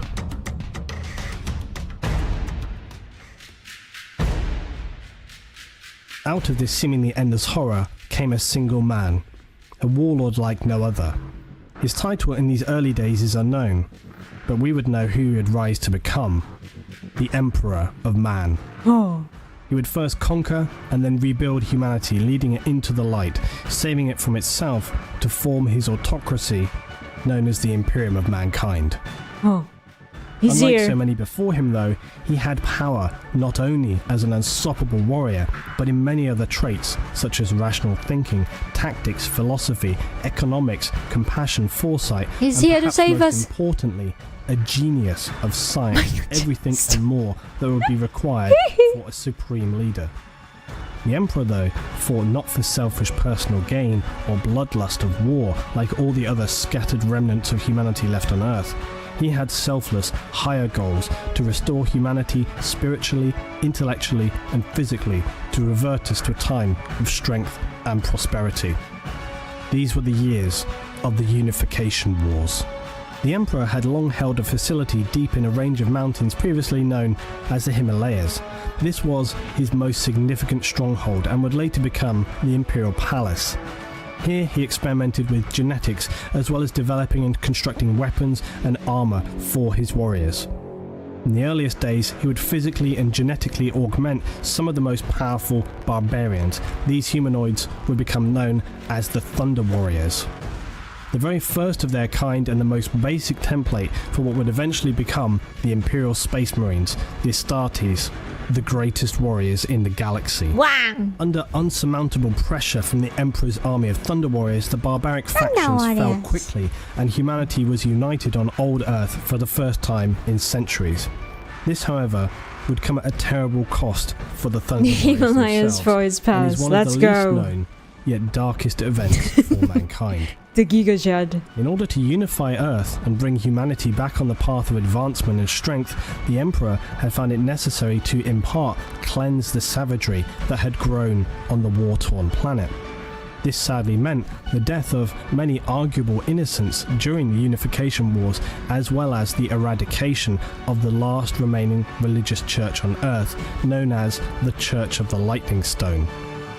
The Emperor is known to have personally spoken to the last remaining priest before What bringing is it in all about his this new thunder, age of enforced lightning? secular rationalism and the ideology known as the Imperial Truth. This essentially tells that humanity are now those destined to be the rulers of the galaxy. The Eldar had their chance and failed, and now humanity are the best set to take their place as the dominant force. Fuck This you, ideology Eldar. would soon be brought to all the scattered worlds of humanity in the long crusade that was yet to come.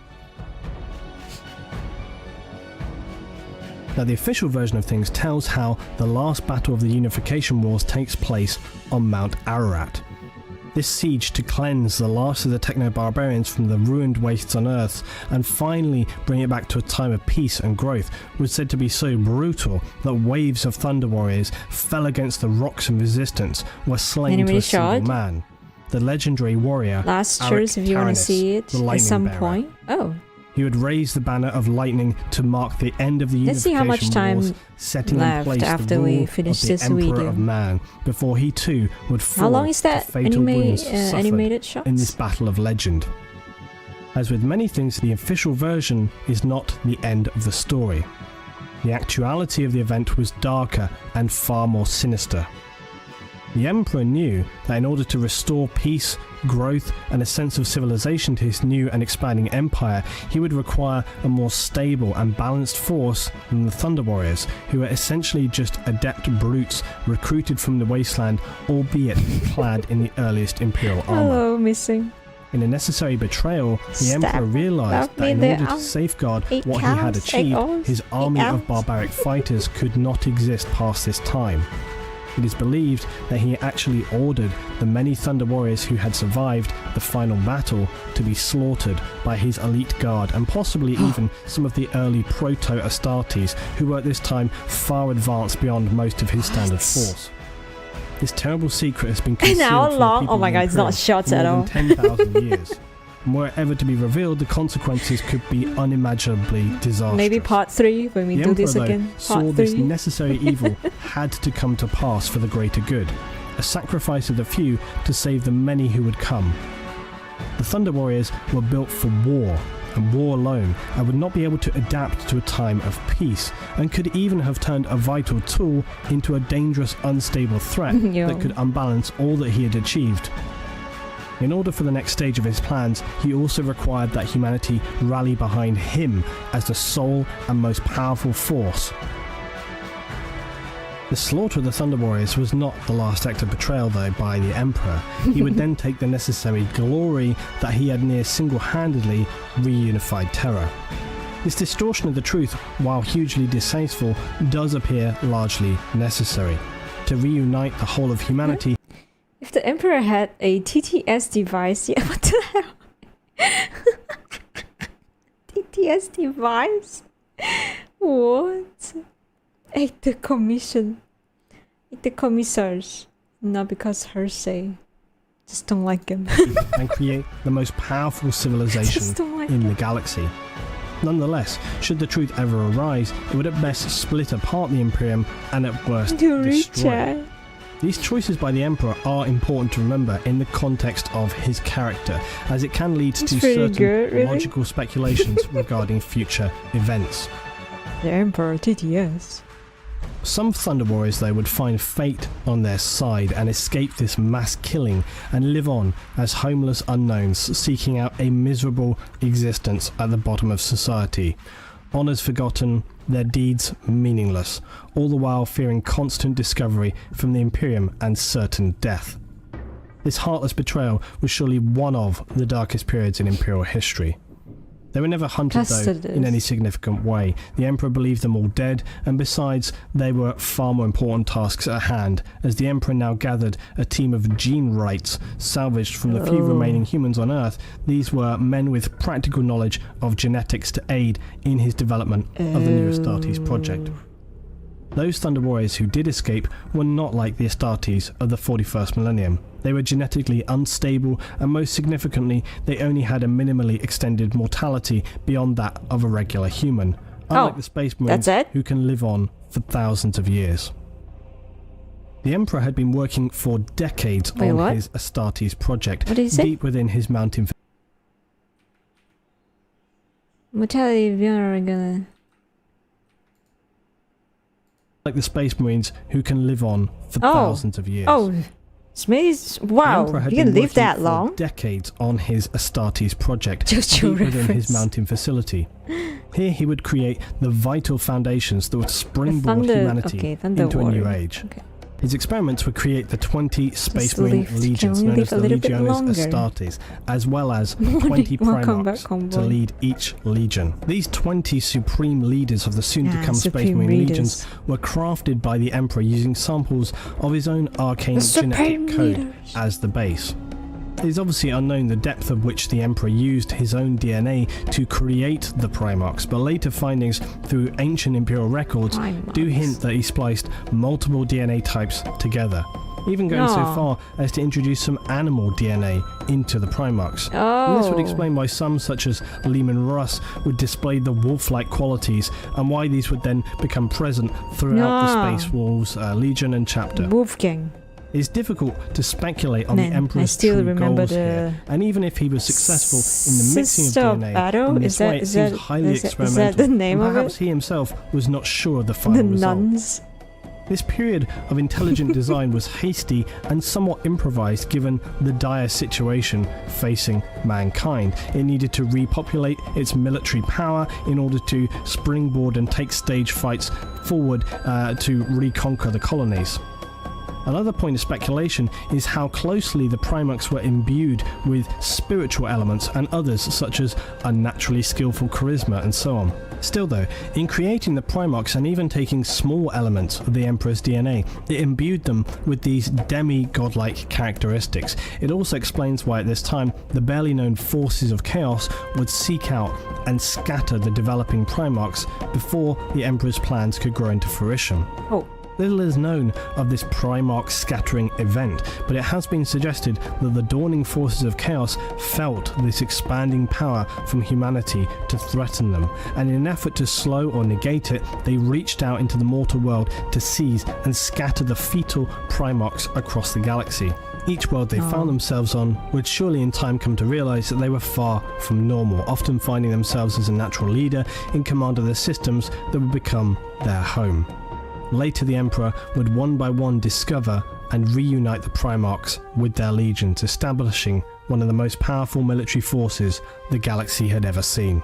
The Thunder Warriors, though, were undoubtedly the early prototypes for the Astartes project, which subsequently makes their untimely end all the more tragic, as their sacrifice was so trying great, to put them away. Yet the memory of them was totally obliterated. Trying to put them away instead and make it more the Astartes powerful. project would continue in a pragmatic manner. Each of the early legions at this time contained barely a few hundred marines. Their equipment was lightweight and somewhat improvised by comparison to later standards. They trained their minds and bodies to be the will, might, and rule of the Emperor. Time would pass and their numbers grew. Each legion was divided not only for organizational reasons, but also for practical reasons. Because of their adapted genetics that were drawn from the Primarchs, some carried traits and psychological behaviors which would not have been found comfortable comparison with their sibling legions. This segregation also allowed them to focus their bonds to their brothers in their own legion, creating a near unbreakable kinship between Astartes. If the newly created Astartes would be the Emperor's scalpel, his gleaming pinnacle of human achievement, then the Thunder Warriors were certainly a mace used to bludgeon the remnants of humanity back into submission. The Thunder Warriors were genetically stronger though, tougher, and could even be stronger in battle than the newly created Astartes, which is something people often forget. They were a rough, brutal instrument, but ultimately a temporary solution to a violent problem. The Space Marines would serve not only as a weapon, but as beacons to mankind, a glimmer of what humanity could hope to be. The dark times to come, however, would show that this was a misplaced belief, that while the Space Marines were created to represent the pinnacle of human development, they ultimately proved as susceptible to the basic flaws of mankind as any other mortal. The Emperor's campaign on Earth would now come to a close. He began establishing the fundamental elements of a civilized, modernized society in government administration, economy, and infrastructure. An important figure in this process was a man known as Malkador, the Sigillite. He had a vast knowledge of such matters and carried himself with the bearing of a priest. He was appointed to run the courts and palaces of the new empire, the right-hand man of the Emperor.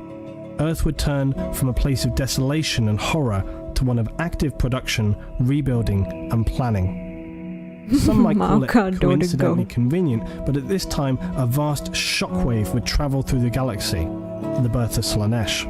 Humanity would have no idea of the significance of this, only that it cleared the storms from the warp that had isolated and ruined humanity's gloriously technologically advanced empire. Again though, we could speculate that the Emperor had foreseen these events and the necessity of preparing Earth for this time. On Mars, the humans of the cult Mechanicus, that is those who worship machines, would become aware of this unification on Earth, as information through distant communication and physical observations. They viewed this new Emperor as a man in alignment with their own agenda. Mars, during the Dark Age of technology, had been a planet with a single purpose, a powerhouse of production for this age, consolidating ships and weapons, including the vast Titans, hundreds of feet tall, gigantic bipedal war machines whose very presence could end conflicts before they began. Wow. Since the end of this age, cults had risen across the Mars, and the most prevalent of these was the Mechanicus, whose ideology included the veneration and acquisition of these ancient but highly advanced technologies from the period known as the Dark Age of technology. During the period of isolation known as the Age of Strife, Mars had undergone a similar societal collapse comparable to that of Earth. With all trade cut off, they had insufficient water and food to supply the populace. A civil war would follow, as well as the collapse of some planetary infrastructures that shielded their little remaining hydroponics and food production systems. This would lead to a further collapse of the already fragile supporting systems. The techs, an established mechanicum, decided the best way to survive this apocalypse would be to retreat into underground bunkers which had been mined out, creating vast cities below the surface. Little is known of this time, but evidently prior to their seclusion, the Mechanicum techs were a cult who would bear a respect and drive to recover, protect and utilize the lost technologies of mankind. Upon their rise from the subterranean depths, they had in this time translated this over into a complete faith. The tech priests of the Mechanicum, along with their troops, would very quickly subdue the insane irradiated savages who remained on the surface and begin the process of rebuilding and redeveloping Mars to be completely self-sufficient. This, in combination with their access to some of the most powerful war machines ever forged in the galaxy, would without doubt leave the Mechanicus in a position of some power. To the cult of Mechanicus, who are now becoming aware of this emperor figure who had surfaced on Terra, a man of science and technology, this was obviously... It's just tragedy, followed by little hope and then more tragedy. Appealing to the Mechanicus. It is and like some that. tech priests on Mars even began to suggest that the emperor was a man of such power as to rival their own machine god and fulfill an ancient prophecy in their faith of techno-mysticism. Debates raged on Mars between the priesthood regarding how to treat this new development. All the while, the Emperor, bearing his power of immense foresight, would not be ignorant of the Mechanicum, and he slowly and steadily would begin to craft his new plans accordingly. Plans for a crusade on a galactic scale never before seen. Its purpose? To locate the lost Primarchs, to reunite the territories of humanity, forge a new Imperial Empire, and thrust the Imperium of Man into a position of complete dominance and power throughout the galaxy. The Emperor's plan was one of absolute Its submission. original size. Anyone who stood against the Imperial truth would be cleansed and destroyed. The Mechanicum of Mars were one of the few exceptions. The Emperor knew that any battle to try and claim dominance over the cult Mechanicum this size would be is good, hugely right? counterproductive. Even if he could claim victory over them, the cost to his new Astartes force would be severe and unjustified. So he planned instead to offer a rare alliance with the Council of Tech Priests. In offering them assistance in their own goals and acquisitions of new and lost tech throughout the galaxy, they would provide support, construction of war gear, and tech to Imperial forces. They also were one of the exceptional entities to be allowed to maintain a state of semi-independence within the Imperium, a fairly unique position. The Emperor would also provide a new group of navigators to enable the Mechanicum to travel through the warp again in search of fabled STC units. All of this suited the Mechanicum and Imperium in a symbiotic relationship, and an alliance was created.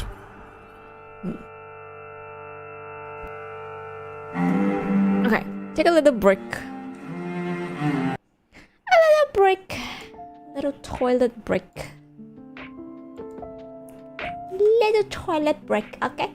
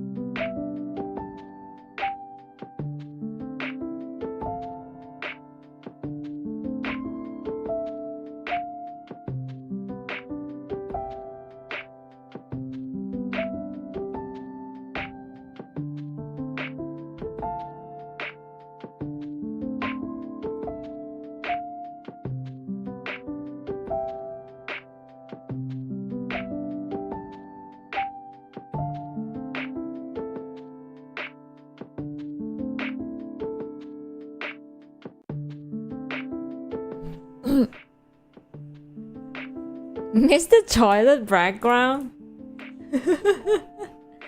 Really? You missed that?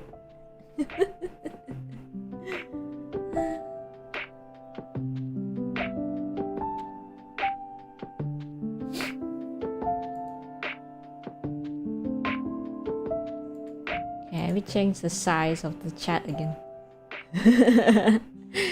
Goes back a little bit. I just realized that how small the text is. Yeah. This should be good. Only a little. I didn't use that scene. That scene has already gone. Never know what we time. Okay. Okay. Have you guys went to toilet? I'm ready. I'm ready for more.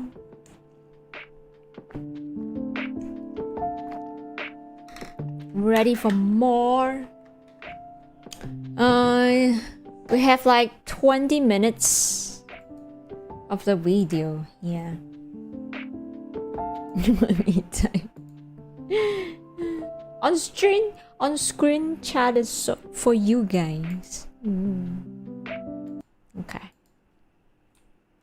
Some people do read the chat screen, the chat on the screen. So I'm just hope that it's not too small. And I don't want it to be too big to block things. And so we reach the beginning of Millennium 31. 31! With Mars now allied to the Emperor's Imperium, the Legiones Astartes war machine had significantly expanded. Tiny Mechanicum would provide the battle barges needed to transport the Space Marines throughout the galaxy. They also brought to the table the Titans, some of the most powerful war machines ever created. Titan. Their very presence on approaching a humanoid system would often be enough to prevent a conflict. The shock and awe of facing such incomprehensible opponents would quickly lead a populace to understand they had no hope of preventing the Imperial Expeditionary Forces from achieving their goals. The crusade would initially be led by the Emperor himself as he commanded a massive fleet of Astartes. As the crusade gathered pace and the Primarchs were recovered, these expeditionary fleets would number in the thousands. Before we talk about the crusade itself though, which I have tried to condense as much as possible, I want to first talk briefly on the Astartes or Space Marines. Now, a regular misconception about Space Marines is that because they wear near identical armor and were originally produced via a variation of cloning, or at least grown in a lab, that they somehow have no personality or little differentiation between them. It is also often assumed that Space Marines will blindly follow any commands given to the letter, no matter the consequences. After all, they are the superior, unquestioning warriors in the universe, right? Both of these myths for a few hundred years wrong. Each Space Marine is an individual person with their own character, traits, to an extent personal principles.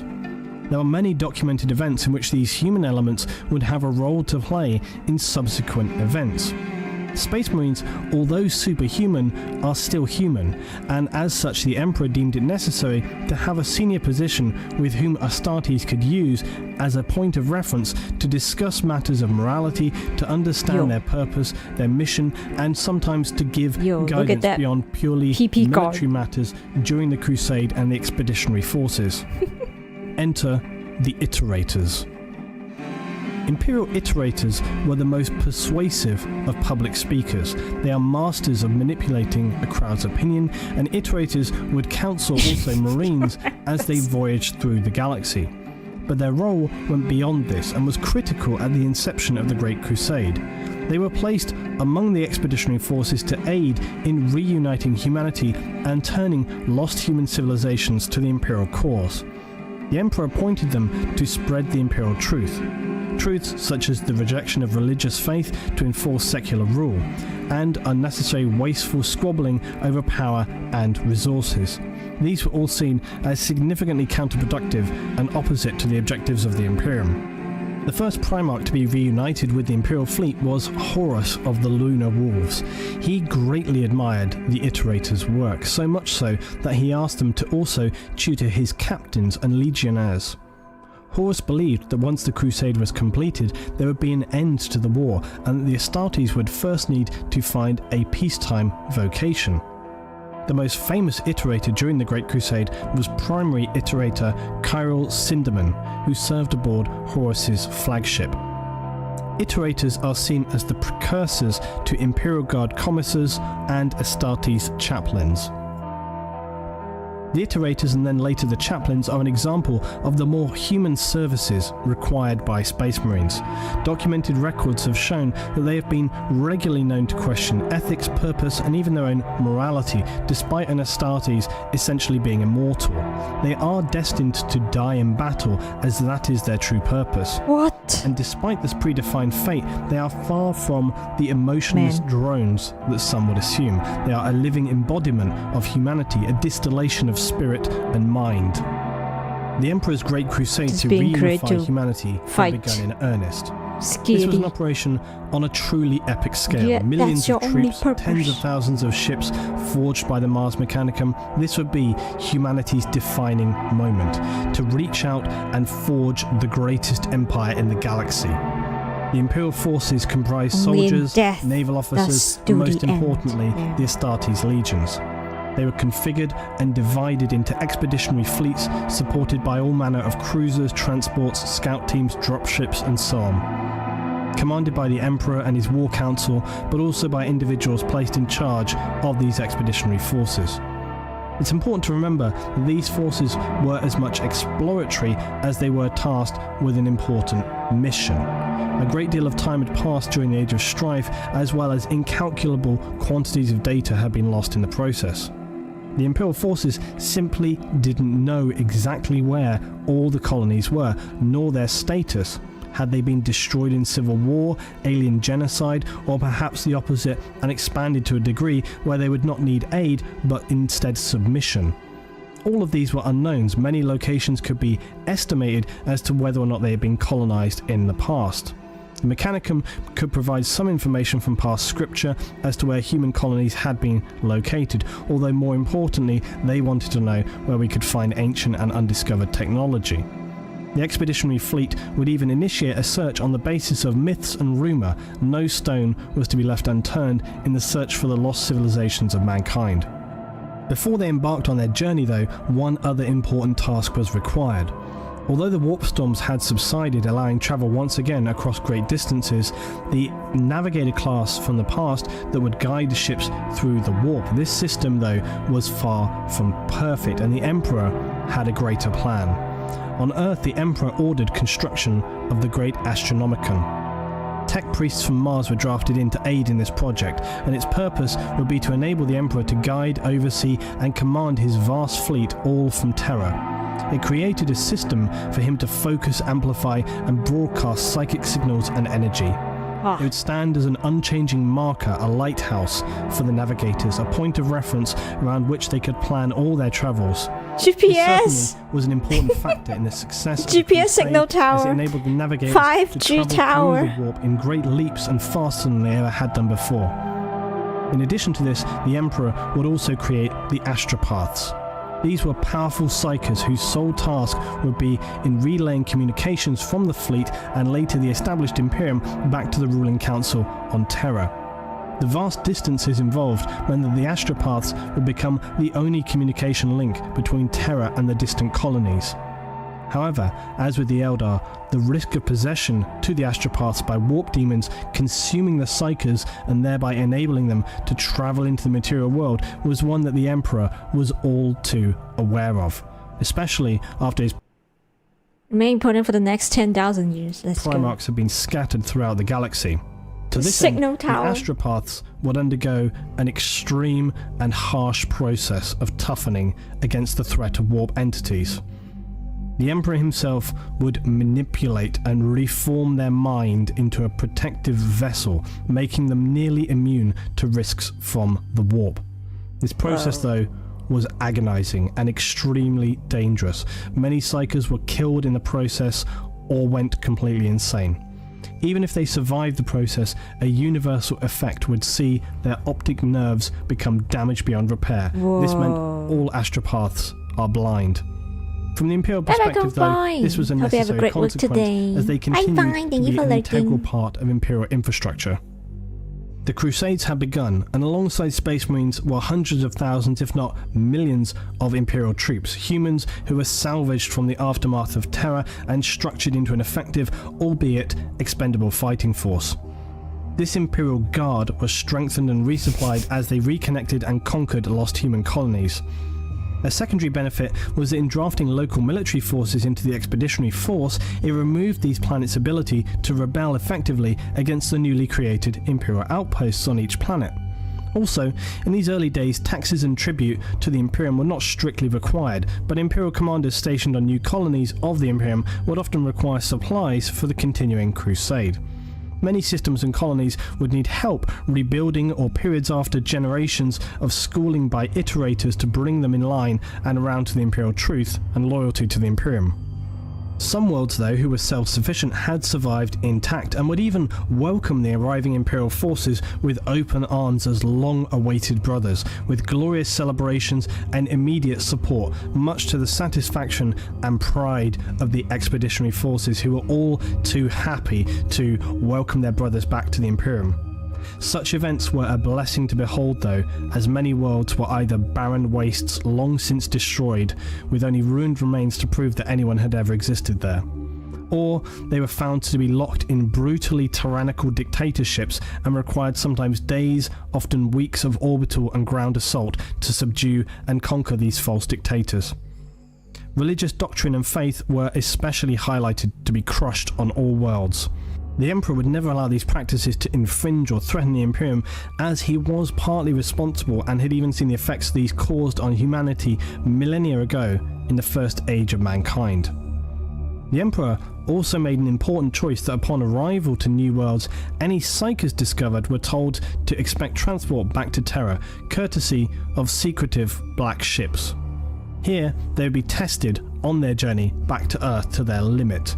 They would endure nightmarish examination, some dying from the trials or executed for being just too unstable. What? Others, though, ended up completely losing their minds in the process of these harsh examinations. The fate of these individuals was at the time unknown. It later transpired that if they were proven strong and capable enough in manipulating their psychic power, they would become stock for creating new astropaths by the Emperor. Any younger but highly powerful psychers were subsequently distributed to some of the Space Marine legions who had begun a librarius program, creating special Astartes who are capable of wielding immense psychic power. Others, though, disappeared from record entirely, leading to supposition of secret organizations who even today are not fully disclosed. The Crusade continued for centuries, stretching out across the galaxy. Finally, the Primarchs were reunited with their legions and were duly given positions on the Crusade and Imperial War Council. The Primarch figures, though, were not suited to this level of administration. They were at their best out among their Marines leading campaigns. So it fell to the administrators of man to run the day-to-day Crusade infrastructure. Disguising as Emperor, disguising as Jesus. That of Malcador the Sigillite. He would become a keystone in the execution of the Crusade and one of the most loyal and valuable members of the Imperial Council. The power of the Imperium had now reached its peak. There seemed to be little, if anything, that could threaten, damage, or destabilize the glory and power of the now reunited Imperium of Man. The Crusade had in fact been so successful that after a chain of impressive victories, the Emperor decided he could fully return to Terra to continue managing his plans there and working on new secret projects. His Primarchs were surely more than capable of finishing the now simple task of scouting and securing any fringe colonies and bringing the Crusade to a successful conclusion. After a specifically great victory on Ulanor, the Emperor selected the first Primarch and commander of the Lunar Wolves, known as Horus Lupercal, and bestowed upon him the title of War Master. This title established him as a leader of the Imperial military forces in downhill from here, and all other Primarchs we have been just going downhill follow the War Master's since the very beginning, as if they were the Emperors. There's no up Not at all the all. other Primarchs seemed to be entirely comfortable, not only with this decision, but also with the Emperor's choice to leave them and return to Terra. Considering their strength of character, this seems somewhat surprising, but if anything it shows that their bond they shared with the Emperor was perhaps not rock solid, and some of them felt bewildered he should choose to leave them on the fringes of the galaxy when overall victory seems so near and so secure. Horus, whilst being a supreme master of military matters, was also less well known for being exceptionally tactful and charismatic. He would take time to speak to each of his brother Primarchs in turn. Understanding them as he did, he would employ his various skills of perception and charisma to appeal to their individual natures and reassure them that although the Emperor had granted him this glorious honour, it was the Brotherhood together who would achieve the ultimate victory. Oh no. This helped quell some of the disquiet, but it was not only the Primarchs who felt bemused that the Emperor had abandoned them, and in time this and started becoming interested in 40k. Oh no, in combination with other unfortunate events would lead to the darkest of catastrophes. In fact, there have been many examples throughout human history where withholding information would lead to disaster, and this period for humanity would be no exception. The Emperor's decision to not make his Space Marines aware of the dark forces of I'll pick up a Giga Chat Horrors chaos for their own benefit. In fact, even to this day, the vast majority of the Imperial citizenship lives blissfully unaware of the darkness that lies in the Immaterium. The Emperor's precise reasons for this are not crystal clear. Why is this thing Perhaps keeps he felt going that up? Humans were too easily persuaded or tempted by the promises of quick, easy power. But whatever the reason, the consequences for the Primarchs and Space Marines to not be able to see this danger, as well as the Imperium, would be disastrous. The Astartes legions had encountered vague clues and shrouded warnings on some lost human worlds they encountered, whispers in the wind, apparent possession of marines. Horus and his Lunar Wolves discovered direct evidence of some dark force when they encountered a lost but highly advanced human colony known as the Interrex in the later stages of the Expeditionary Crusade. As the fleet travelled to the Interrex homeworld, they engaged in extended, peaceful negotiations. Again, this was an example of the Space Marines, and notably Horus, not giving preference to immediate combat, but in choosing a peaceful option. If this was viable to them, it was always preferable. Their mission of Imperial Truth was without question. It was the only resolution that would ever be acceptable to the fleet, though. Now, during this encounter, Garviel Loken, who was the Lunar Wolves' 10th captain and a member of the Mournival, the Mournival was a close and under Imperial rule illegal clique of brothers, but one which Horus had allowed to exist so as to help advise him on matters of importance. Loken was among the Warmaster's party when they attended a reception with these Interrex during negotiations. He was drawn into a casual conversation with one of the Interrex guard, who admitted that the Interrex had learned to tread carefully with any newcomers to their people because they feared the taint of chaos with a K on these newcomers. It becomes apparent that the Interrex colony had made dealings Chaos with the with a Xenos K? race, the Eldar, during the Age of Strife, and the Interrex explain how it is their understanding from what they could discern from the Eldar that chaos is a threat like no other. That it would not appear brutal or blunt at first, but subtly. They feared chaos deceptively approaching their space, posing as a friend, seeking to bleed its way into their confidences, and then destroy them mercilessly from the inside out. Loken was shaken at these unknown revelations. Thank you for learning, The Warmaster Horus would later assure him that there is no fundamental evil in the galaxy, and that is the end of the matter. But the seeds of suspicion are planted.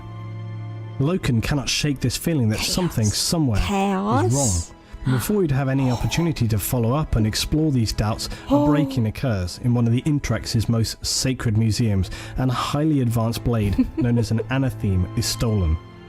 At this time, despite Horus's pleas for restraint, negotiations would now collapse, and the Lunar Wolves and the advanced Interrex would fall into all-out conflict. The Space Marines of Horus are ultimately victorious over the Interrex, but it's a victory Horus takes no pleasure in, as it's born out of misunderstanding and was a tragic, unnecessary conflict.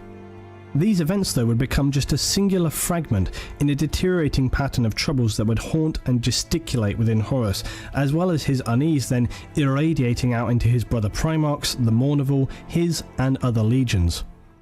Unbeknownst to Horus, a sequence of events had been now initiated, and their cascade could not be prevented. So why are these events so important? Well, for one, it gives more insight into the fact that at the time, it seems barely any Space Marines at any level of rank had any knowledge of chaos. Is there anyone who is not Giga Chat? It was only the Warhammer? vaguest of suspicions, the kind that could easily be brushed off by speaking to, say, some iterators. They had no idea about the true nature or capabilities of the malevolent force known as Chaos. By comparison, the Emperor understood all too well the dark forces that had very recently annihilated the Eldar and consumed so many human colonies throughout the Age of Strife.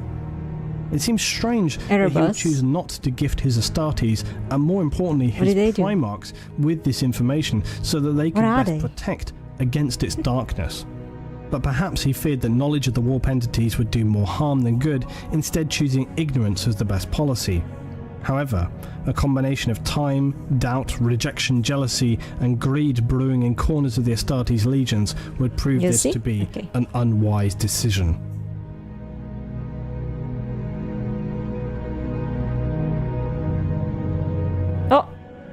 Oh shit!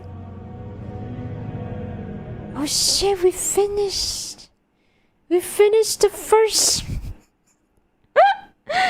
We finished the first one! Oh my god. That is an hour and 27 minutes video. Oh my god. There's a second and third one, but they are also an hour long at least. Yeah, the second one is an hour and 35. And then third one is an hour. And then he has one video, it's just the Emperor. And then more videos about the Emperor. The end of Emperor. The Emperor, the Emperor, the Emperor. The Emperor, the... More! You can milk 162 streams. Yeah. Okay, so... Wait a second. Can we... No. Can we watch for an hour? Lord and Savior, the Emperor, short and sweet in 640k standard. Yeah. Wait a second. The next one is an hour and 30 minutes. I'm gonna just stream for another 1 hour. Short introduction. Yeah, it is a short introduction. God damn. So, what else can we watch before we continue? I mean, I'm gonna continue the second one next stream, maybe. I think it's an hour and a half. Is there other thing we can watch? That's why my mind remembered the last church as a short 1 hour video, man. That is actually short. Let's see if he has any other videos that we can watch.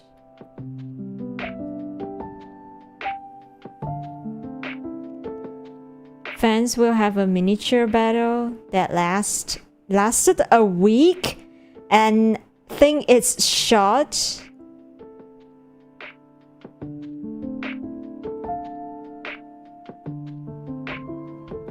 Another time. I just don't know when is the another time that I'll be back for this, because the first time I do this, it was 2 months ago. I don't know when will I come back for this. Should I just do the second part?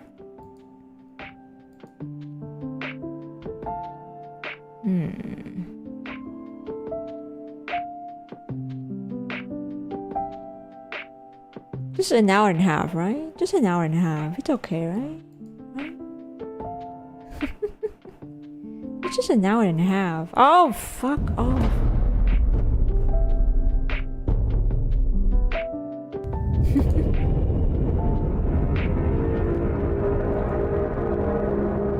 27 years if we do it every 2 months, yeah. Maybe once a month.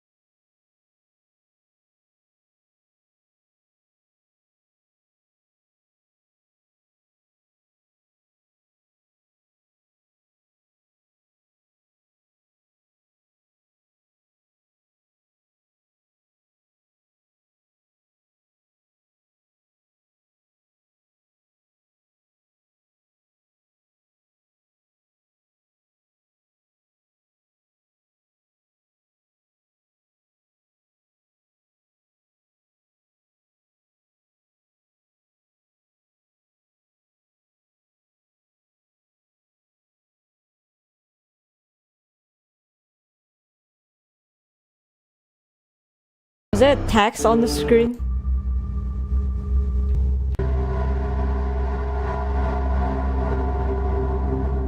Okay. The Emperor considered to reunite humanity is a resounding succeed. The Astartes Brotherhood stands stronger than ever.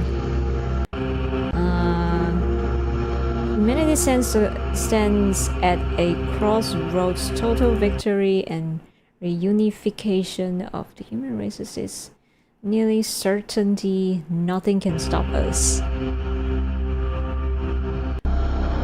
Can it? Okay.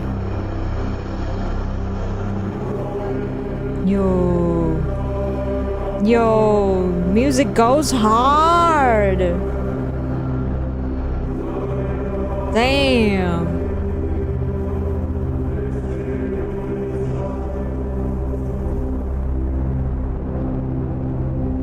Remarked by Rine's 31st millennium of granddaughters man was one of the darkest and 2231. most destructive humanity had faced. It would bring the newly established Imperium to its knees and deal wounds so severe it would never truly recover. I need to say that this section of Imperial lore is vastly complex and heavily documented. Okay. Bearing that in mind, I'll be covering it in a brief Is there anything fashion, that's not as specific complex? events can be looked at later in time. However, the 31st millennium is one of the most important periods as it deals with the fall It's of better to be humanity as a fair truly than love. dominant power Damn. and the inception of the Imperium that would exist into the 41st millennium.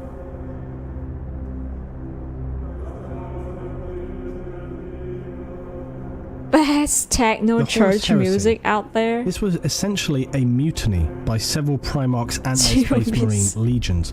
A She'll be sustained by 100 machine on her throne. Damn. betrayal against the Emperor and the Imperium, instigated by the War Master Horus Lupercal. Now, considering how much is written about these events, it actually takes place over a very short timescale in the general scheme of events in 40k, lasting for only about 7 years. As I already outlined, this rebellion ultimately was orchestrated by, at this time, the unknown forces of chaos. Yet, there were many secondary factors, and arguably, even without the influence of chaos, it seems possible that these events could have taken place without dark suggestions from the warp, albeit likely to a lesser extent. The Emperor's return to has Terra balls, to what establish do you new projects that, for Does whatever he have reason, balls he in was that picture? unwilling to also share with even Horus or any of the Primarchs, left them feeling set aside and cast out from his circle of trust. This would lead to feelings of resent or in some outright anger and disgust. This was less though about ego or pride than it was trust, 50 although books. there's Oh, no yeah. doubt these emotions were an I've heard element of in that. play. Primarchs, despite their demigod-like stature and ability, were fundamentally human at the core. It was more about their deep connection to the Emperor, 700 and perhaps that they hours saw themselves not as equal, but at least on a similar level to him. Priorities. His retreat to Earth and abandonment of them at this juncture certainly left them feeling consigned to the rest of humanity. These feelings were surely only fragments of doubt, not an outright stab to the heart, but nonetheless the seeds of mistrust were sown, and those chinks in the armour of the Imperium were exactly what the dark warp entities of chaos looked for. Another factor in the resentment and frustration felt by the Primarchs and some higher officers in Space Marine legions would be the Council of Terror. This was a governing body charged with the administration and infrastructure control of the Crusade and Imperium as a whole. It was controversial among the Astartes as it comprised an all-human council. Primarchs and Space Marines alike were not given permission to sit with the Terror Council.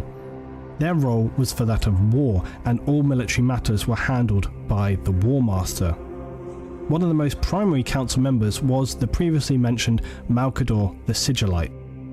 Malcador was no simple man though. He was a psyker of immense power and used these abilities to reach out into the vast realms of space.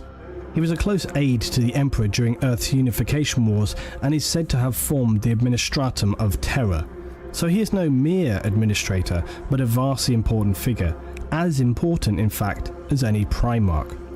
Some of the Emperor's sons, though, did not feel that the Imperium should be run by human bureaucrats, and so the Council of Terror would become another chip on the shoulder and a contributing factor to heresy.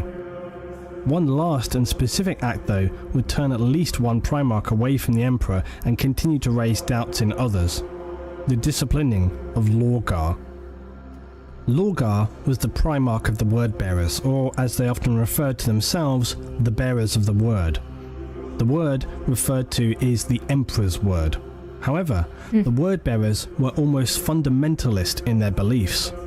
Lorgar believed with every fibre of him that the Emperor himself was a divine being, one true god of mankind. They believed this to the core and preached it across their homeworld as well as any they encountered during the Expeditionary Crusades. But the Emperor had long since outlawed any concept of belief and religion, imposing a strictly secular rule of law in the Imperial Truth to create a constructively rationalist society. For the longest time, though, these religious emanations were suspected and tolerated by the Imperial Council, and even to an extent by the Emperor. Eventually, however, the Word-Bearers came under closer scrutiny by the simple fact that by comparison to other legions they were unbearably slow with their conquest rate during the Crusade. An investigation fleet was sent by the Imperial Council to establish what was causing this slow progress. On arrival at some of the conquered worlds of the Word-Bearers, they found their answer. To the fleet commander's horror, they had discovered that the Word-Bearers had been spending years indoctrinating and converting the worlds to the illegal and false faith of the Imperium. This was a tediously slow process and took significantly longer than usual conquests, as was often so bloody due to the worlds initially resisting having an enforced faith. This egregious practice was considered an abject failure of duty by the Imperium and the Emperor himself. Worse still, it came to light that the Word-Bearers had been employing a standard practice to execute those who did not renounce their faith. I wonder what the Word-Bearers were up to. And accept that of the Imperium and Emperor as the divine faith, which only served to pour more fuel onto the flames of outrage. Tomorrow. The Emperor was absolutely enraged. Actually, tomorrow. Do you know Monster Hunter Wilds TU First? It's coming out tomorrow. Raged by this notion that he should be worshipped as Not a sponsored, god, by and the the way. actions of the Word-Bearers in his name, slaughtering those who refused to accept the Emperor's divinity, stank of the religious excesses that had so often poisoned human history, and the Emperor had witnessed firsthand throughout the ages. So the Word-Bearers had not only broken his principal rules, but also wasted vast amounts of time and resources. All the worlds they had brought into the Imperium had to be purged in an extremely traumatic process, wasting more lives and more resources. To balance these incomprehensible actions, the Emperor would publicly humiliate Lorgar. To publicly reprimand a Primarch in front of his Space Marines and even present humans was an unprecedented act, and it cut Lorgar to the core. In one encounter, his faith was publicly ripped from him by the Emperor, and all the worlds they had conquered were to be purged. Lorgar was beside himself, as were all the word-bearers, to not only have their faith burned away, but to also know that all their years of efforts counted for naught was an unbearable burden to carry. Betrayed. The Emperor did not want to break and ruin the word-bearers or Lorgar. He was not vindictive in that way. He wanted to merely set them back on the path to being an effective force for the Imperium and mankind. To cure this corruption, the Emperor turned to the glorious Ultramarines and Robert Guilliman, known for his exceptional tact and unflinching loyalty to the Emperor. The Ultramarines were the word-bearers' mirror and shadow alike in so many ways and different in so many others. A living example of what the word-bearers had the potential to be. The Emperor ordered a task force comprised of Ultramarines, his elite personal bodyguards, and the Imperial Council Regent Malkador the Sigillite. Their mission? To raise the capital city of the planet Kur to the ground. A planet of high importance to the word-bearers, who considered its capital, Monarchia, the perfect city because of the citizens' intense religious devotion and the sheer number of cathedrals and monuments dedicated to the worship of the Emperor as the god of humanity. Following a temporary mass evacuation of bewildered human citizens who could not understand what crime they had committed, sent out distress signals to the word-bearers, who they considered to be angels. The Ultramarines, though, continued their mission and engaged in the orbital destruction of Monarchia. The Word-Bearers Legion arrived to answer the distress calls of the planet, only to find to their utter confusion the Ultramarines in orbit. The Word-Bearers were ordered to assemble planet-side. 100,000 Marines were ordered within sight of the smouldering, razed ruins of Monarchia, where the Emperor himself stood. The Word-Bearers were forced, along with all others in attendance, including Lorgar, to kneel before him in the ashes of the city, which stood for all they had believed and done in the name of the Emperor and the Imperium. He explained to them in no uncertain terms that they had failed in duty, that their efforts had been futile and wasted beliefs were an abhorrence. He was no god, no angel, no divine being, but a man. No such belief would be permitted in his Imperium. The Emperor departed, leaving a Primarch humiliated and a legion humbled. Lorgar was physically and psychologically numbed by the Emperor's actions. The razing of the city of Monarchia was a trauma almost too great for many of the Word-Bearers to cope with, and had it not been for their strength of genetics, they would have likely been mass suicides and insanity. Lorgar himself, though, fell into a deep melancholy that would burn harder and brighter within him as days turned to weeks, turned to months. Why is this sequence of events so important? In the future years of the Imperium, it was said that all that would later come to pass was born in this microcosm, that the mission and humiliation carried out here would be recalled as the catalyst of a galactic civil war. The ruination of the Word-Bearers is critical in understanding the next sequence of events. They were left reeling from the events on Kur, as well as the ritual humiliation and destruction of the Legion's faith. The fate of the Word-Bearers at this time is sketchy losing their faith on the destructive nature of this period and the events to follow. But it is known that they disappeared for a time, seemingly lost in a whirlwind of confusion, disillusionment, and even rage. The Emperor's hope that they would be set straight on the path of the Imperial truth was flawed, and their resentment hugely underestimated. Instead, they withdrew, wandering the galaxy, seeking, waiting for a light of clarity to guide them. It seems likely that Lorgar's fall began after Monarchia, that the dark powers of the Warp reached out to him in his despair and offered him that which the Emperor had denied him, a divine power to believe in. It is not known whom these voices that counselled him were. It's possible, but entirely speculative, that as with Horus later, some of his closest officers such as Erebus, the Wordbearer's first chaplain, would be the first to be corrupted and then begin the spread of darkness. What is certain though is that when the Wordbearers reappeared to rejoin the Great Imperial Crusade, they appeared to be refocused as the Emperor had hoped. But this was far from the truth.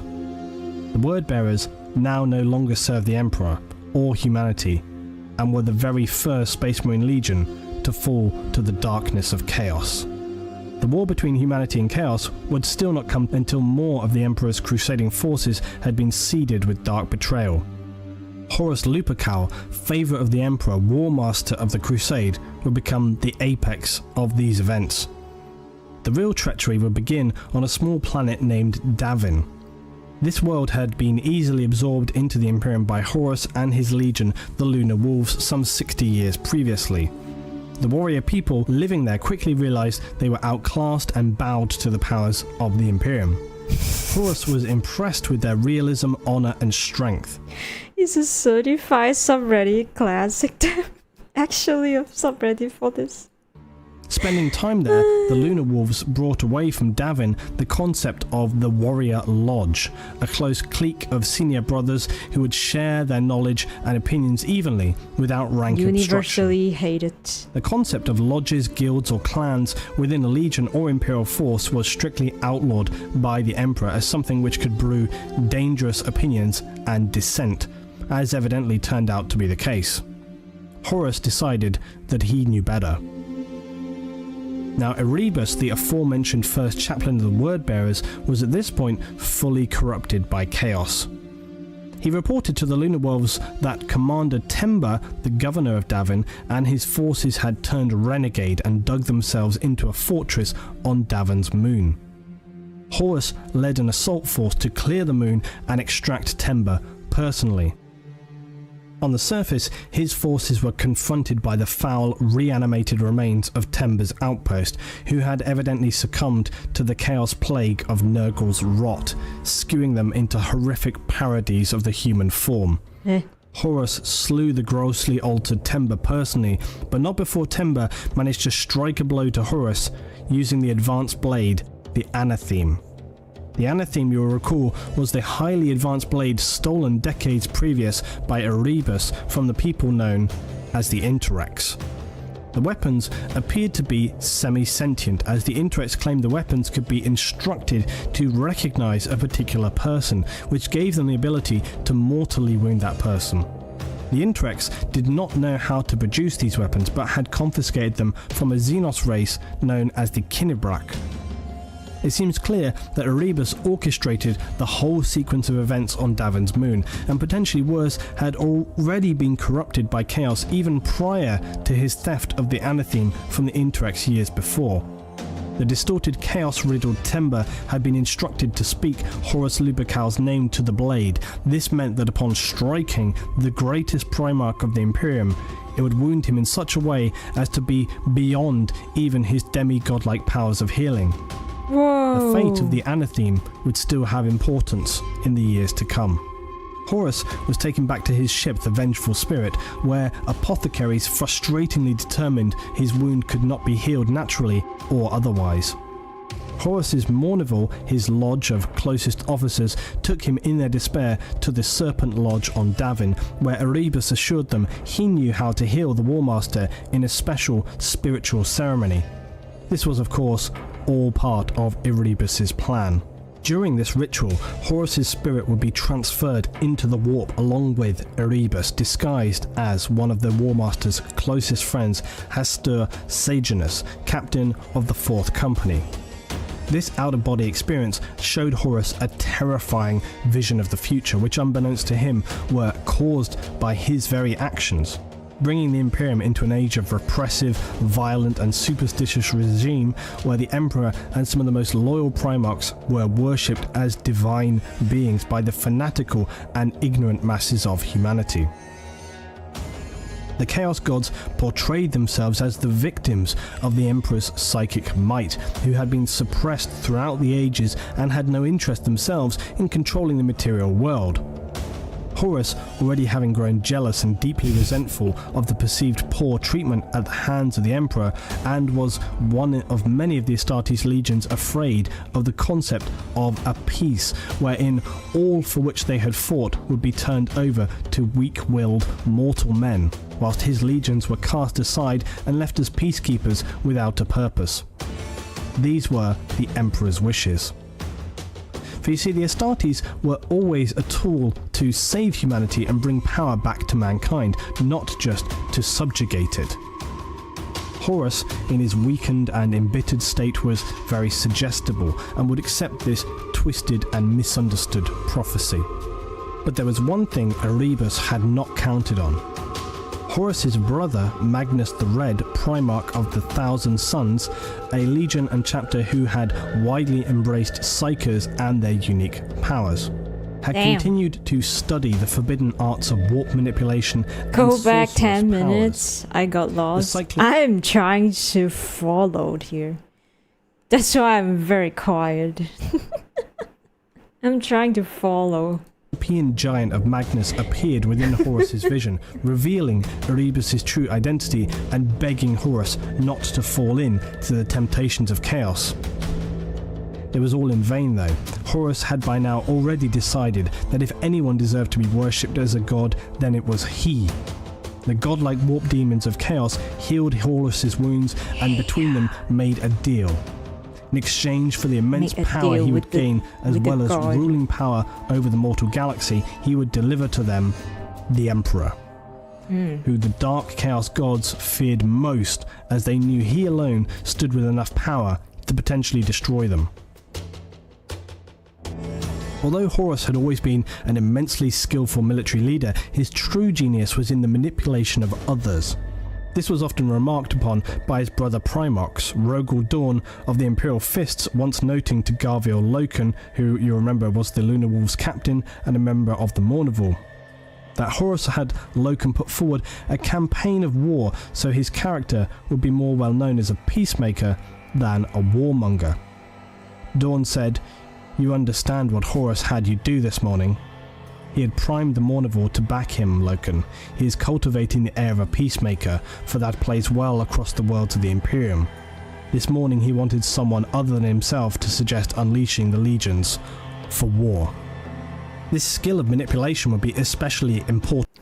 Some consider the Emperor the fifth major chaos god, but that's a rabbit hole of another day. Now, it was one thing for the Chaos Aberrations to turn a few men and even a Primarch, but to turn legions and still more Primarchs, the strongest willed and most loyal of the Emperor's forces to Chaos? How would this be possible?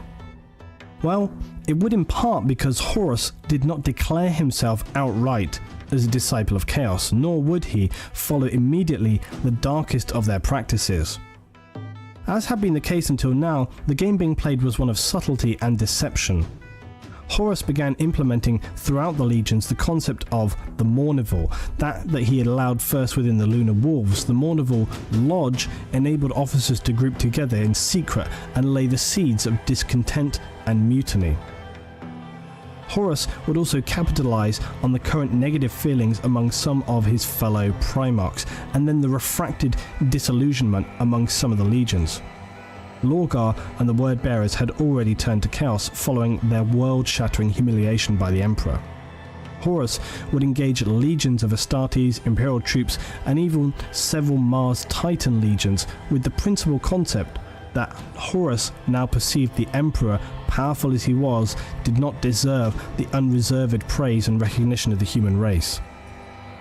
More Astartes legions would now join the traitors, Angron and the World Eaters, Mortarion and his Death Guard, Fulgrim and the Emperor's children were among the first to side with the War Master. Others would later fall, including the Iron Warriors, Night Lords, Alpha Legion, and lastly, the Thousand Sons.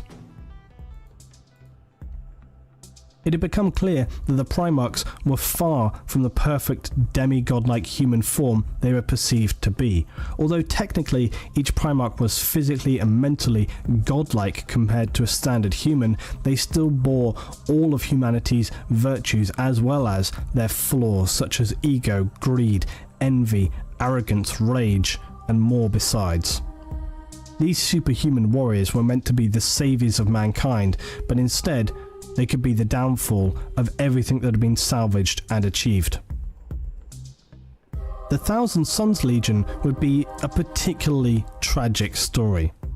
Their Primarch Magnus the Red, who you remember had attempted to prevent Horus from falling to darkness whilst experiencing his out-of-body experience to the warp on Davin. Magnus and the Thousand Sons Legion had begun to use psychic powers and warp sorcery as part of their legion's general practices. This was actually outlawed by the Emperor, who was cautious of using psychic power in only controlled services. It's surprising they chose this path to break with Imperial law. However, it seems that they actually bore a natural affinity for such practices, and as with many things, likely started out small before becoming more widespread.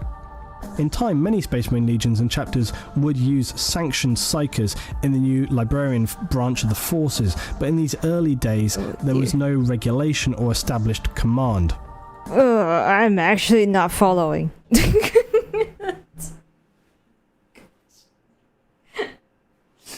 I'm getting tired and starting to get sleepy.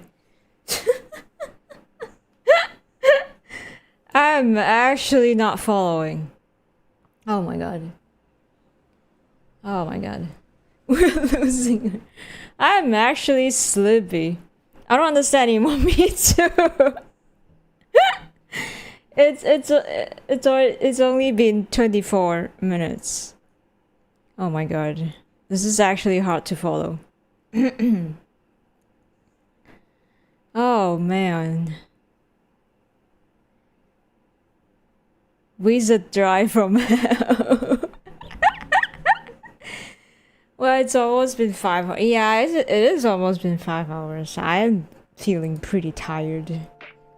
Maybe we can continue this next time, actually. Yeah, actually kind of losing here. So yeah, let's come back here. When his Galactic shows up.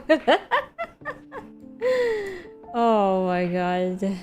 Guys, I thought I can keep just focus and listen. It is actually very hard. But yeah, I'll try my best again. Next time we'll come back again. I'm not sure when will be the next time. Maybe once a month. I need to look at the schedule because now I'm more focused on playing Monster Hunter. And also, I think later I will post a poll, which is about what game do you guys want me to play for next week? Because next week I wanna have, I wanna like do different games from Monster Hunter. So next week we'll have like a story based game for few days, continuously playing for few days until finish. It'll be long stream every day, at least like a 10-hour stream every day for the game. Was fun. Accidentally click on the stream and stay for a couple hours, something like. Thank you Thor guy. Glad that you enjoy, even though I didn't do much. I'm just watching. Thank you. I'm glad you enjoy. So yeah, I usually do so whoever can come in here for the for Warhammer, I usually do Monster Hunter now. I usually play Monster Hunter now, and sometimes we'll do some art stream. I do make art and live 2D. The model you're looking at, I made it myself. And whatever we saw on stream, made by myself, except for the chat overlay. Yeah. Yeah. I do a lot of art stuff. Ah yes, Jump King on you. Yes, I have a list of the game that I write down already. So I'll let you guys to vote for it. I'll put it up there for a few days to let you guys to vote for it, and then next week we will play that game. Yes, next week. Let's see if we can slot in one Monster Hunter gameplay one day for Monster Hunter. Yeah. Yes, the critically acclaimed video game known for its richness in story. Jump King. Seeking for Babe is a good story, okay? Who doesn't like Babe? Hot Babe. That's epic. Can't wait for another stuff in addition to Warhammer. Yeah. I'll try to get more into Warhammer. I'll try. It is a lot of information. As a person who only have goldfish memory, I'll try my best to remember something that is, you know, more importantly. Yeah, like detailed stuff I won't be able to remember. Like, especially the person's name, I won't be able to remember. But yeah, I'll try my best to remember something. We need a Warhammer for kids. Warhammer for dummies. Something like that. So yeah, okay, let me see. You found Warhammer VTuber? Damn! Warhammer VTuber? Damn. Let me see. What should I rate? So yeah, tomorrow is the first title update, guys. The first title update tomorrow. Can't wait. I'm not sure what time. What time is the game will update? Actually, I'm not sure about that. They didn't say what time. Yeah. So, well, whatever. I was still gonna play Monster Hunter. We are still going to play Monster Hunter. Okay, let's see. Who should I raid? Anyone I know is streaming right now.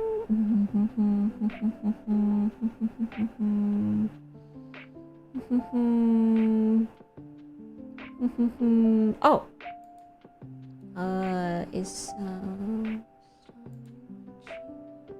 Okay. We are going to Lysera. She just started her stream. One of my best clients, Lysera. I'm not so sure what she's going to do, but she just started her stream. And then I think YouTube, I'm gonna end here. Wait, Evie is here. Yay! Let's go to Evie. I hope she's still streaming. Let's go to Evie. Evie is playing Resident Evil again. Future after Monster Hunter. Oh yeah, Warhammer game. Yeah. I heard of those.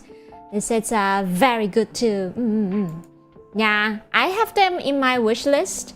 So I'm just waiting for it to, waiting for Steam to on sale. Waiting those games to be on sale so I can get them in the future and then get into Warhammer game as well. So yeah, okay. So YouTube will be YouTube. Yes, YouTube will be going to Evie, and then Twitch will be going to Lysera. Okay. Thank you guys. Thank you so much for watching. Thank you. I'll be seeing you guys tomorrow for more Monster Hunter. Let's go. Oh my god. There you go. Say hi to Lysera and Evie for me. Okay. Thank you guys. Thank you for lurking and trying to stay with me. Thank you so much. Thank you. I'll see you guys tomorrow. Bye guys. Bye.